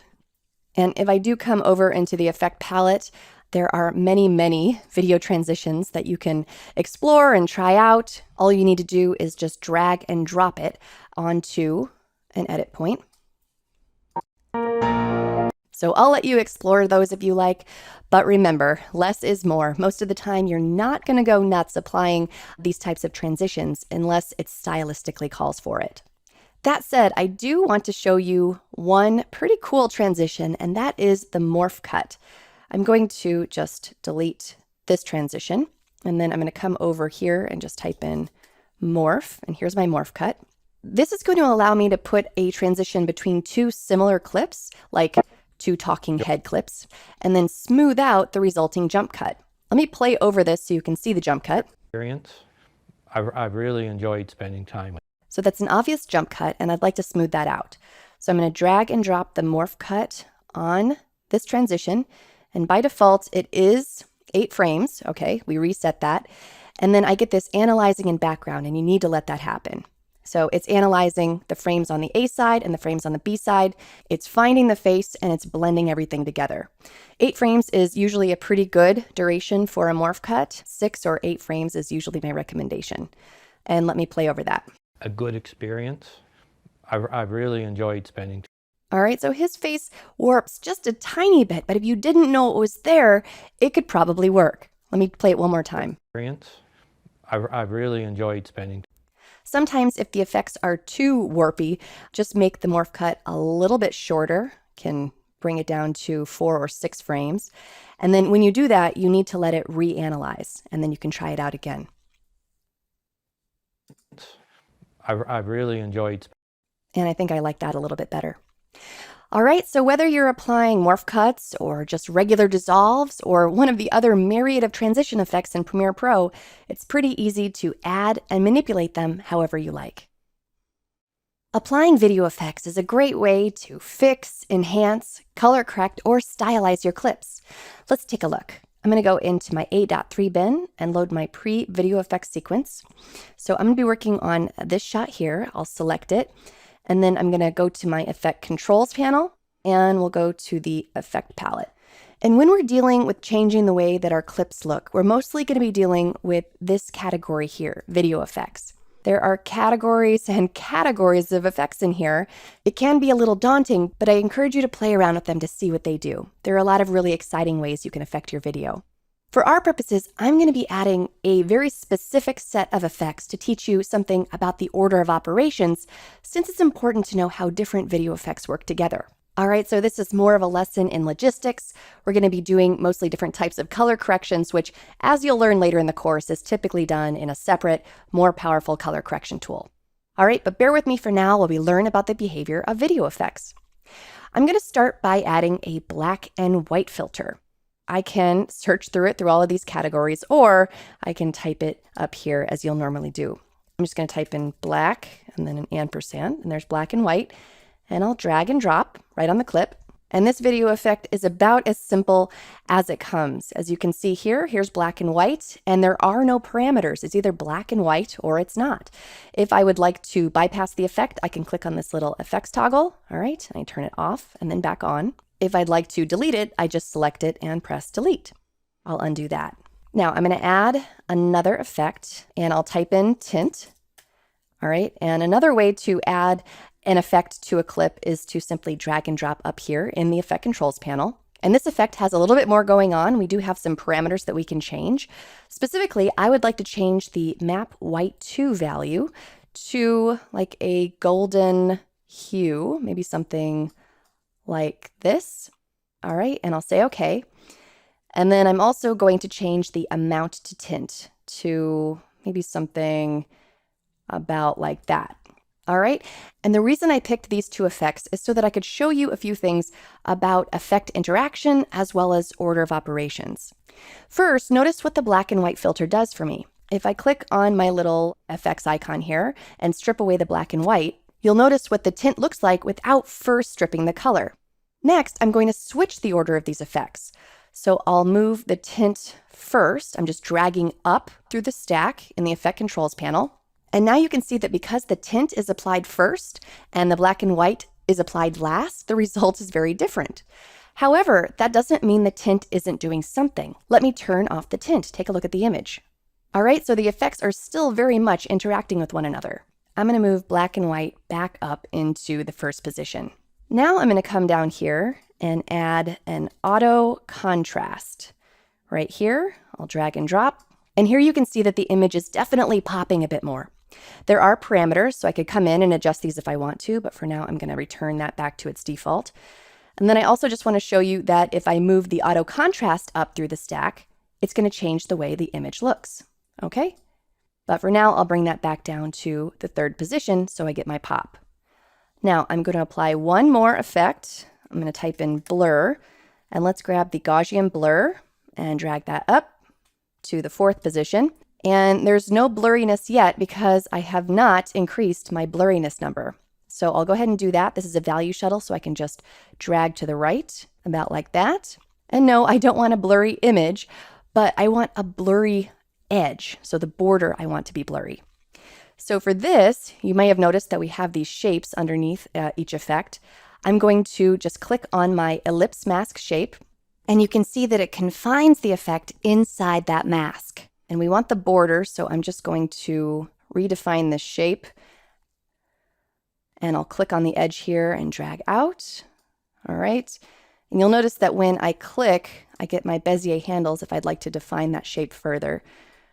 All right. And then instead of having the blurriness on the inside, I want it inverted. So I'll click inverted, and I'll also increase the feathering so this isn't such a stark edge. And this is a value shuttle, so I'll just click and drag to the right. And this is the look that I've created. All right, so we've applied 4 effects to this one clip, which shows us a bit about how to edit and reorder the effects and how they interact with one another, which is so important when creating a look with different video filters. We've just learned a bit about video effects in terms of applying them, editing them, adjusting their order of operations, and so on. Now let's talk about how to share the effects to other clips in your project. I'm going to go into my 8.4 bin and load my share effects sequence.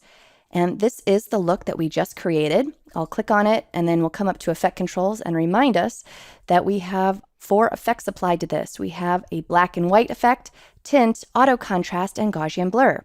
This is what it looks like with all the effects applied, but we can of course turn various effects on and off if we like. And keep this in mind because in a moment, we're going to be talking about sharing not only all of the effects, but also just a subset of the effects. Now, one very quick way to apply one or more effects to other clips in your sequence is to just copy them from the effect controls panel. And the order that you copy them matters. So if I click on black and white, and then I command click on tint, and then auto contrast, and then Gaussian blur, and then press Command C or Control C, and I select all the rest of my clips and press Command or Control V, now the look is applied to all of the clips in my sequence. I can then select any of those clips and then modify any of these effects that I like. I'll undo that and actually press undo again. All right, because I want to show you another method. This time, instead of copying from my effect controls panel, I'm simply going to just select the clip and press copy, Command or Control C. Now I'm going to select all the clips that I'd like to apply it to. And I want to come up to Edit and Paste Attributes. That's Option Command V or Alt Control V on a PC. And I love Paste Attributes because you get to cherry pick the effects that you would like to copy and paste. So I'm going to just uncheck everything up here. And then under Effects, let's copy the tint, auto contrast, and Gaussian blur, but not the black and white. And I'll turn off my audio effects as well. And I'll say OK. All right, and now we've applied those 3 effects to every clip in my sequence. And again, I could come in and modify those further on a clip-by-clip basis if I wanted to. Let me undo that again. I want to show you one last method. I'm going to select the clip and then come up to Effect Controls and choose the effects that I would like to create a preset for. So again, let's skip black and white, and I'm going to click on Tint and then Command click on Auto Contrast and Gaussian Blur. Again, the order matters here. And then I'll right click and choose Save Preset. I'm going to type Warm, Glow, Blurred Edges. And then if I had keyframed this effect over time, the type here would matter. I haven't keyframed anything, so I'll just leave that alone and I'll say OK. Now I can just select all the clips that I would like to apply that to, and then come over to Effect Palette, and then come up to Presets, and there's my Warm, Glow, Blurred Edges, and I can drag and drop. And once again, I can select any clips and then modify them further if I like. All right, so you can use any of these 3 methods of sharing effects if you just need to quickly apply a set of filters to other clips in your sequence. If you'd like to apply a look to an entire scene or show, there are some better methods, which we'll explore next.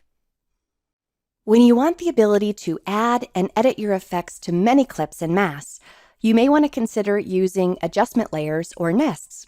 Let's talk about each. So I'm going to go into my 8.5 bin and load my adjustment layer nest sequence.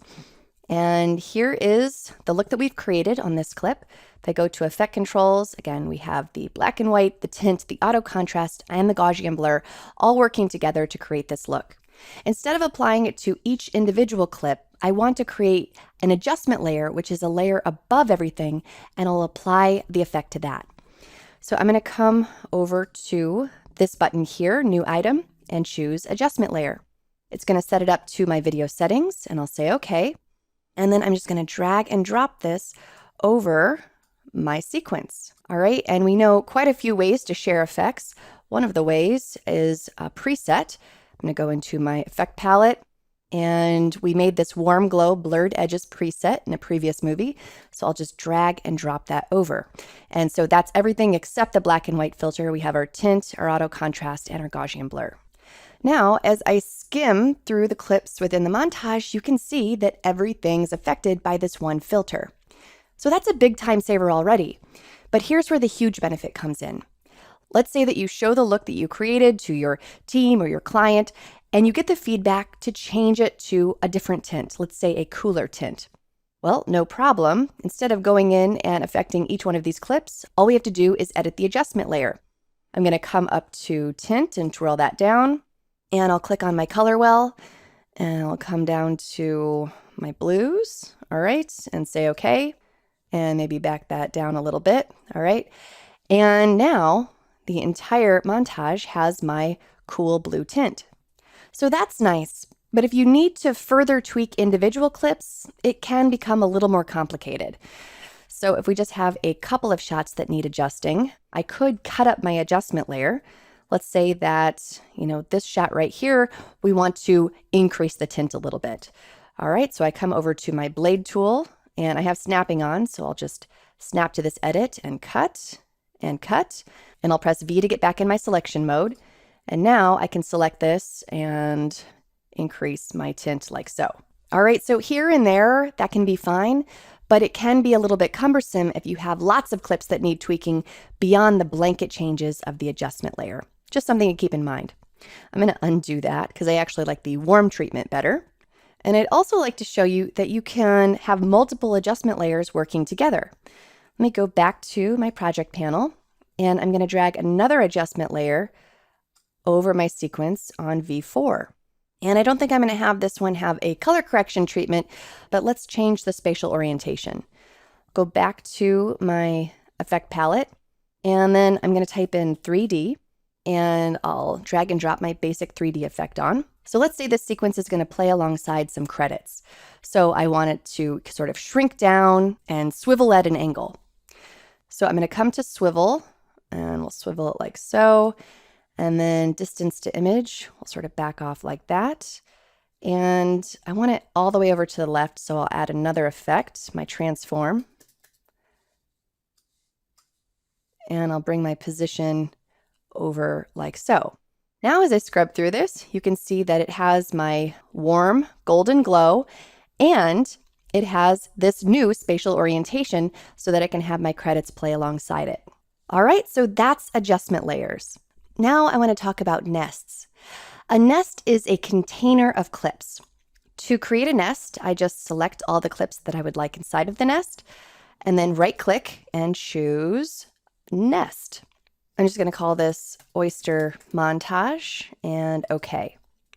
All right, you'll see that all of my clips are now in this container. If I would like to see or edit my clips, I can just double click on the nest, and here they are. Any changes I make in here are reflected at this level. Now the nest has been created not only in this sequence, but also in my project panel. I'm going to go back to my project panel, and here you can see my new nest. I'm going to drag that into the 8.5 bin. I can double click that and it loads as its own entity. We've just seen this. And I can also edit this in any other sequence. So I'm going to load this master sequence here, and then I'm going to just bring this nest at the end. And I'm going to show you why in just a moment. For now, I'm going to come back to this sequence. And we're talking about applying effects in mass. So let's go ahead and apply that golden glow to our nest. So I'm going to come over to my effect palette, and under presets, here is my warm glow blurred edges. I'll just drag that on. And now all of the clips inside of this nest have my warm golden glow. This is only for this instance of the nest, however. If I go back to this one where I've also edited the nest, you'll see that I don't have the golden glow. So hopefully you can begin to see that nests have all sorts of neat uses when combining different scenes or sub-scenes and the like. They're a great clip and project management tool. And then, of course, what we're talking about, they're also a great way to affect all of the clips inside of the nest in a certain way. All right, so as you can see, adjustment layers and nests are both not only methods for applying effects en masse, but each also has additional important features as well. So far, we've applied effects directly to clips in the timeline or to entities like adjustment layers or nests. But you can actually apply effects directly to your master clips, which is incredibly powerful. Let's take a look. I'm going to go into my 8.6 bin and load my sequence. And here I have sort of a partial sequence of Charles, and I'm going to hide V2. You can see that there is, a lot of interview with Charles.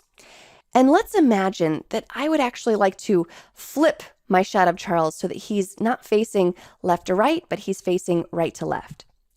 This can be a fairly common scenario, especially when you're editing a documentary where you have lots and lots of interview subjects, and too many of them are facing the same direction. As long as you don't have any writing or things that will obviously be backwards in the background, you can usually flip your shot without much issue. So to apply a flip, I go to my effects palette and I'll type in flip and I'll drag my horizontal flip over. All right, and we've applied the flip. However, none of the other shots are flipped. All right, so I'm going to have to apply that to each shot. Or what if I could apply it straight to the master clip? Let me show you how to do this. Let me undo that. And then with this clip selected, I'm going to go to Effect Controls. So far, we've only accessed this tab on the right.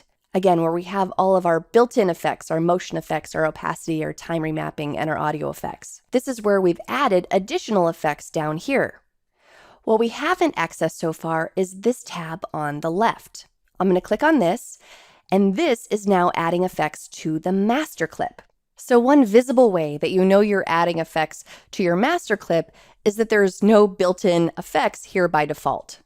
So if I drag and drop the horizontal flip up here, now this effect has not only been applied to this segment, but you can see that it's been applied to all of these segments. I'm going to go to my wrench and choose Show Effects Badges. And this is going to show you all of the clips where my master clip effect has been applied. So anywhere there's this red badge. And that's because all of these interview segments came from the same master clip. If you take a look here, we're not flipped because this came from a different master clip. It's easy enough though. I can click on this clip and then go up to my source and then drag my flip over. And then you can see that now all of these shots are flipped. But let me undo that and show you a different way of doing this. I'm going to perform a match frame, keyboard shortcut F. And here, essentially, I'm displaying my master clip. So another way that you can add an effect to a master clip is to just drag and drop the effect right in the source monitor. And when I do this, watch the last several interview shots in the timeline. All right, so we have red badges on all of these because these all came from the same master clip. All right, and here we have flipped all of these shots. I used the flip because it was a fairly obvious change, but you can add any effects that you like to master clips. I'll do another obvious one, black and white, and just drag that on. And you can see that now all of these shots are black and white. All right, so if you're working with interview shots or any shots that you know need to be changed from the very beginning, you might consider adding it to the master clip so that every time you edit it into the sequence, that change has been applied. Now, to avoid confusion later, since these particular clips have been edited into about 100 different sequences within this project, and I don't necessarily want them to display the changes that I just made, I'm going to just undo all of these changes by pressing Command Z several times. All right, so now all of my shots are no longer black and white, and they're flipped the right direction, and all of my red lines are disappeared. If you're following along with the exercise files, please do the same thing. All right, so there you have it. Being able to apply effects directly to the master clip is a really powerful way to work, because the changes you make propagate through every instance of this clip in the project. It's often a great way to make your changes right at the source. Let's talk about how to keyframe our video effects over time. I'm going to go into my 8.7 bin, and I'm actually going to load my post video effects keyframe. And I want to show you a title sequence where I have a few keyframed effects that help to highlight the title in an artsy way.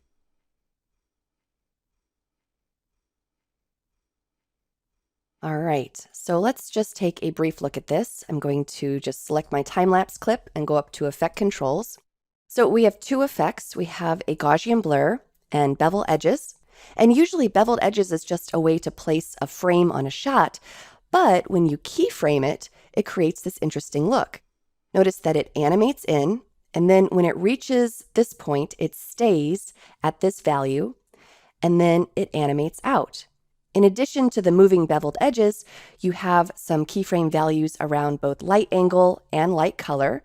All right, so watch, you kind of have that light blue come in, and then it transforms to dark blue, and the light angle is changing as well. And then the other thing that's happening is that you have the Gaussian blur coming on during the title. Okay, you can see that the video is blurred during the title, and then everything gets crisp again. Okay, so a lot going on, but this isn't very difficult to create. I'm going to load the pre-video effects keyframe sequence, and let's go to the effect palette, and I'm going to get my Gaussian blur. I want to make sure to select my clip and drag and drop, and we want to get our beveled edges thick. All right, so this is the default value of our beveled edges thick. But I'm going to make sure that my time-lapse shot is selected, and then I want to come to the beginning here, and we want to change the edge thickness value from 0.15 to 0. Okay, so at this point you can't see the effect. And here's where I'm going to click on my stopwatch to tell Premiere Pro that I'm going to animate edge thickness. And while I'm here, I'm also going to animate light angle and light color. All right, and then let's see, I need to go to where my title starts. So I'm just going to press the down arrow key. And at this point, we want the edge thickness to be surrounding the title. So I can just increase this. This is a value shuttle, so I'm dragging right. And I'm going to increase to about there, 0.4. And then we want this to surround the title during its duration. So I'm again going to press my down arrow key. And so here I'm going to place another keyframe. But I'm not going to input a value. This is called a hold keyframe. I'm basically just holding the value from this point to this point. And then by the end, I'll press the down arrow key. This goes back to 0. Okay, so I'll play over this. And we have the beveled edges creeping in, surrounding the title, and then they come out. All right, so that's the main part of the animation. It's done. Now I'm going to animate light angle and light color. Let me come to the next keyframe. Our go to previous and go to next keyframe buttons here are crucial during the next parts of the animation. So I'm going to go to the next keyframe, and I want to add a keyframe for both light angle and light color. I'm going to wait on inputting values. I'm just laying my keyframes for now. I'm going to go to the next keyframe, and I'm going to do the same, and the last keyframe, and I'll do the same. All right, so what do we want to happen to the light angle and the light color? At this point on my light angle, I want my light angle to start swinging around. All right, so I can just start to experiment here, but I'm going to type in a value. I'm going to type in 60, and then I'm going to come to this keyframe, and I'm going to type in a much larger value, 180. All right, and I got to those values just by a little bit of trial and error. I was inputting different numbers. So here you can see that the beveled edges are coming in on the title, and the light is sort of moving around, and then it goes back. Okay, so now let's animate our color. I want it to stay white in the beginning, and then over the course of the title, I want it to go from light blue to dark blue. Okay, so I'm actually going to place another keyframe just before the title starts, right here. And this is another hold keyframe, okay? From this point to this point, the light color is white. Then at this point, I'm going to change it to just a light blue, something kind of like this. Then I'm going to come to this keyframe, and this is where I want it to be that dark, stormy blue. So I'm going to click in my color wheel, and let's get our nice dark blue, and I'll say OK. And then I very quickly want it to go back to white. So I'm going to move to here, place another keyframe, open my color wheel, and choose white. And now we've animated edge thickness, light color, and light angle. Everything's working together, and I think the effect is really nice. Now let me just show you how you use this keyframe animation to then bring in another effect, our blur. I'm going to go to the beginning, and let's click the stopwatch on blurriness. All right, so right here, there's no blurriness. Now I'm going to go to next keyframe on light color. We're going to place a hold keyframe for blurriness. So from the beginning to here, there's no blur. Then I'm going to go to this keyframe, and we want it to be really blurry. We want to blur the video.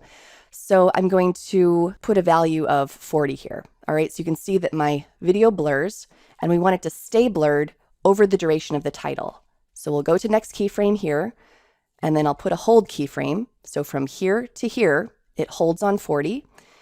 And then I'll come to this keyframe, and we'll quickly go back down to 0. All right, so this is the finished look. Here you can see the video is blurred, and everything is clear again. Now, it's very important that my blur is applied first. Watch what happens if I change the order of operations. I'll drag this to the bottom. And here you can see that my beveled edges are blurred. That's not what I want, all right? I just want my video to be blurred. So I'll bring that back up, and that is the look that I want. Now I just want to touch on copying and pasting this animation to another clip. You'll notice that I have 2 clips here. They're the same one, but they're longer than this shot. I'm going to just select my shot and then press Command-C or Control-C to copy. And then I'm going to come to this one. Again, it's longer. And I'm going to choose Paste Attributes. Again, that's Command-Option-V or Alt-Control-V on a PC. And then I want to take a look up here, Scale Attribute Times. If I choose Scale Attribute Times, it's going to apply the effect proportionally over the duration of the clip, whether it's twice as long or 20 times as long. Right now, I am only applying my blur and my beveled edges, so I'll say OK. And here you can see that it takes place over the duration of the entire clip, just like I like. All right. If I instead choose not to scale those times, I'll choose Command-Option-V, and I'll uncheck that and say OK. You can see that the effect ends early. In fact, it ends at the exact time that this shot would end. All right. So it's not proportional, it's exact. So sometimes you would want to scale the times so that it takes place over the duration of the entire clip, and sometimes you wouldn't. It just depends. All right, so that's applying and adjusting keyframes in video effects. Keep practicing with this, and keyframing will become more and more natural as you continue editing. Let's talk about how to apply, keyframe, and track effect masks in Premiere Pro. I'm going to go into my 8.8 bin and load my pre-mask track sequence. And we've already talked a bit about applying masks in Premiere, and we've done so in the form of applying a vignette around the frame. Let's review this. I'm going to go to my effect palette, and I'm going to grab brightness and contrast, and we'll drag that on, and I'll go up to effect controls, and here's my brightness and contrast effect, and then under there I have my various masks. We've already talked about ellipse mask, so let me just briefly cover the free draw Bezier mask. I'm going to click on it, and then I'm going to just draw my vignette. If you just click, click, click, you get straight lines and corners. If you click and drag, you get a curve with Bezier handles that you can use to adjust the curve. So I'm just going to quickly create my vignette like so. Something a little like this. All right, nothing has changed about the image yet because I haven't changed any values in brightness and contrast. So let me come down to brightness, and I want to bring it down, and then I want to bring contrast up. All right, and we don't want the values inside the shape to be affected. We want the values outside the shape to be affected. So I'm going to invert it, And we also want to increase feathering. So I can do that here in the Effect Controls panel, or I can grab this handle here and drag out. All right, so I have my dark vignette. I want to show you that you can copy and paste masks. So let's grab that blur, Gaussian blur, and I'll bring that to my clip. And now I'm simply going to click on this mask and press Command or Control C. And then I'll come down to my blur and paste it, Command or Control V. And we don't have any blur yet because we haven't affected our blurriness, so let's increase that. All right, and so now we have our dark, blurry vignette around our image. But this mask is stationary. I want to teach you how to animate your mask across a video frame. So let's say that we didn't get a talent release for this guy and we have to obscure his face. So let's select this shot and I'll grab my blur and I'm going to go to the very beginning of this clip. So I'll press my up arrow and I'm going to just use my ellipse mask. So I'll click on ellipse and make sure that the shape is just around his head. And let's up our blurriness. Okay. And up my feathering a bit too. Okay. So if I don't do anything, this shape just stays there. But if I make it move with him, I'm going to use my mask path parameter. All right, so I'm going to animate that. I'll click on mask path. And in this example, I'm going to do this manually. So I'm going to just move a little bit downstream and I'm going to click on mask so that I actually see my wireframe. And then I'm just going to move with him. Okay, so I'm just going to keep going and I'm manually just moving the shape like so. If you have any large movements like that, you want to check and make sure that it actually kept up. All right, so I think we're good so far. And I'm not adding the keyframes. You can see that they're being added for me because I clicked my stopwatch. So I'll keep moving my shape and always just checking to make sure that it's attaching. All right, and I'll keep going. You can see that with tricky movements, this does get a little cumbersome. Let me move to my other sequence where I've already done this. I'll load this, and then I'm going to click on mask so you can see how I followed him across the frame pretty well. And then when I play it, you won't see the wireframe, but we've obscured his face, and now we can use the shot. I'm sure you've seen this before. So that is the manual process. Let me show you the automatic process. I'm going to come back to the sequence, and let's say that we want to obscure her face as she goes across the frame. So we'll go to the beginning, and I'm going to show you a different obscure effect. I'm going to bring up mosaic, and we only want it over her face, so I'm going to click on mask, and I'm going to shrink it up a little bit. And I'm going to increase the horizontal and vertical blocks and feather it a bit as well. Okay, so again, we are going to animate mask path, but we're going to ask Premiere to do it for us. I'm going to click on this wrench and I want to make sure that position, scale, and rotation is selected. She's moving across the frame and she is rotating a little bit. So we want to make sure that we have all of those parameters available in this track. I also want to make sure that I have preview selected. Now I'm going to click on this button here, track selected mask forward. And Premiere is automatically going to move the mask with her. It's also going to attempt to resize this shape as her head resizes within the video frame. That is, as she gets further away, her head is going to appear smaller. So I'm going to click on this button and the tracking progress window opens and we see the blue wireframe because we chose preview. And then anytime I need to stop the track, I'm just going to stop here and make my adjustments. You can see that the keyframes are being added every single frame. So this is very accurate. She isn't moving too much yet, but here she goes.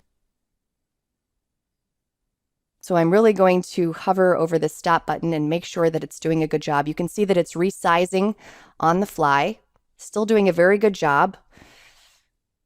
I'm not going to stop it yet. It's still doing fine. Okay, I'm going to stop it, and I'm just going to move it over a tiny bit to sort of recenter it. All right, so I've sort of recalibrated it there, and let's keep going. All right, still good. I'm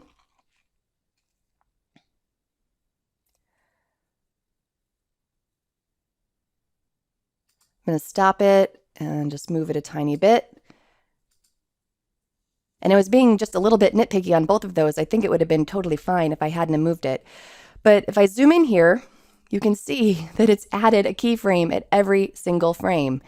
And it did a really nice job of following her across the video frame as she's turning, as she's moving, as she's rotating. And I'm going to just click away so that the wireframe goes away. And I think it works just fine. All right, so as you can see, the automatic tracker in Premiere usually does a really nice job. Let's talk about some different ways of creating freeze frames or still video. I'm going to open up my 9.1 bin and load my pre-freeze frame sequence. And the first method that I want to show you is when we want to turn an entire clip in the timeline into a freeze frame. So I want you to take a look at these clips that I've stacked on top of one another. I'd like to create a graphic with some text, and for that, I want to transform all of this video into still images. I'm going to play over it.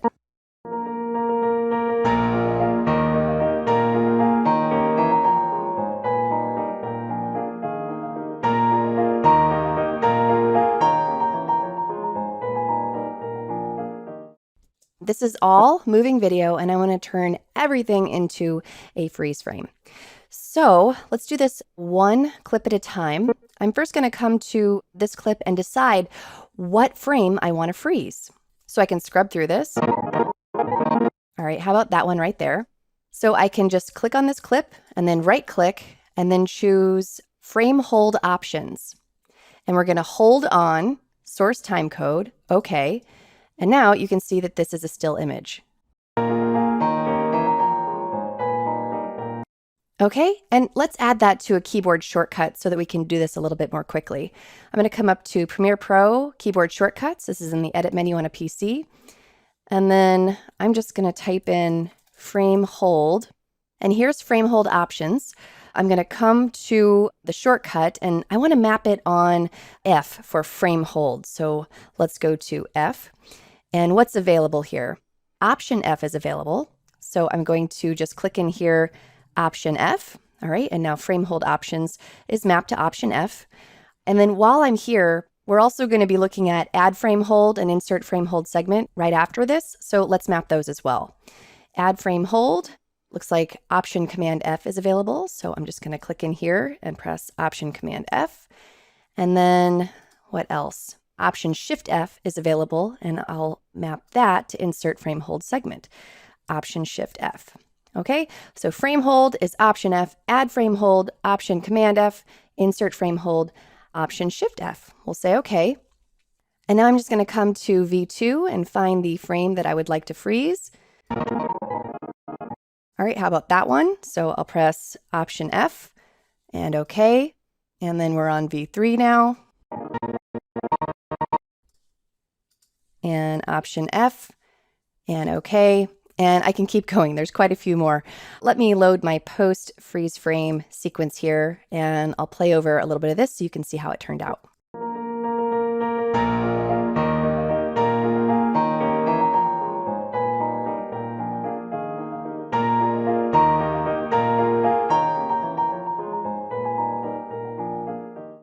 All right. Now let's move on to this second stack. And for this, I would like the video to play until we get to the next clip. So for example, on V1, we'll go ahead and let it play until it gets to where V2 comes on.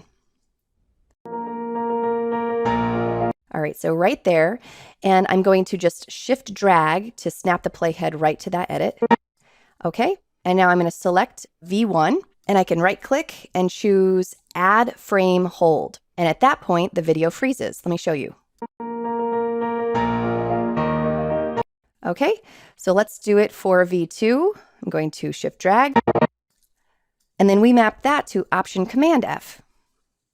And I'll do V3. Option Command F. And let me go to the post freeze frame sequence to show you what this looks like.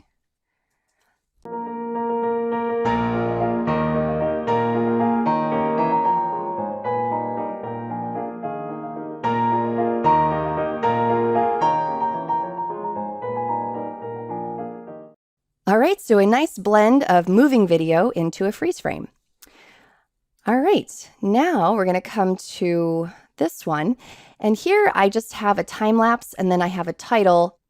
And then what I would like to have happen is for the time lapse to freeze while the title's on screen.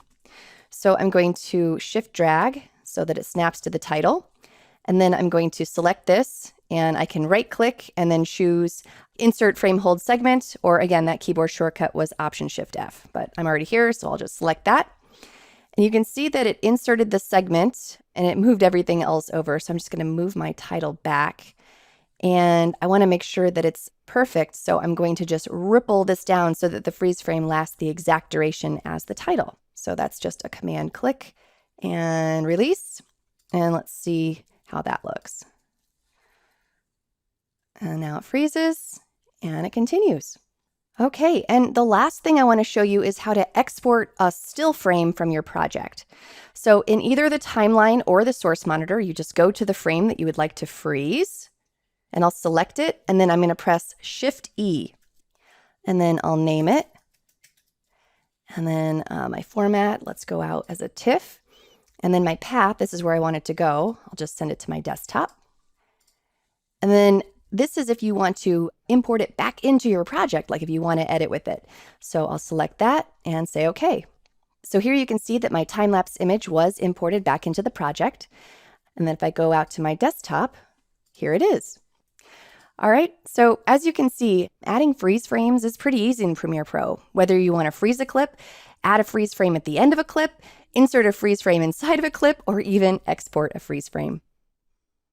Let's look at how to perform fit-to-fill editing, which allows us to fit a certain duration of source material into a marked area of the timeline. I'm going into my 9.2 bin and I'll load my fit-to-fill sequence. And I'm going to come down here to this blue marker. This is the section where Charles is talking about how he picks the oysters off the belt as frantically as possible. Let me play this for you. And that just brings it up to the surface where you can pick them off as frantically as possible. We harvest until we get...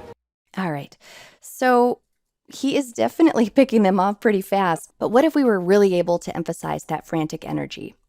Right now, let's go ahead and see how long this segment is. I've got V2 selected, and I'm going to press X to mark this shot. It's 3 seconds and 14 frames. I have this source shot here in the 9.2 bin, Charles plucking oysters off belt. And here I've got a much longer duration marked with an in and out point. Okay, so I've got an in and an out in my source, and I've got an in and an out in my timeline, and this is how you set up a fit-to-fill edit. I'm simply going to perform an overwrite edit. Again, the keyboard shortcut for that is period. And because I have an in and out in my source and an in and out in the timeline, it wants to know what to do. Do we ignore source or sequence in and out points, or do we change our clip speed? And that's what I'm going to do here. I'm going to choose change clip speed fit to fill. And I want to draw your attention to the track patching. I've got the video from my source patched to V2 in my timeline, which is correct. I'm going to say OK. And now let's play over this. It's where you can pick them off as frantically as possible. We harvest and... All right, so a nice, frantic, sped up shot. You can decide if you like that or the original one better. If I zoom in here, you can see that we're at 322.09% speed. Now you can also use this command to slow footage down. For example, let me come down to this marker, and you can see that I need B-roll to cover from here to basically hide this jump cut and this one. Here's the piece of footage that I'm currently using. License. Started doing that just as a hobby because it relaxed me. I go out and we fuel up the harvester. All right, so let's see how long this clip is. I'll press X, and it's 6 seconds and 15 frames. And I had my heart set on this as being the transition between this section and this section. And you can see that this is only 3 seconds long, but it has this nice pan over to Charles in the boat.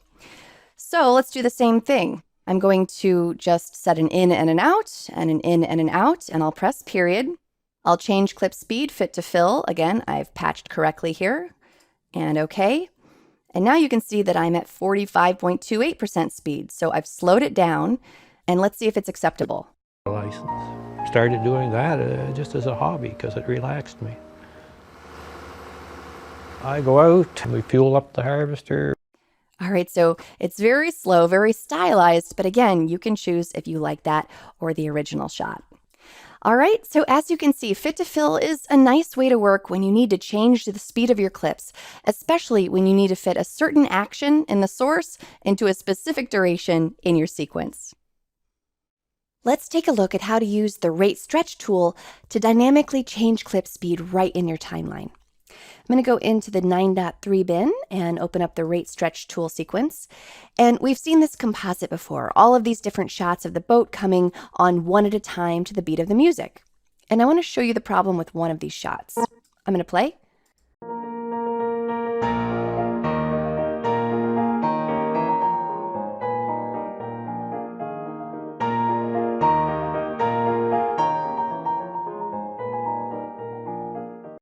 All right, so this one obviously didn't come on at the right time, and let's take a look at why.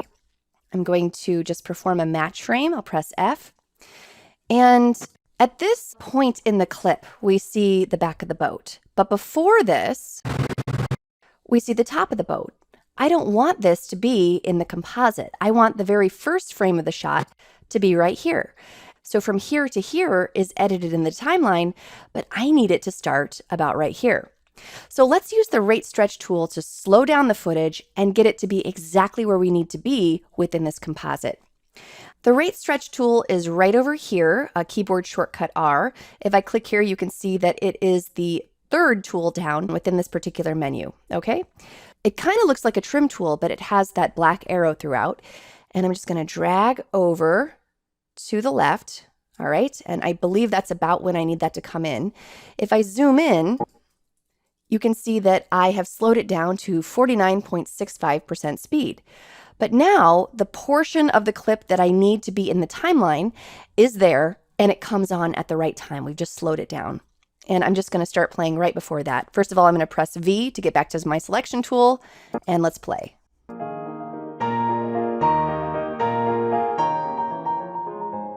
All right, very easy. I use the rate stretch tool all the time when I need to either slow down or speed up a clip to fit within a particular duration in the sequence. Let me show you how you can speed it up. I'm just going to come over to this shot of the motorboat, and I'm going to press R to enable rate stretch, and let's speed that up. And there it goes. And if I zoom in here, you can see that I'm at 406.52% speed. I can keep going and it'll get faster, or of course I can let it out and it'll get slower. Let me try something kind of fun. At the very end of this composite, I have these gears. Right here. Instead, let's have our motorboat sped up shot right here. So what I'm going to do is just take this shot and then go over to Effect Controls, and then I'm going to click on Motion and then Command or Control C. So I'm copying the motion effect parameters, and then here it's a full frame. I'm just going to paste it on this clip, Command or Control V. All right, so it's right in the middle at the right position and the right scaling. And let's bring this up.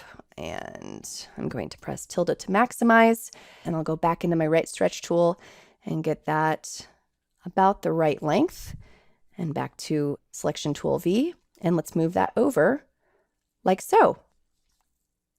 And let's see if we've done it.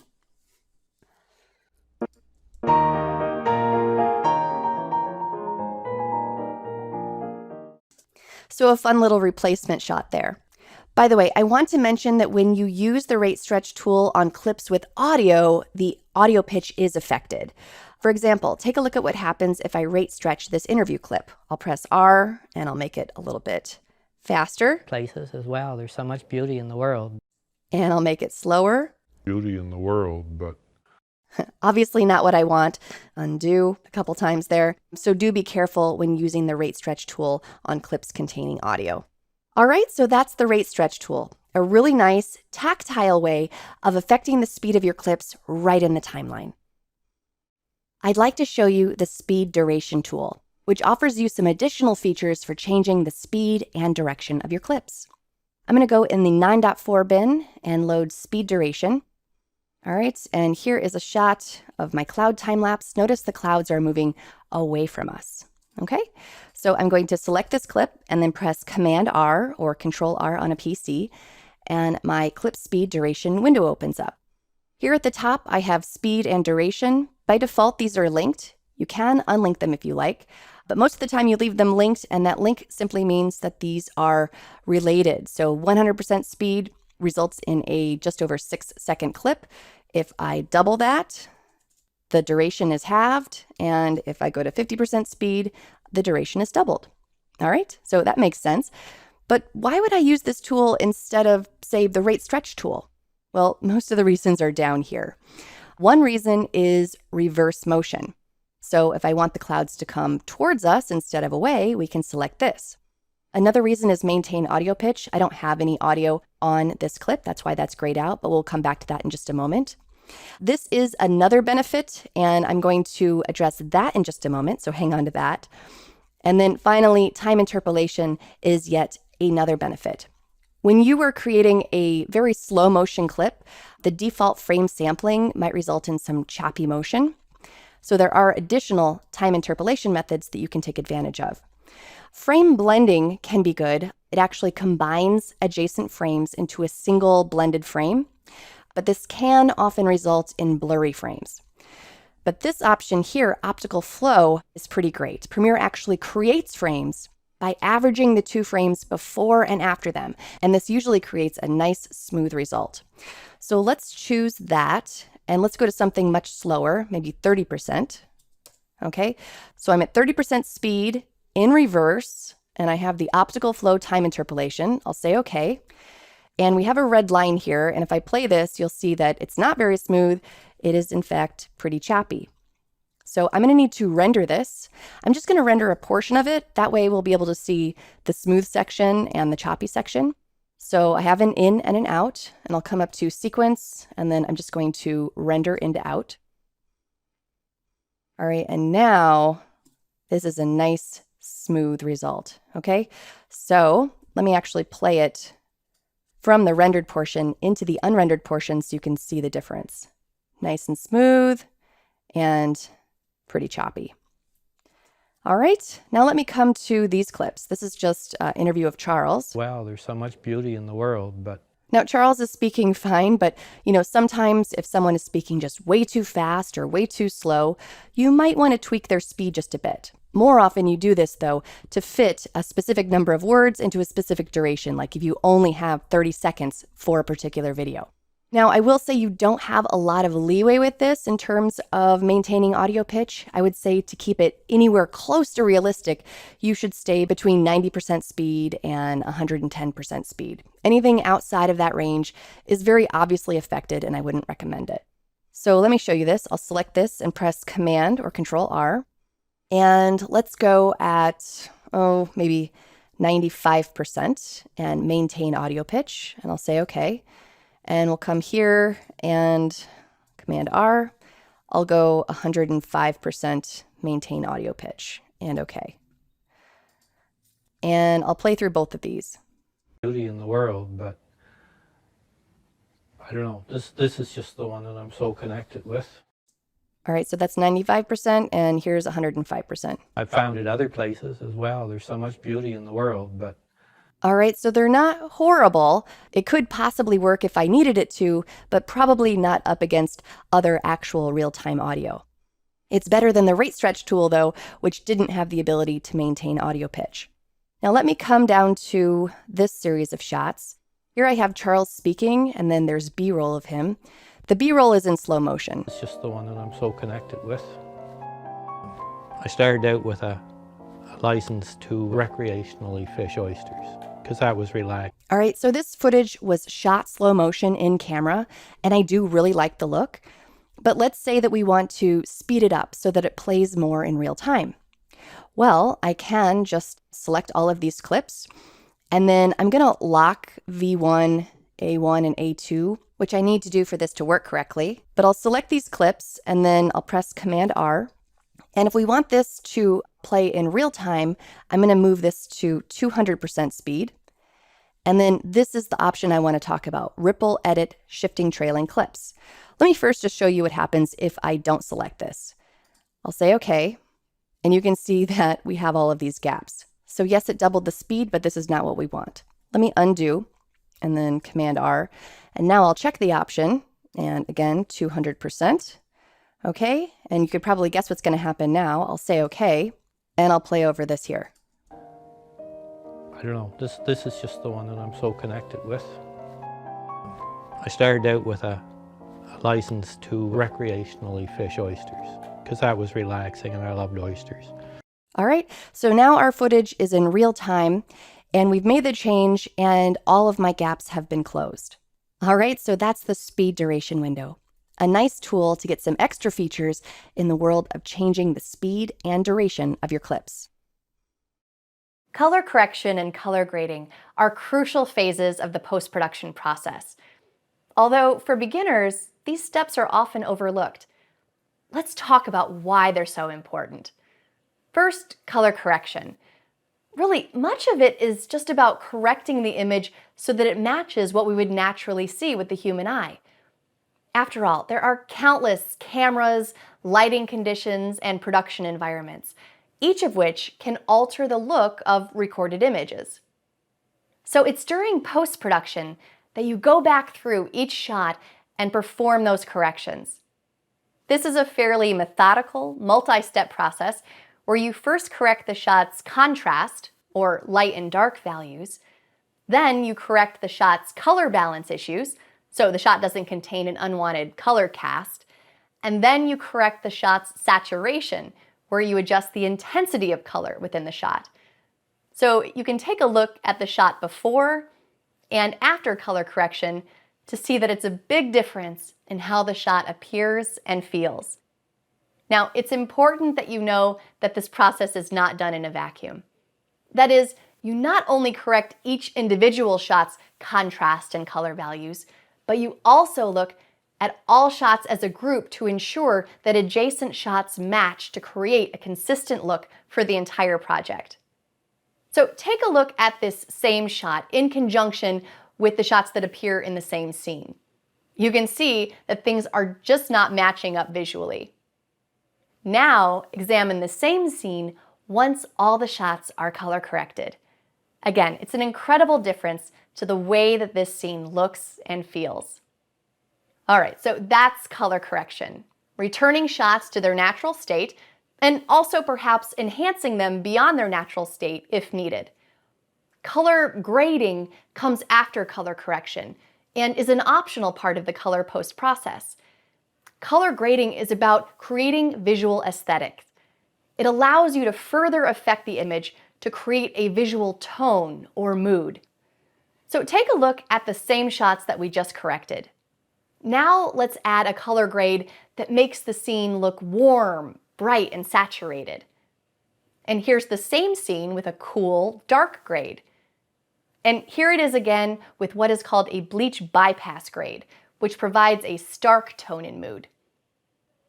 Needless to say, we've transformed these very basic shots from a problematic state to something else entirely.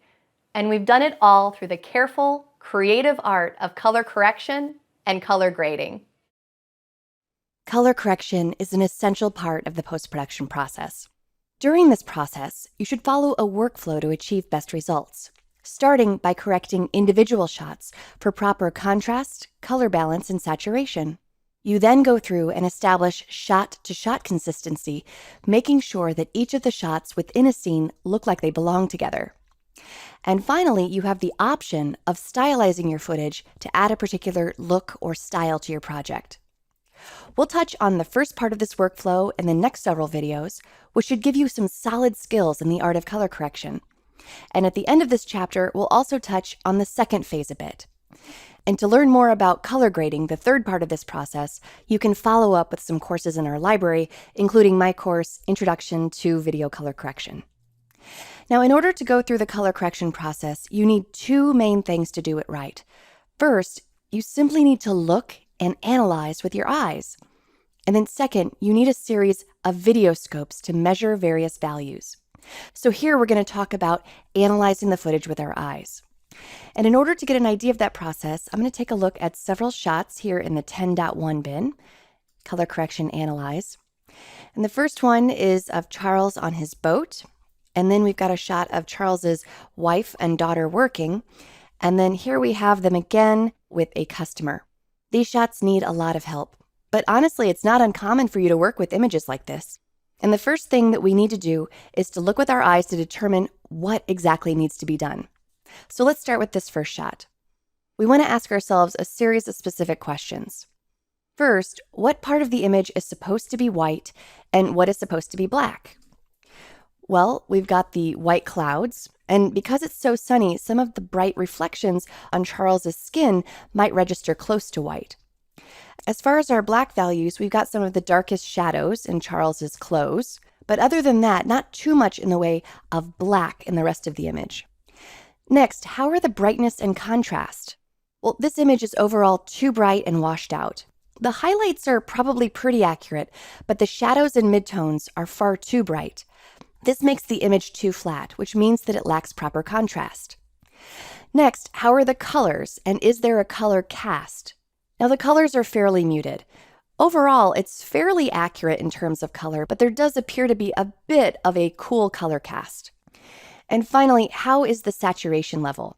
So I think these muted colors need a little pop. We'll need to increase saturation so that everything is much more vibrant and Charles's flesh tones look healthier.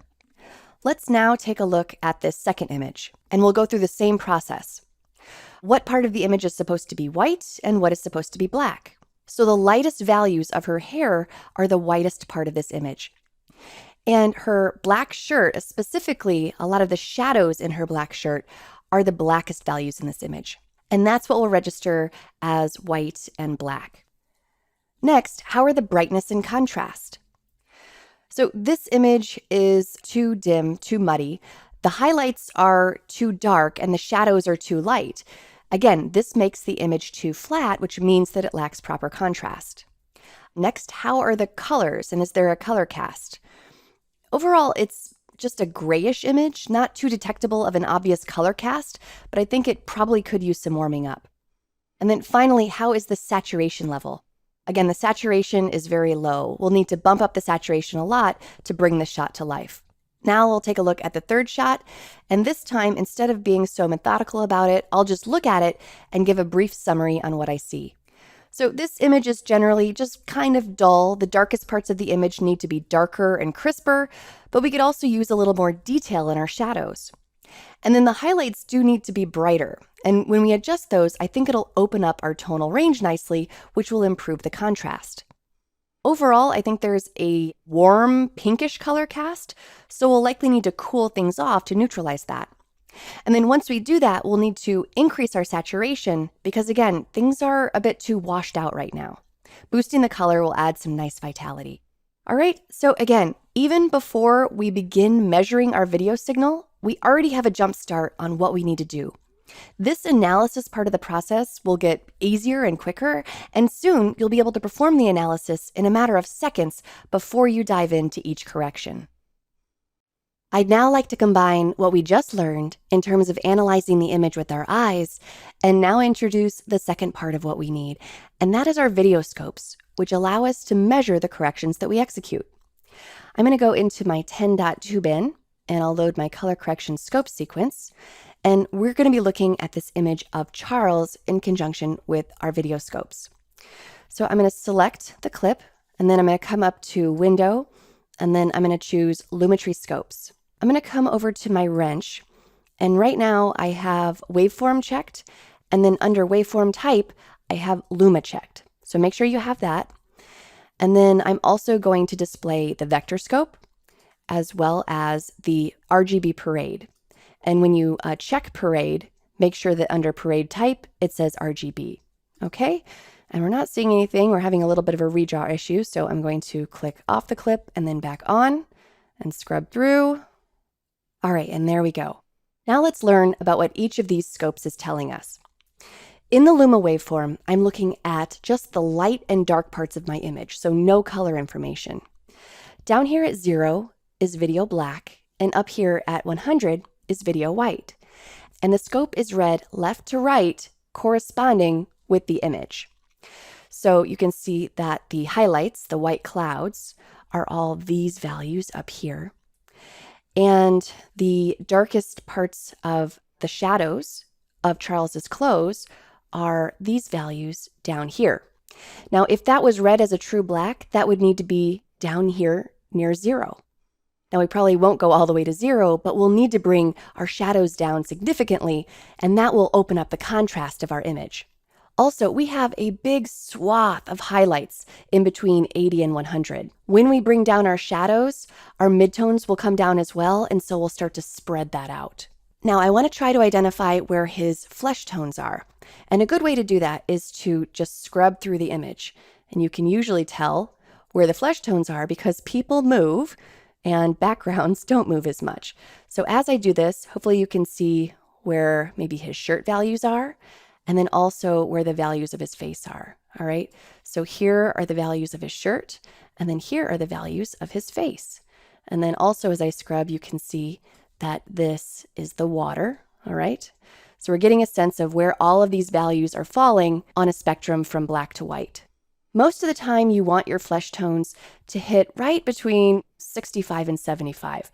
So we're doing pretty good there, but when we bring down our shadows, we'll have to make sure that the flesh tones are still registering in that range. Now let's look at the RGB parade. This scope measures our image across all 3 channels, the red, the green, and the blue. And if you take a look, it's the same shape as the Luma waveform. I'll scrub through and you can see Charles's values moving across the frame just like in the Luma waveform. But what this is telling us is how much red, green, and blue is in the image.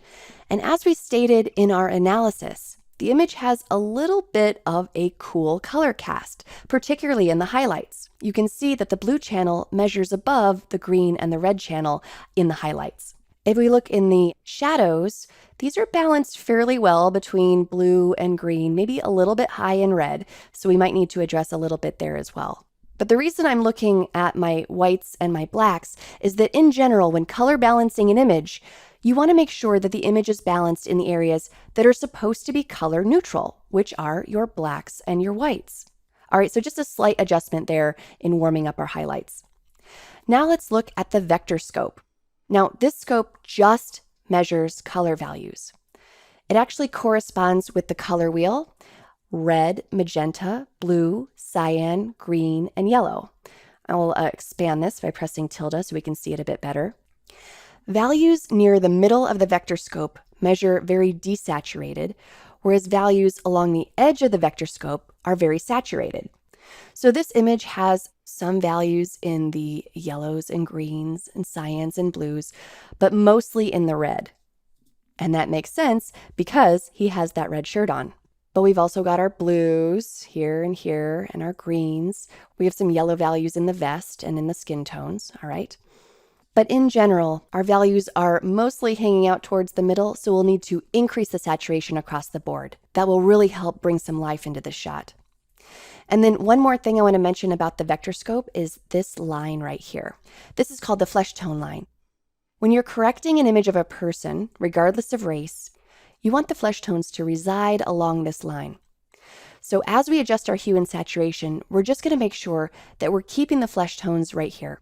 In addition, we want the flesh tone saturation to extend about a quarter of the way from the center of the vector scope. Charles's flesh tones definitely need some warming up and saturating, so we'll be looking for his flesh tones to grow along the flesh tone line.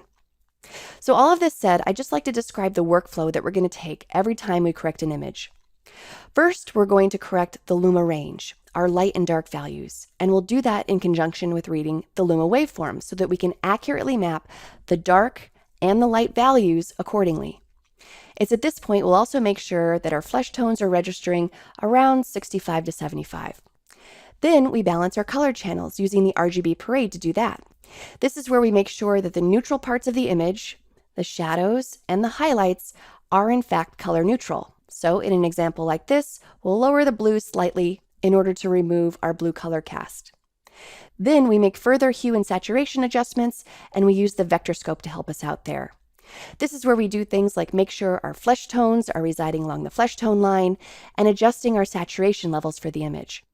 All right, so we've gone through the scope analysis on this image, but feel free to study the video signals reading these following two images based on everything that we just learned so that you can get a sense of the image's contrast, color balance, hue, and saturation. All right, now that we know more about these various video scopes, I want to go ahead and execute some basic corrections where we use them all within the color correction workflow. We've just gone through an analysis of our shots to determine how we need to perform our color correction, and we've also learned how to read various built-in scopes in Premiere. So watch those videos to get context on where we're at in the process. We're going to be exclusively using Premiere's flagship color correction tool, the Lumetri Color toolset, which I access from the window menu, and I'll choose Lumetri Color. In the previous movie, we also brought up our Lumetri Scopes panel. I'm going to go into my 10.3 bin and load my pre-color correction basic sequence. And you do need to select your clip in the timeline, which I have. And then you need to come up to the top here and choose whether you're correcting just this segment, this instance in the timeline, or if you're correcting your master clip. In this case, we're just going to be correcting this instance in the timeline, so I'm going to go over to the right tab. And back to my Lumetri Scopes. So the Lumetri Color toolset contains 6 categories with a lot of controls.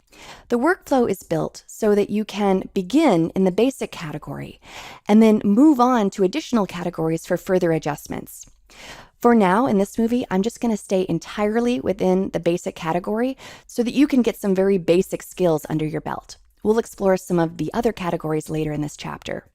Now, before I start our correction, I just want to remind us of exactly what we determined we needed to do with this image. We said it was too bright and washed out and lacked proper contrast. So we need to lower our black level and our shadows. We also need to lower some of our upper highlights to bring some detail back into the brightest parts of our image.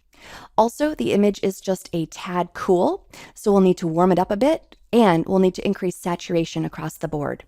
Workflow-wise, we'll use the Luma waveform to make sure we set our light and dark values accordingly. Then we'll move on to the RGB parade to make sure we color balance the image by adding warmer hues to neutralize it. And then we'll move to the vector scope to make sure our hue and saturation values are on target. Again, if you don't have these specific scopes up, make sure to display them now. And I've also changed this from 8-bit to float to just give us a little bit more information there. All right, so let's do this. I'll begin by showing you that there is an automatic control within the basic category, but this is very much a starting point. It's usually not enough to completely correct an image, and you'll need to continue tweaking it with these controls down here. But I'm going to select it here so you can at least see the direction that the automatic controls are taking this adjustment. All right, so you can see that it's performed some very cursory temperature and tint adjustments. It's bumped up the saturation a bit, and it's also made some tonal adjustments, particularly in the shadows, whites, and blacks. I'll show you a before and after. Here's before and after. So it's better, but it still needs some help. You can tell Premiere that you want a more aggressive automatic correction by increasing this intensity slider here. And as I increase the intensity, you can see that all of my sliders are continuing to increase or decrease accordingly. And I can bring that all the way up to 100. And again, I think that looks better than it did, but before and after, we're still going to need to make adjustments. Now, normally I would leave the automatic correction in place and just continue tweaking with these controls down here. But in order to teach you better, I am going to reset it so that we can perform our correction from scratch. All right, because we want to correct our tonal values first, I'm going to start down here in the light category. And we'll begin by setting our black and white values. I don't need to adjust my white point very much. You can see that, the white values of the clouds are already approaching 100, so I'm going to leave those alone for now. But we do definitely need to adjust our blacks. The darkest parts of the shadows in his coat are right above 20, and I want to bring those down toward 0. So I'm going to take my black control and drag to the left, and the darkest parts of my image are now maybe around 15, and I'd like them to be even darker. So I'm going to click right here where it says -100 and drag, and you can see that you can go even below -100. So I think I'll go to -150, and I'll show you a before and after. And so there we've lowered our black point. Now let's continue tweaking our values with our tonal controls, and I'm actually just going to show you what each control does, and then I'll come back and make my corrections. First, let's talk about exposure. As you look at the Luma waveform, you can kind of see how this works. As you increase exposure, it increases tonal values and expands the highlights. As you decrease exposure, it decreases the tonal values and expands the shadows. To reset this back to 0, you just double click. Contrast is mainly a mid-tone adjustment. As I increase contrast, you can see that it's stretching the darkest and lightest parts of the image away from center. It does this evenly from the midpoint, so you don't have the ability to separate the amount that the highlights are being adjusted from the shadows. All right, I'm going to reset that. If you do want that type of control, you have these two controls here, highlights and shadows. You can see that the highlights adjust the lightest parts of the image and leave the darkest ones alone, all right? And vice versa for shadows. I am adjusting the darkest parts of my image and leaving the lightest parts alone. And I'll reset. All right, so with all of that said, I'm going to make a few adjustments to improve my tonal range. I am going to bump up my contrast a little bit, and then I do want to climb into my highlights and shadows and modify that further. I need to bring my shadows down, so I'm going to decrease my shadows, and then I'm also going to do the same thing to my highlights. We have too many values clumped up here between 80 and 100, so I'm going to bring those down, and when I do, watch some of the detail come back into the clouds. All right, let me do a before and after here. Here's before, and then check out the Luma waveform. When I do the after, everything is a lot more spread out, and we've redefined, what our blacks are, and we've given more detail into those upper highlights. Now, let's go to the next part of our adjustment, which is balancing our color channels. In this case, we know we need to warm up the image. If we look at the RGB parade, those blue highlights are just a little bit too high. So I'm going to come to the color category, and there is a temperature slider, a tint slider, and a white balance control. If you'd like to use your white balance, you just select it and then just select something in the image that is supposed to be white. By doing this, we're telling Premiere what should be white, and then it attempts to remove the color cast. When I do this, watch the image and the RGB parade. All right, so those blue highlights have been brought down a little bit. If you take a look at my temperature and tint, those have been adjusted, and I can tweak those further. My temperature slider lets me cool down or warm up the image by generally uniform amounts. So I think I am going to just bring it a little bit more towards orange. And I'm looking at the RGB parade, and I think about right there. I don't think I'm going to make a tint adjustment, but just so you know, it does much the same thing except along the green magenta color spectrum. Again, both of these are rather rudimentary controls without a lot of customization, but we're going to explore in the next movie how you can exercise more control. And then finally, we have our saturation slider, and this increases or decreases the saturation of all colors equally. So I am going to increase it, and I'm looking at my vector scope here. Let's bring up our saturation. And you can see that he's looking a lot better. If we take a look at the flesh tone line, his flesh tones have now grown along the flesh tone line, and we are a little more than a quarter of the way from the center. So our saturation values here on the flesh tones are looking good. In fact, most of our saturation values are looking a lot better. We are very saturated in red, but because this is just a uniform adjustment, we're not able to climb in and affect saturation levels of just the red color per se if we wanted to bring that down. But in the next movie, I'll show you how you can do that. All right, so I'm just going to scrub through here, and I'm really liking the way he's looking. I'm going to do a before and after on this adjustment and look not only at the image, but also at all of the video scopes. All right, a big difference on just our basic correction. Now, if you like, you can go through the next 2 images on your own, first correcting the tonal range, and then removing the color cast, and then adjusting hue and saturation in order to make each image look its best for the eyes and in the scopes. Let's talk about how to use additional color correction tools to execute more precise adjustments. I have my Lumetri Color toolset and my Lumetri scopes open. You can watch the previous movies for context on getting set up with both of those. I'm going to go into my 10.4 bin and load my pre-color correction curve sequence. And we corrected this image before using the basic correction category. And those are for basic adjustments. But sometimes you need more manual control. And there are 5 additional categories within the Lumetri Color toolset that have a lot of great controls. And if we had time, we'd go through everything. But for now, I'm going to primarily focus here in curves. And that's because if you know how to operate in curves, you can do pretty much anything you want in terms of color correction. All right, so in curves, I have the Luma curve, and then the red curve, the green curve, and the blue curve. And we're going to start in the Luma curve because the first step in the color correction process is to set our tonal range. And the first step in defining our total range is to set our black and white values. So we need the most help with our black, so let's start there. Right now, the darkest parts of my image are above 20, and I want it to come down and approach 0. So I'm going to come over to my Luma curve, and when you're adjusting things in curves, just know that anytime you want to increase something, you drag up and to the left. Anytime you want to decrease something, you drag down and to the right.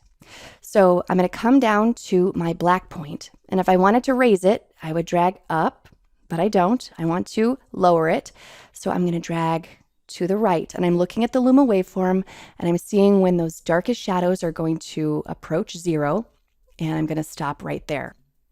Now I think I am going to bring my whites up just a bit. I'm going to come up to my white point. If I wanted to lower them, I would drag down, but I want to raise them just a tiny bit, just so it touches 100. It's called Kiss White. All right, now let's talk about our midtones. I know that I would like to bring down my highlights a little bit. Everything's a little bit too clumped together. So if I place a control point in my upper highlights and drag down, notice it affects the whole curve. I want to define that better. Let me undo. And instead, I'm going to place a control point in my midtones. And now when I place a control point in my highlights and drag down, it's confined to just that upper part of the curve. All right. And so I'm defining what I want those highlights to look like. And you can get pretty nuanced with this. I can place another control point here and sort of ride that back and forth. And I'm looking at his flesh tones as well. All right. And so I like that. We brought some detail back into the sky, but we're also making sure that his flesh tones stay where they're supposed to. Now I'm going to come down to the shadows and do the same thing. I'm going to place a control point in my shadows or lower midtones and drag down a little bit. And I'm looking at the darkest parts of his coat and his vest. And I like that. And then I'm going to come up the curve a little bit and then drag that up. All right, so here is the before and after on redefining my tonal range. Now let's move on to the next step, which is to remove our color cast. As we know, we're a little bit high in blues, especially in the highlights. So I'm going to move to my blue curve. And if I wanted to increase the blues in my highlights, I would drag to the left, but I don't. I'm going to drag down until everything is more in alignment with my green and red channels. I'm also going to go over to my red curve and bring those up just a little bit. Now I'd like to warm up his flesh tones just a bit. The flesh tones are in the upper midtones, and I'll define them with the red and the blue curve. So I'll set a control point in my midtones and then come to my upper midtones and increase my reds. And then I'll go to my blue curve and again place a control point in my midtones. And when you decrease blue, you're adding yellow. You can always look at the color wheel to remind yourself of complementary colors. I'm going to just drag down and to the right. All right, so we've corrected our contrasts by mapping our blacks and whites and our midtones. We've made sure the image is balanced across all the color channels. We've warmed up our flesh tones, and now we're going to move on to step 3, which is where we adjust the image's saturation mostly, and that's down here.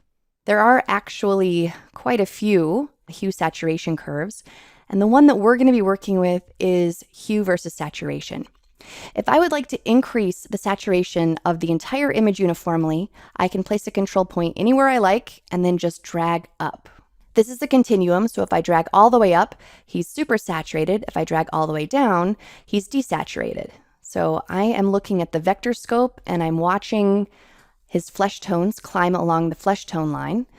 And so I think right about there.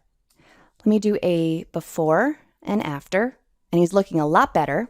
Now, if I look in my vector scope, you'll notice that I do have very saturated values in red. And it's fine, but if I wanted to bring those down, I can do that in curves. So let me show you how to do that. I'm just going to use my eyedropper, and then I'm going to select red. And you'll notice that I have 3 control points, and it's this middle one that I'm going to bring down. These 2 were just placed so that I was able to isolate it.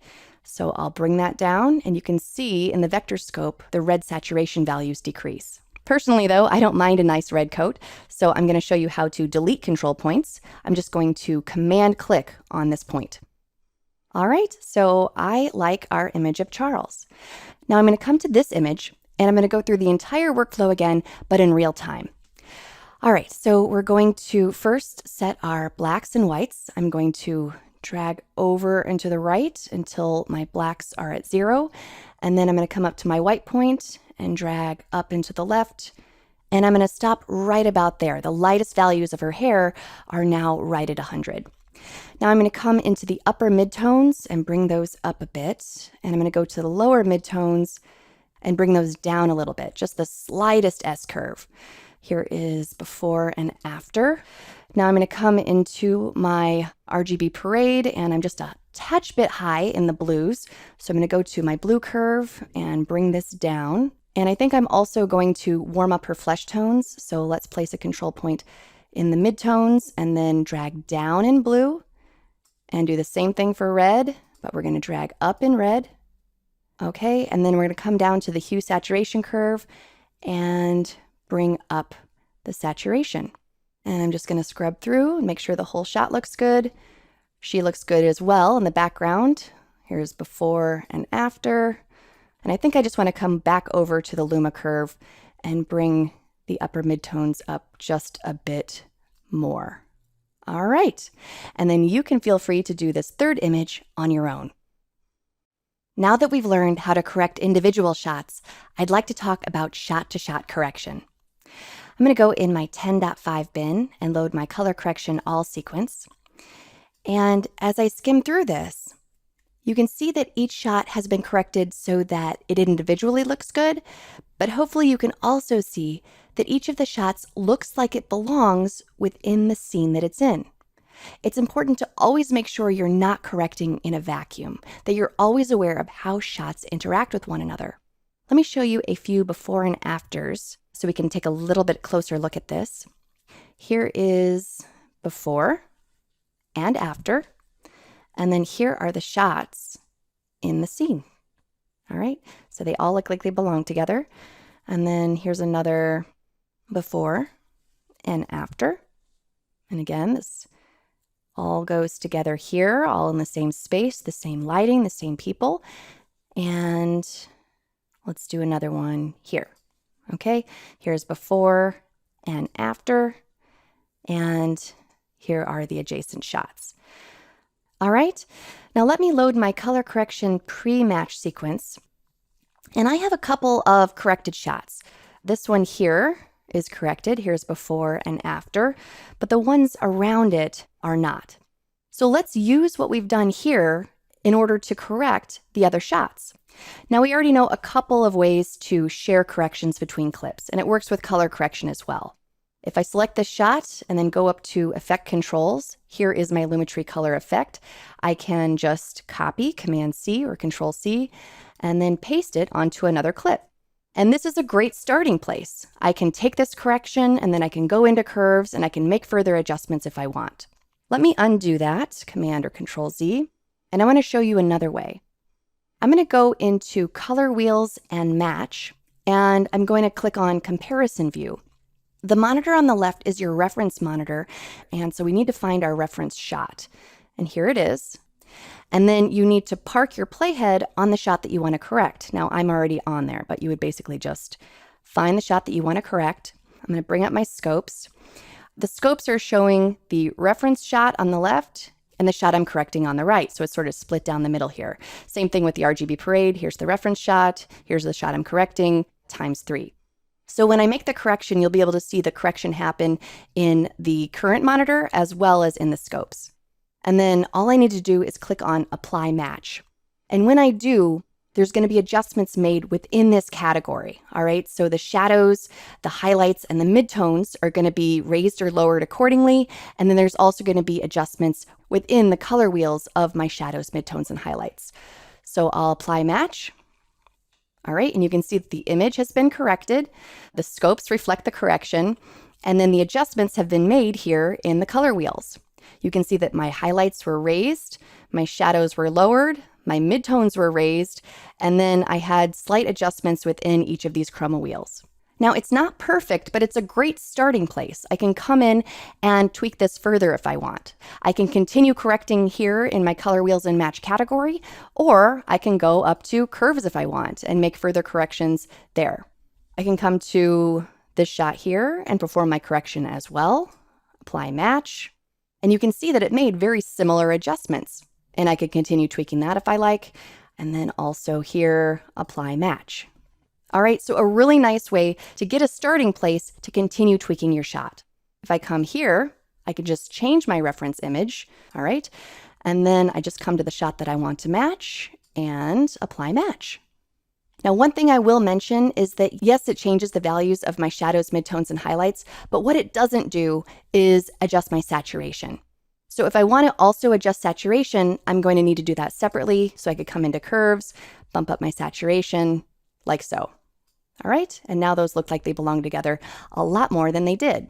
Here's the before and after.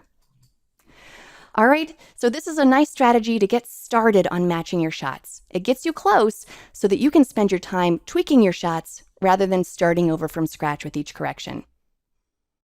Titles are an important part of most video projects. They allow you to convey information, label important aspects of the video, and even establish a mood or a feeling. Titles can appear in many forms. One of the most classic uses of titles is the lower third, which is an identifying title that tells the viewer who appears on screen. Here are some basic examples of lower thirds, each of which looks different, matching the aesthetics of different video projects. Many editing programs come preloaded with lots of different lower third templates that you can use or modify. It's all about creating different combinations of font, color, size, spacing, alignment, and style to build compelling lower third title designs. Another common title type is the opening title sequence. Many film and video projects contain a title sequence that shows the main title, along with the opening credits of cast, crew, studio information, and more. These can be superimposed over a black background, or over a still or animated background, or just over the opening scene of the film. The titles themselves can be static or animated, and often title sequences exhibit a look or a style that matches the aesthetic of the film. Take a look at some different opening title sequences throughout the history of cinema. As you can see, there are many creative ways that you can incorporate title design within the beginning of the film, and in some cases, titles can even interact with on-screen aspects of the film. You can also intersperse basic still titles within a film to convey information. This is a common documentary film technique and can be a good strategy when a filmmaker chooses not to use voiceover narration to communicate important information. After all, when using voiceover, you're injecting the gender and delivery style of the narrator. If you want a more neutral way of conveying details, on-screen title cards can be effective. Rolls and crawls are other types of titles. Rolls are titles that move vertically across the screen and are most commonly associated with ending movie credits. Crawls are titles that move horizontally across the screen and are often associated with tickers and other types of news updates. While you can add style to rolls and crawls, they're mostly fairly basic in design. One of the most important types of titles is the subtitle or caption, which shows on-screen dialogue in text form.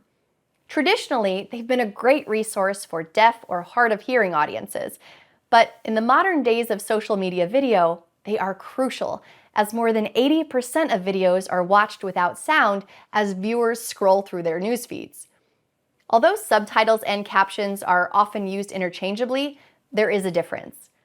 Captions are on-screen text specifically designed for hearing-impaired viewers, and they include extra oral elements like background noises, musical descriptions, speaker or voice differentiation, and other descriptors that are useful to understanding the film. They come in two forms: closed captions or open captions. Closed captions can be turned on and off by the viewer, while open captions are embedded within the video and can't be turned off. Subtitles, on the other hand, assume that viewers can hear and are most often used when the viewer wants the language of the film translated in real time. There are certainly additional types of titles as well, and if you're a fan of text design and motion graphics, you can go down a veritable rabbit hole of amazing title possibilities. But bottom line, no matter what type of title you're using, just make sure that it's necessary, it's effective, and styled appropriately for the type of video at hand. Let's take a look at how to automatically generate transcripts and captions using Adobe's speech-to-text capabilities. I'm going to go in my 11.1 bin and load speech-to-text. And here is my sequence, and I would like to generate a transcript for it. I'm going to go up to Window and then Text. And then here you can see that I have transcript, captions, and a graphics tab. I'm going to start by generating a transcript. I'm going to click Create Transcription. And then under language, I'm going to choose English, but there are, at this time, 13 different languages you can choose, which is great. And then the audio analysis, right now it's the mix or all tracks. But if you know that your dialogue is all on one track, you can help Premiere out and let it know that. So I know that all of my dialogue is on A1, so I'm going to choose audio on track, audio 1. You can choose to transcribe from an in point to an out point. I'm going to transcribe the whole thing, so I'll leave that unchecked. And then you can also have it recognize when different speakers are talking. I only have Charles speaking, so I'll leave that unchecked as well. And I'll hit transcribe. Again, this is a fully automatic process using AI. It does take just a few moments. All right, and here's my transcript. It does an amazingly accurate job, and what you should do is actually just play through your sequence and follow along with your transcript to see if there are any errors you need to correct. Before I play, I'm going to come over to my speaker, and then I'm going to edit speakers, and let's just type Charles here. Okay, and now I'll go ahead and play, and let's follow along.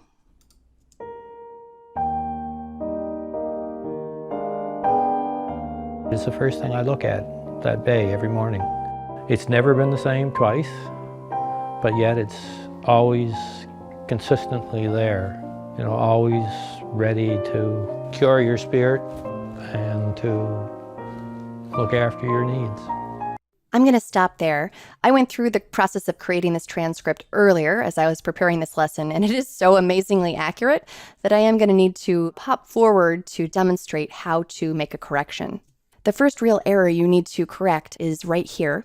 And when I click on a word in the transcript, it pops to that part of the timeline. So let me play over this for you. You want to fire her up? All right, so instead of I want to fire up, he says want to fire her up, want to fire the boat up. So I'm just going to double click here, and I'm going to type want to fire her up, and then that is a new sentence. All right, and let's play. Harvester. You want to fire her up? A sled that slides along the bottom. So your water comes out on an angle, hits the bottom, causes... All right, and that's another one. We'll just change that to hits the bottom. And he's just sort of describing the process here. So there are a few more small errors throughout, but very minor. I won't go through them all right now, but let me just talk about a couple of uses that the transcript is really great for. Well, first of all, right now you have text associated with all of the dialogue of your sequence. So let's say that I want to find that part of the sequence where he says, "I would never charge for an oyster," and I can't find it. This is only 3 minutes long, but say it's a 30-minute or a 1-hour long show. Well, if you have a transcript, you have this search field. I'm just going to type in the word charge, and it goes straight there, and I can click. I would never charge for an oyster because in the native culture, food is something you share. I absolutely love that, and that is huge as an editor. You can also come up to this menu here, and if you export a transcript, it's going to export a Premiere Pro transcript that you can then import into another Premiere project. But you can also export to a text file or to a CSV file. I'll just choose text file, and I'll just call this "On the Shores of This Bay," and we'll go to the desktop, save it out. And here it is. I have a transcript with time code. And this is a wonderful resource for you, for your collaborators, for your clients, for the whole team. Now, let me show you how to turn your transcript into captions. I'm going to come up to this button here and create captions. We do want to create captions from the sequence transcript. You can choose a preset, like if you need to go out to a broadcast standard, but I'll just choose subtitle default. You can dictate a maximum length in characters or duration in seconds or number of lines. Everything looks okay to me here, so I'm going to say create. And this actually happens remarkably fast. There we go. I'm going to play over these to show you how accurate they are. It's the first thing I look at that bay every morning. It's never been the same twice, but yet it's always consistently there. All right, and you can also edit your captions the same way. Let's say that I want to change the punctuation there. I'm just going to double click, period, and then capital, and then comma, and I can really start to edit that within my captions window. Also, if I click on any of my captions, it does pop to that point in the timeline. And I loved oysters. And if you would like to edit the look of your captions, you just select them and then come up to Window and Essential Graphics. And then I'm going to go to the Edit tab. And here you can see that multiple items are selected. And I'm not going to edit too much about this, but let's change the font. Do something simple like Arial and maybe make them just a little bit larger. And if I want to create yellow captions, there we go. And they are all edited. We're going to talk about exporting in the next chapter, but let me just briefly touch on this here. If I go to Export and then I twirl down Captions, you can see that we can either burn these into the video so that they're always visible, or you can create a sidecar file, which is a separate caption file that you then upload to wherever you're putting your video, which often means that viewers will be able to control whether or not they see the captions. All right, so that is automatic transcriptions and captioning. Incredibly powerful features powered by Adobe's speech-to-text. Let's take a look at how to use Premiere Pro's graphics titler to create very basic titles. I'm going to go into my 11.2 bin and load my pre-basic title sequence. And I just want to create a lower third title for Charles, okay? And so what I want to do is just make sure that my sequence is selected and then come up to Graphics and Titles and choose New Layer. If you don't have your sequence selected, this is grayed out. So we have it selected, and wherever my playhead is where my title is going to go. So I'm going to go to New Layer, and notice that you can add a new text layer or vertical text, rectangle, ellipse, polygon, or bring in an image file. I'm just going to do text layer, and that has a keyboard shortcut, Command-T or Control-T on a PC. And here you can see that I have a new text layer and it's on V3 here. And I'm just going to bring it down to the lower third location. And then I'm also going to open the Effect Controls panel. Again, we're just creating very basic titles here.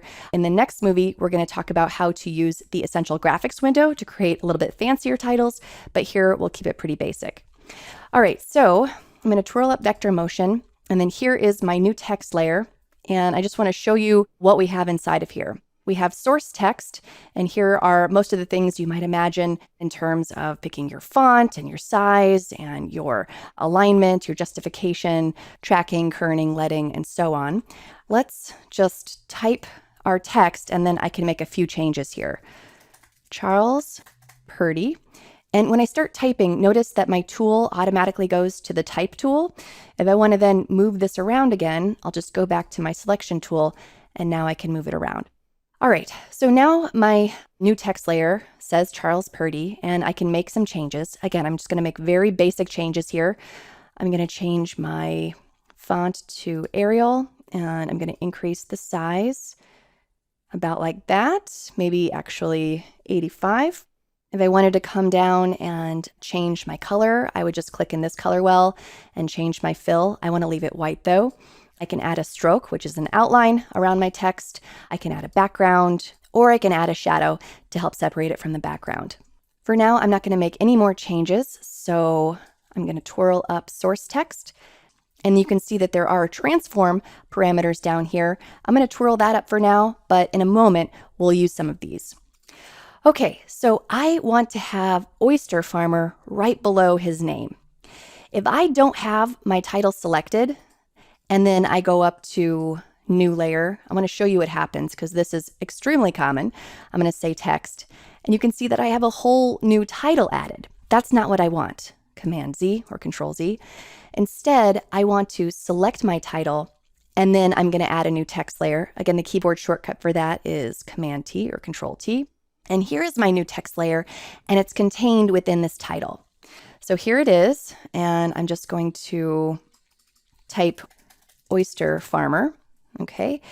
And I want this to be smaller, so I will twirl down Oyster Farmer, and let's make that 50, okay? And I'm gonna press tilde to maximize so that I can line this up about like that. And maybe I will increase my tracking just a little bit, like so. All right, I'm gonna drag Charles above Oyster Farmer. I like this to mimic how I have it here in the program monitor. And then let's add a shape. So again, with the title selected, I'm gonna come up to my graphics and titles, new layer, and I'm gonna do a rectangle shape.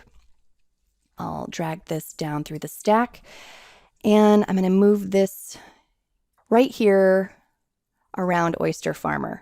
By the way, if I hadn't dragged that down, you can see that it will cover that up. So I'm going to bring that down, and let's make sure that I get this lined up the way that I want it. I think that's okay. It's touching the Y, but I'm going to make this part of the rectangle transparent, so I don't think that'll matter. So let's design the rectangle. I'll twirl this down, and then under Fill, I'm going to click on this color well, and then I'm going to change it from solid to linear gradient. All right, and I have a color stop and an opacity stop.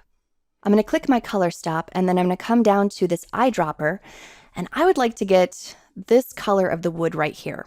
So I'll select that, and then here's the color. I'm going to just copy this, Command C, and then I'm going to come to this color stop, and I'll paste that, Command V.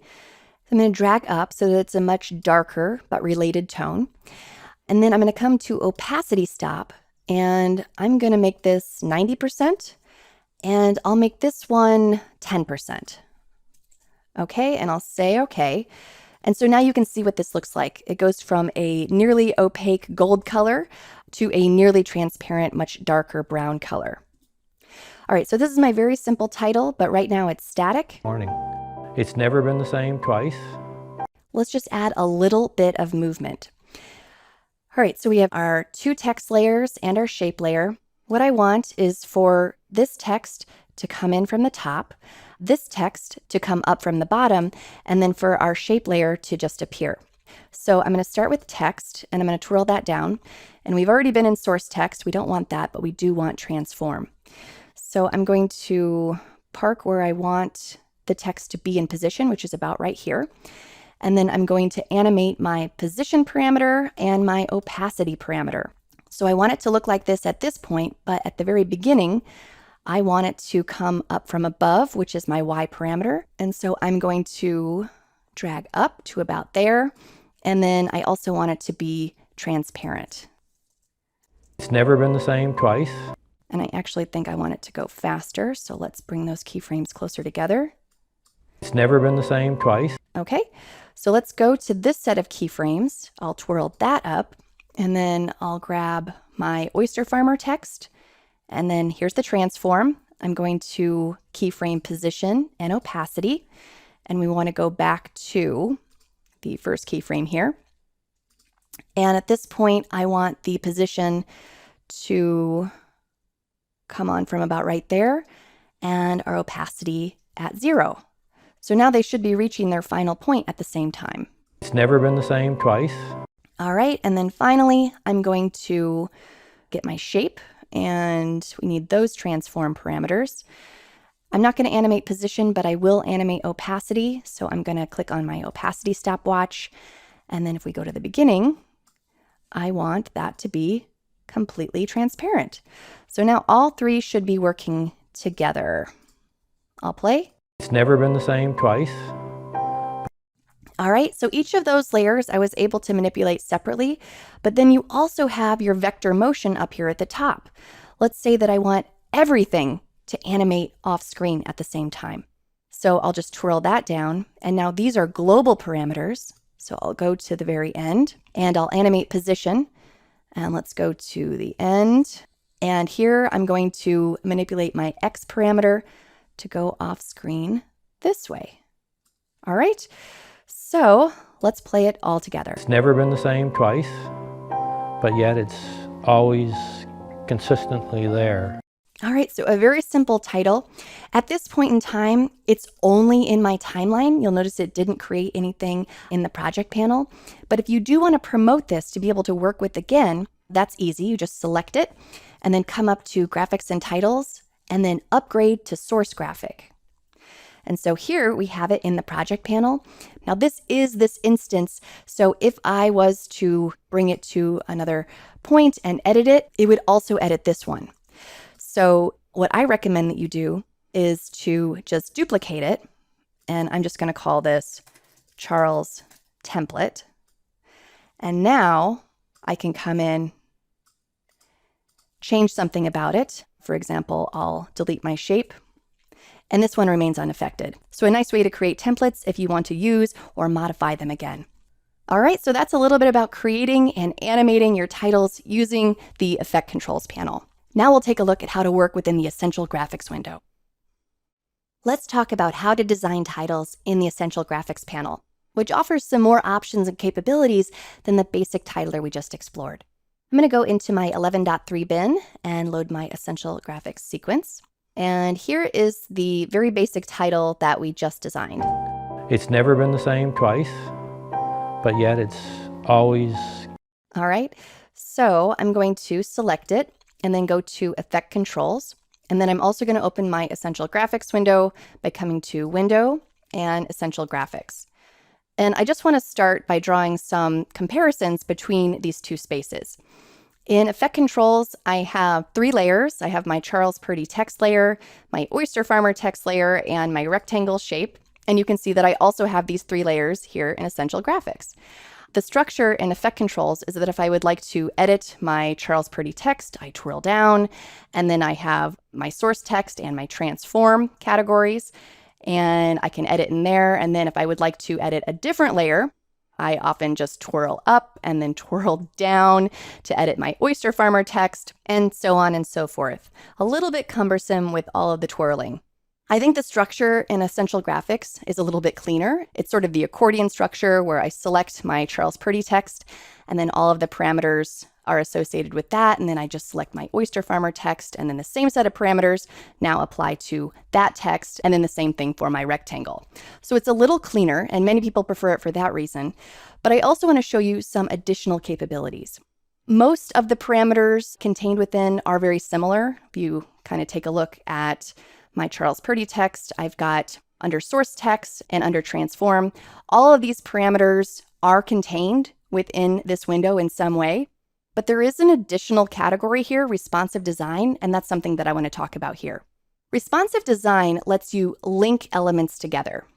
So right now, I don't really have any of my elements linked. So if I come in here and instead of oyster farmer, I type in farmer, you can see that my rectangle remains the same size. Wouldn't it be nice if it grew and shrank with me? Let me undo that and let me show you how responsive design works. I'm going to go to my rectangle and then I'm going to come down to responsive design and I'm going to pin to the oyster farmer layer. Now I can come in and change my text to farmer and you can see that the rectangle resizes. I can type in best oyster farmer in the world and again my rectangle resizes. Also, I'm going to play over the animation again, and you'll notice a little bit of a different behavior with my rectangle. Every morning. It's never been the same twice. Did you see the rectangle come on with the text? Before, it was just there already. Now it's linked and it animates together. Every morning. It's never been the same twice.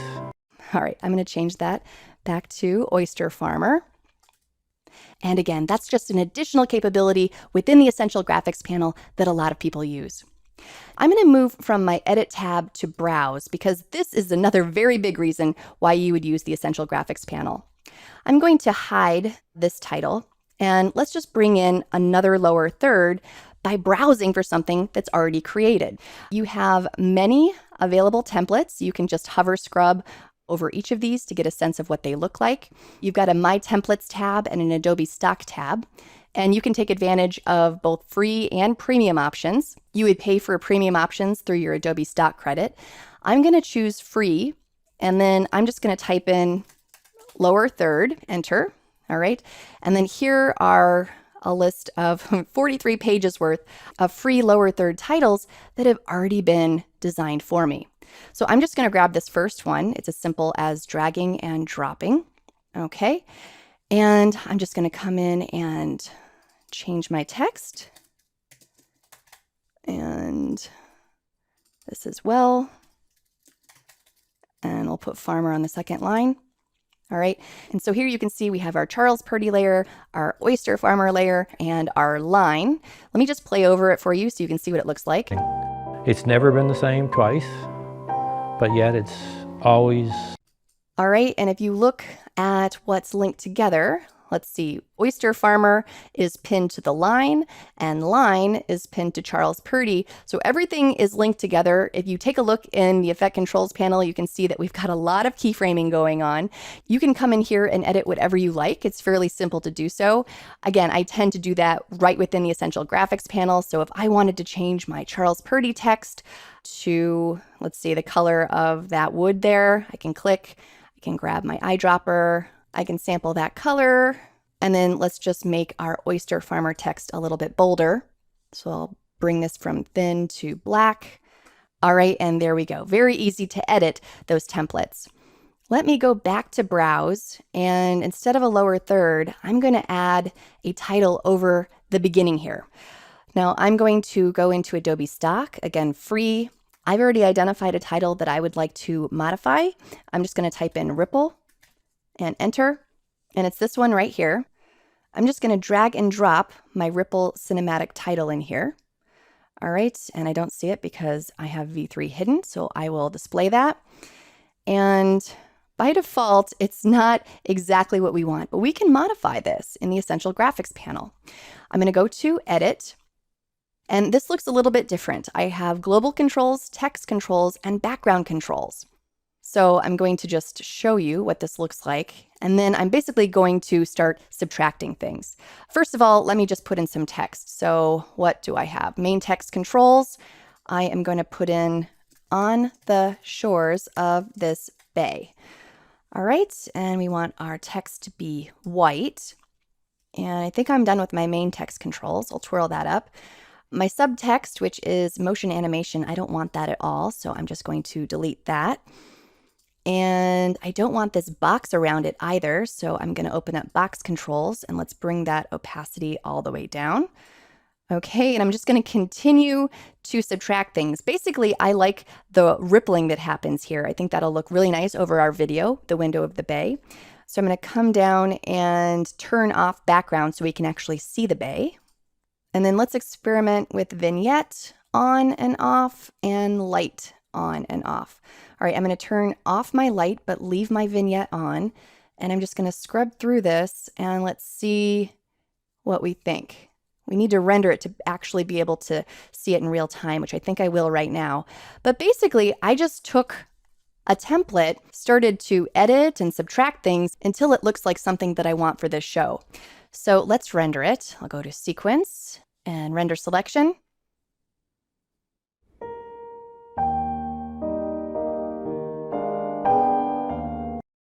All right, I think that looks really nice.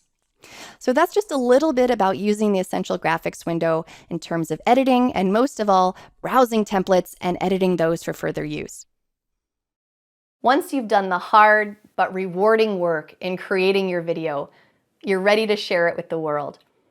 Now, over the years, there have been different delivery methods, including printing to tape, burning a DVD or Blu-ray, but these days, the most common delivery method is exporting a master file or publishing to the web.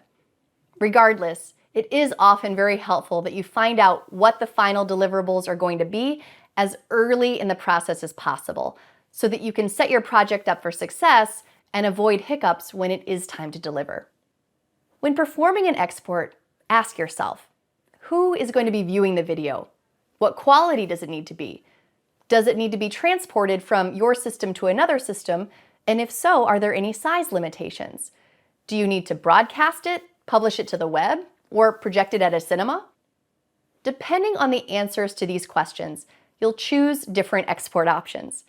Now, each nonlinear editing software has different settings when you drill down far enough, but there are some basic categories that are consistently available and good to know. I encourage you to check out one of these courses if you want to delve deeper into this. So without going into too much detail here, I do want to call out just a few main categories. First of all, there's format and codec, which defines the file type and compression type. Compression is simply the process of encoding a video file so that it consumes less space than the original file and is easier to transport or transmit via the web. Different compression algorithms produce different results in quality and size. As you can see, there are many different formats and codecs available, each of which encodes the video in a different way, producing different qualitative results. For example, look at the difference between a high-quality option, a QuickTime movie with Apple ProRes 422 HQ codec, and a low-quality option, an MPEG-2 movie with NTSC DV codec. As you can see, quite a big difference, but that's because each is designed for very different end uses. There's also resolution, which is the size of your video. And more specifically, it's the number of distinct pixels that comprise your video frame, and is usually presented as width times height. A typical HD resolution, for instance, is 1920 by 1080, which is 1920 pixels across and 1080 pixels down. 4K resolution is 4 times that amount at 3840 pixels by 2160 pixels. Often, you export the video at the same resolution as your video project. But if you want a smaller, more portable version, you can decrease the resolution to make a smaller file. Take a look at two files exported with identical format and codec, but very different resolutions. As you can see, this one is quite large, and this one is small enough to email. Video bitrate is also a very important export setting. Video bitrate is the number of bits that are processed in a unit of time, so the bitrate is presented as bits per second. A high bitrate is one of the most important factors in the quality of a video. The higher the bitrate, the sharper the image. There are so many more settings that will affect the way your export looks, as you can see here. Fortunately, most of the time, you won't have to make many changes within these different menus. Rather, you'll often just choose the parent format and codec options, and then let the rest of these options remain baked in at their default state. But if you do need to make changes in order to increase quality or decrease size, for example, you can certainly do that by dialing into the many available export options. All right, we've come to the point where we need to get our sequence outside of Premiere Pro. So let's talk about how to export a movie. I'm going to go into my 12.1 bin and load my sequence. And if you indeed want all of your video and all of your audio files to be exported, just make sure that you don't have any tracks muted or soloed or any video tracks turned off. If you have any in or out points in the timeline, you can clear those. That's Option X. And then you simply come up to the Export tab, or the keyboard shortcut for export is Command M or Control M on a PC. We're going to be exporting a standalone media file, but also notice that there are many platforms that you can directly export and publish to. They do have publish parameters, so you can just sign in and then your file will be uploaded directly to the service. But I'm going to choose media file, and up here I will name it On the Shores of This Bay. And then for location, let's just send it to our desktop. Okay. And before exploring these settings, I'm going to come over into this space. Here is a preview of my show, so I can check out to make sure everything looks good. Under range, entire source just means that I want my entire sequence to be exported. If I did have in and out points in my sequence and I wanted to export just between in and out, I would choose source into out. Down here are my source settings and my output settings. And then I can change my output settings using some of these settings if I like. Under preset, there are some popular presets. By default, match source adaptive high bitrate is going to match my video settings and send out a high quality video that is optimized to post on the web. By default, that is going to be an H.264 file. So if you take a look under here under output settings, video, H.264 codec at our resolution of 1920 by 1080 in our 23.976 frame per second project, progressive field order, all of which matches our source. Now here are additional video settings and audio settings. If I wanted to change any of that for some reason, I would do that up here. So if I wanted to change my format, I could. So if I change this to H.265, notice that the output settings change here. And then also notice that my preset is now custom because I've made an edit. If I want to make further edits to my video and audio settings, I do so within my video and audio category. So I twirl this down and you can see that there are many options to change various things about how my video is exported out of Premiere. Same thing with my audio settings. By the way, these are toggles as well. So if for some reason I just want to send out a video only or an audio only version of my sequence, you can use these as toggles. I'm not going to change anything about my video or audio settings. And in fact, I'm going to change my preset back to match source adaptive high bitrate. All right. And my output settings update. And I'm not going to cover all of these settings, but I do just want to cover two. I'm going to come into captions, and we do have captions on our video automatically created with speech to text. And I can choose whether to burn those in or create a separate sidecar file of those captions. I'm going to choose to burn them in, and then I'm going to come down to effects, and here you can export your show with a Lumetri look or a LUT, time code, watermark, that sort of thing. Let's add time code, and you can edit the position and the size and the opacity of the time code if you like. I'm just going to make sure that I can read my captions with my time code, and I can, so I'm not going to make an edit there. And then I'm also going to select name overlay. And by default, it just sends out the source file name, but I'm going to change that to prefix and suffix only. And let's say this is a screener copy. So I'm just going to say for review only. All right. And now I have that text on my program. And of course, I can edit the position, size, opacity of that as well. All right. So those are all the edits I'm going to make there. And now I'm going to come down to export or send to media encoder. Choosing export is going to export straight from Premiere Pro. If I do this, the export is going to use all of Premiere's resources and I won't be able to work in Premiere at all. Choosing send to media encoder is going to send it to Premiere's sister software, Adobe Media Encoder.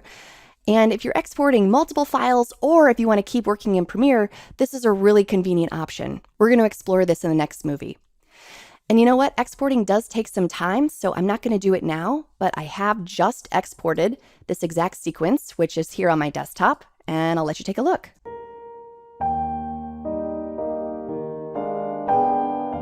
It's the first thing I look at, that bay, every morning. It's never been the same twice, but yet it's always consistently there. All right, so it really is easy to export a file outside of Premiere. And let me go back to the Edit tab for just a moment because I want to show you how it can be even easier.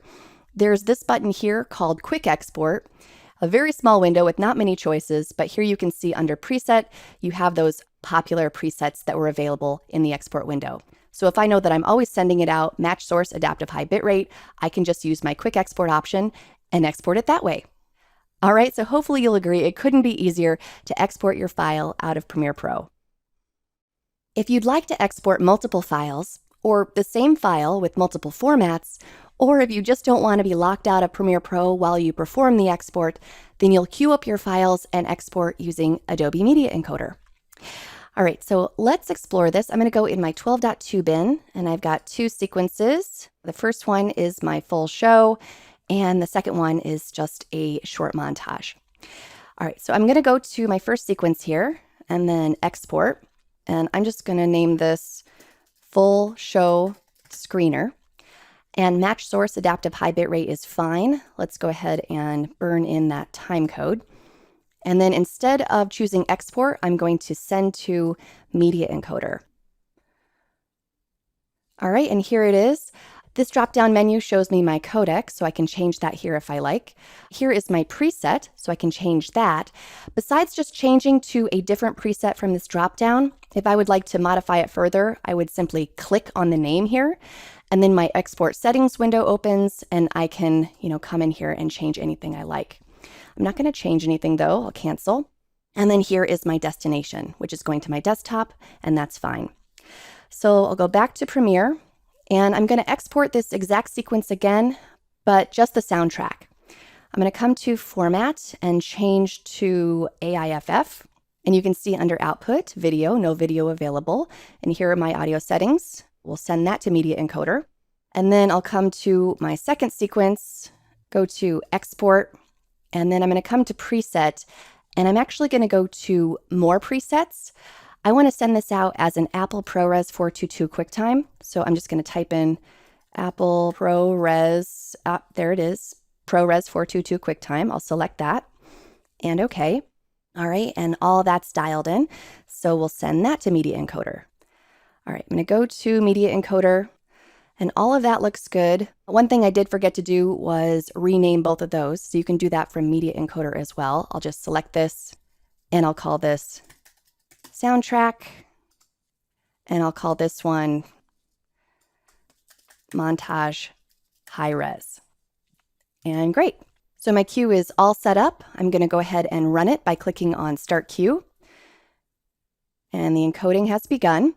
I can now go back into Premiere and keep working. I'm not locked out. I have full functionality and I can edit however I like. I'll go back over to Media Encoder and let's see how it's going.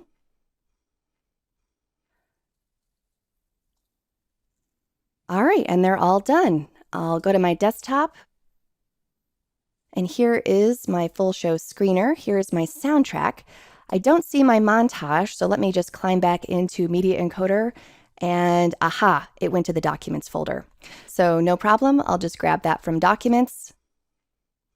All right, so my full show screener, I'll give that a quick play.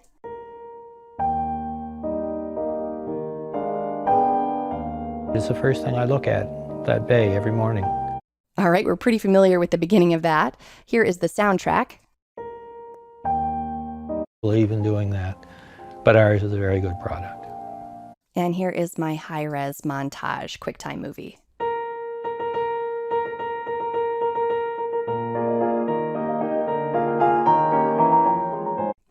All right, so 3 very different files exported using Adobe Media Encoder. And the best part is we can keep working in Premiere while they export.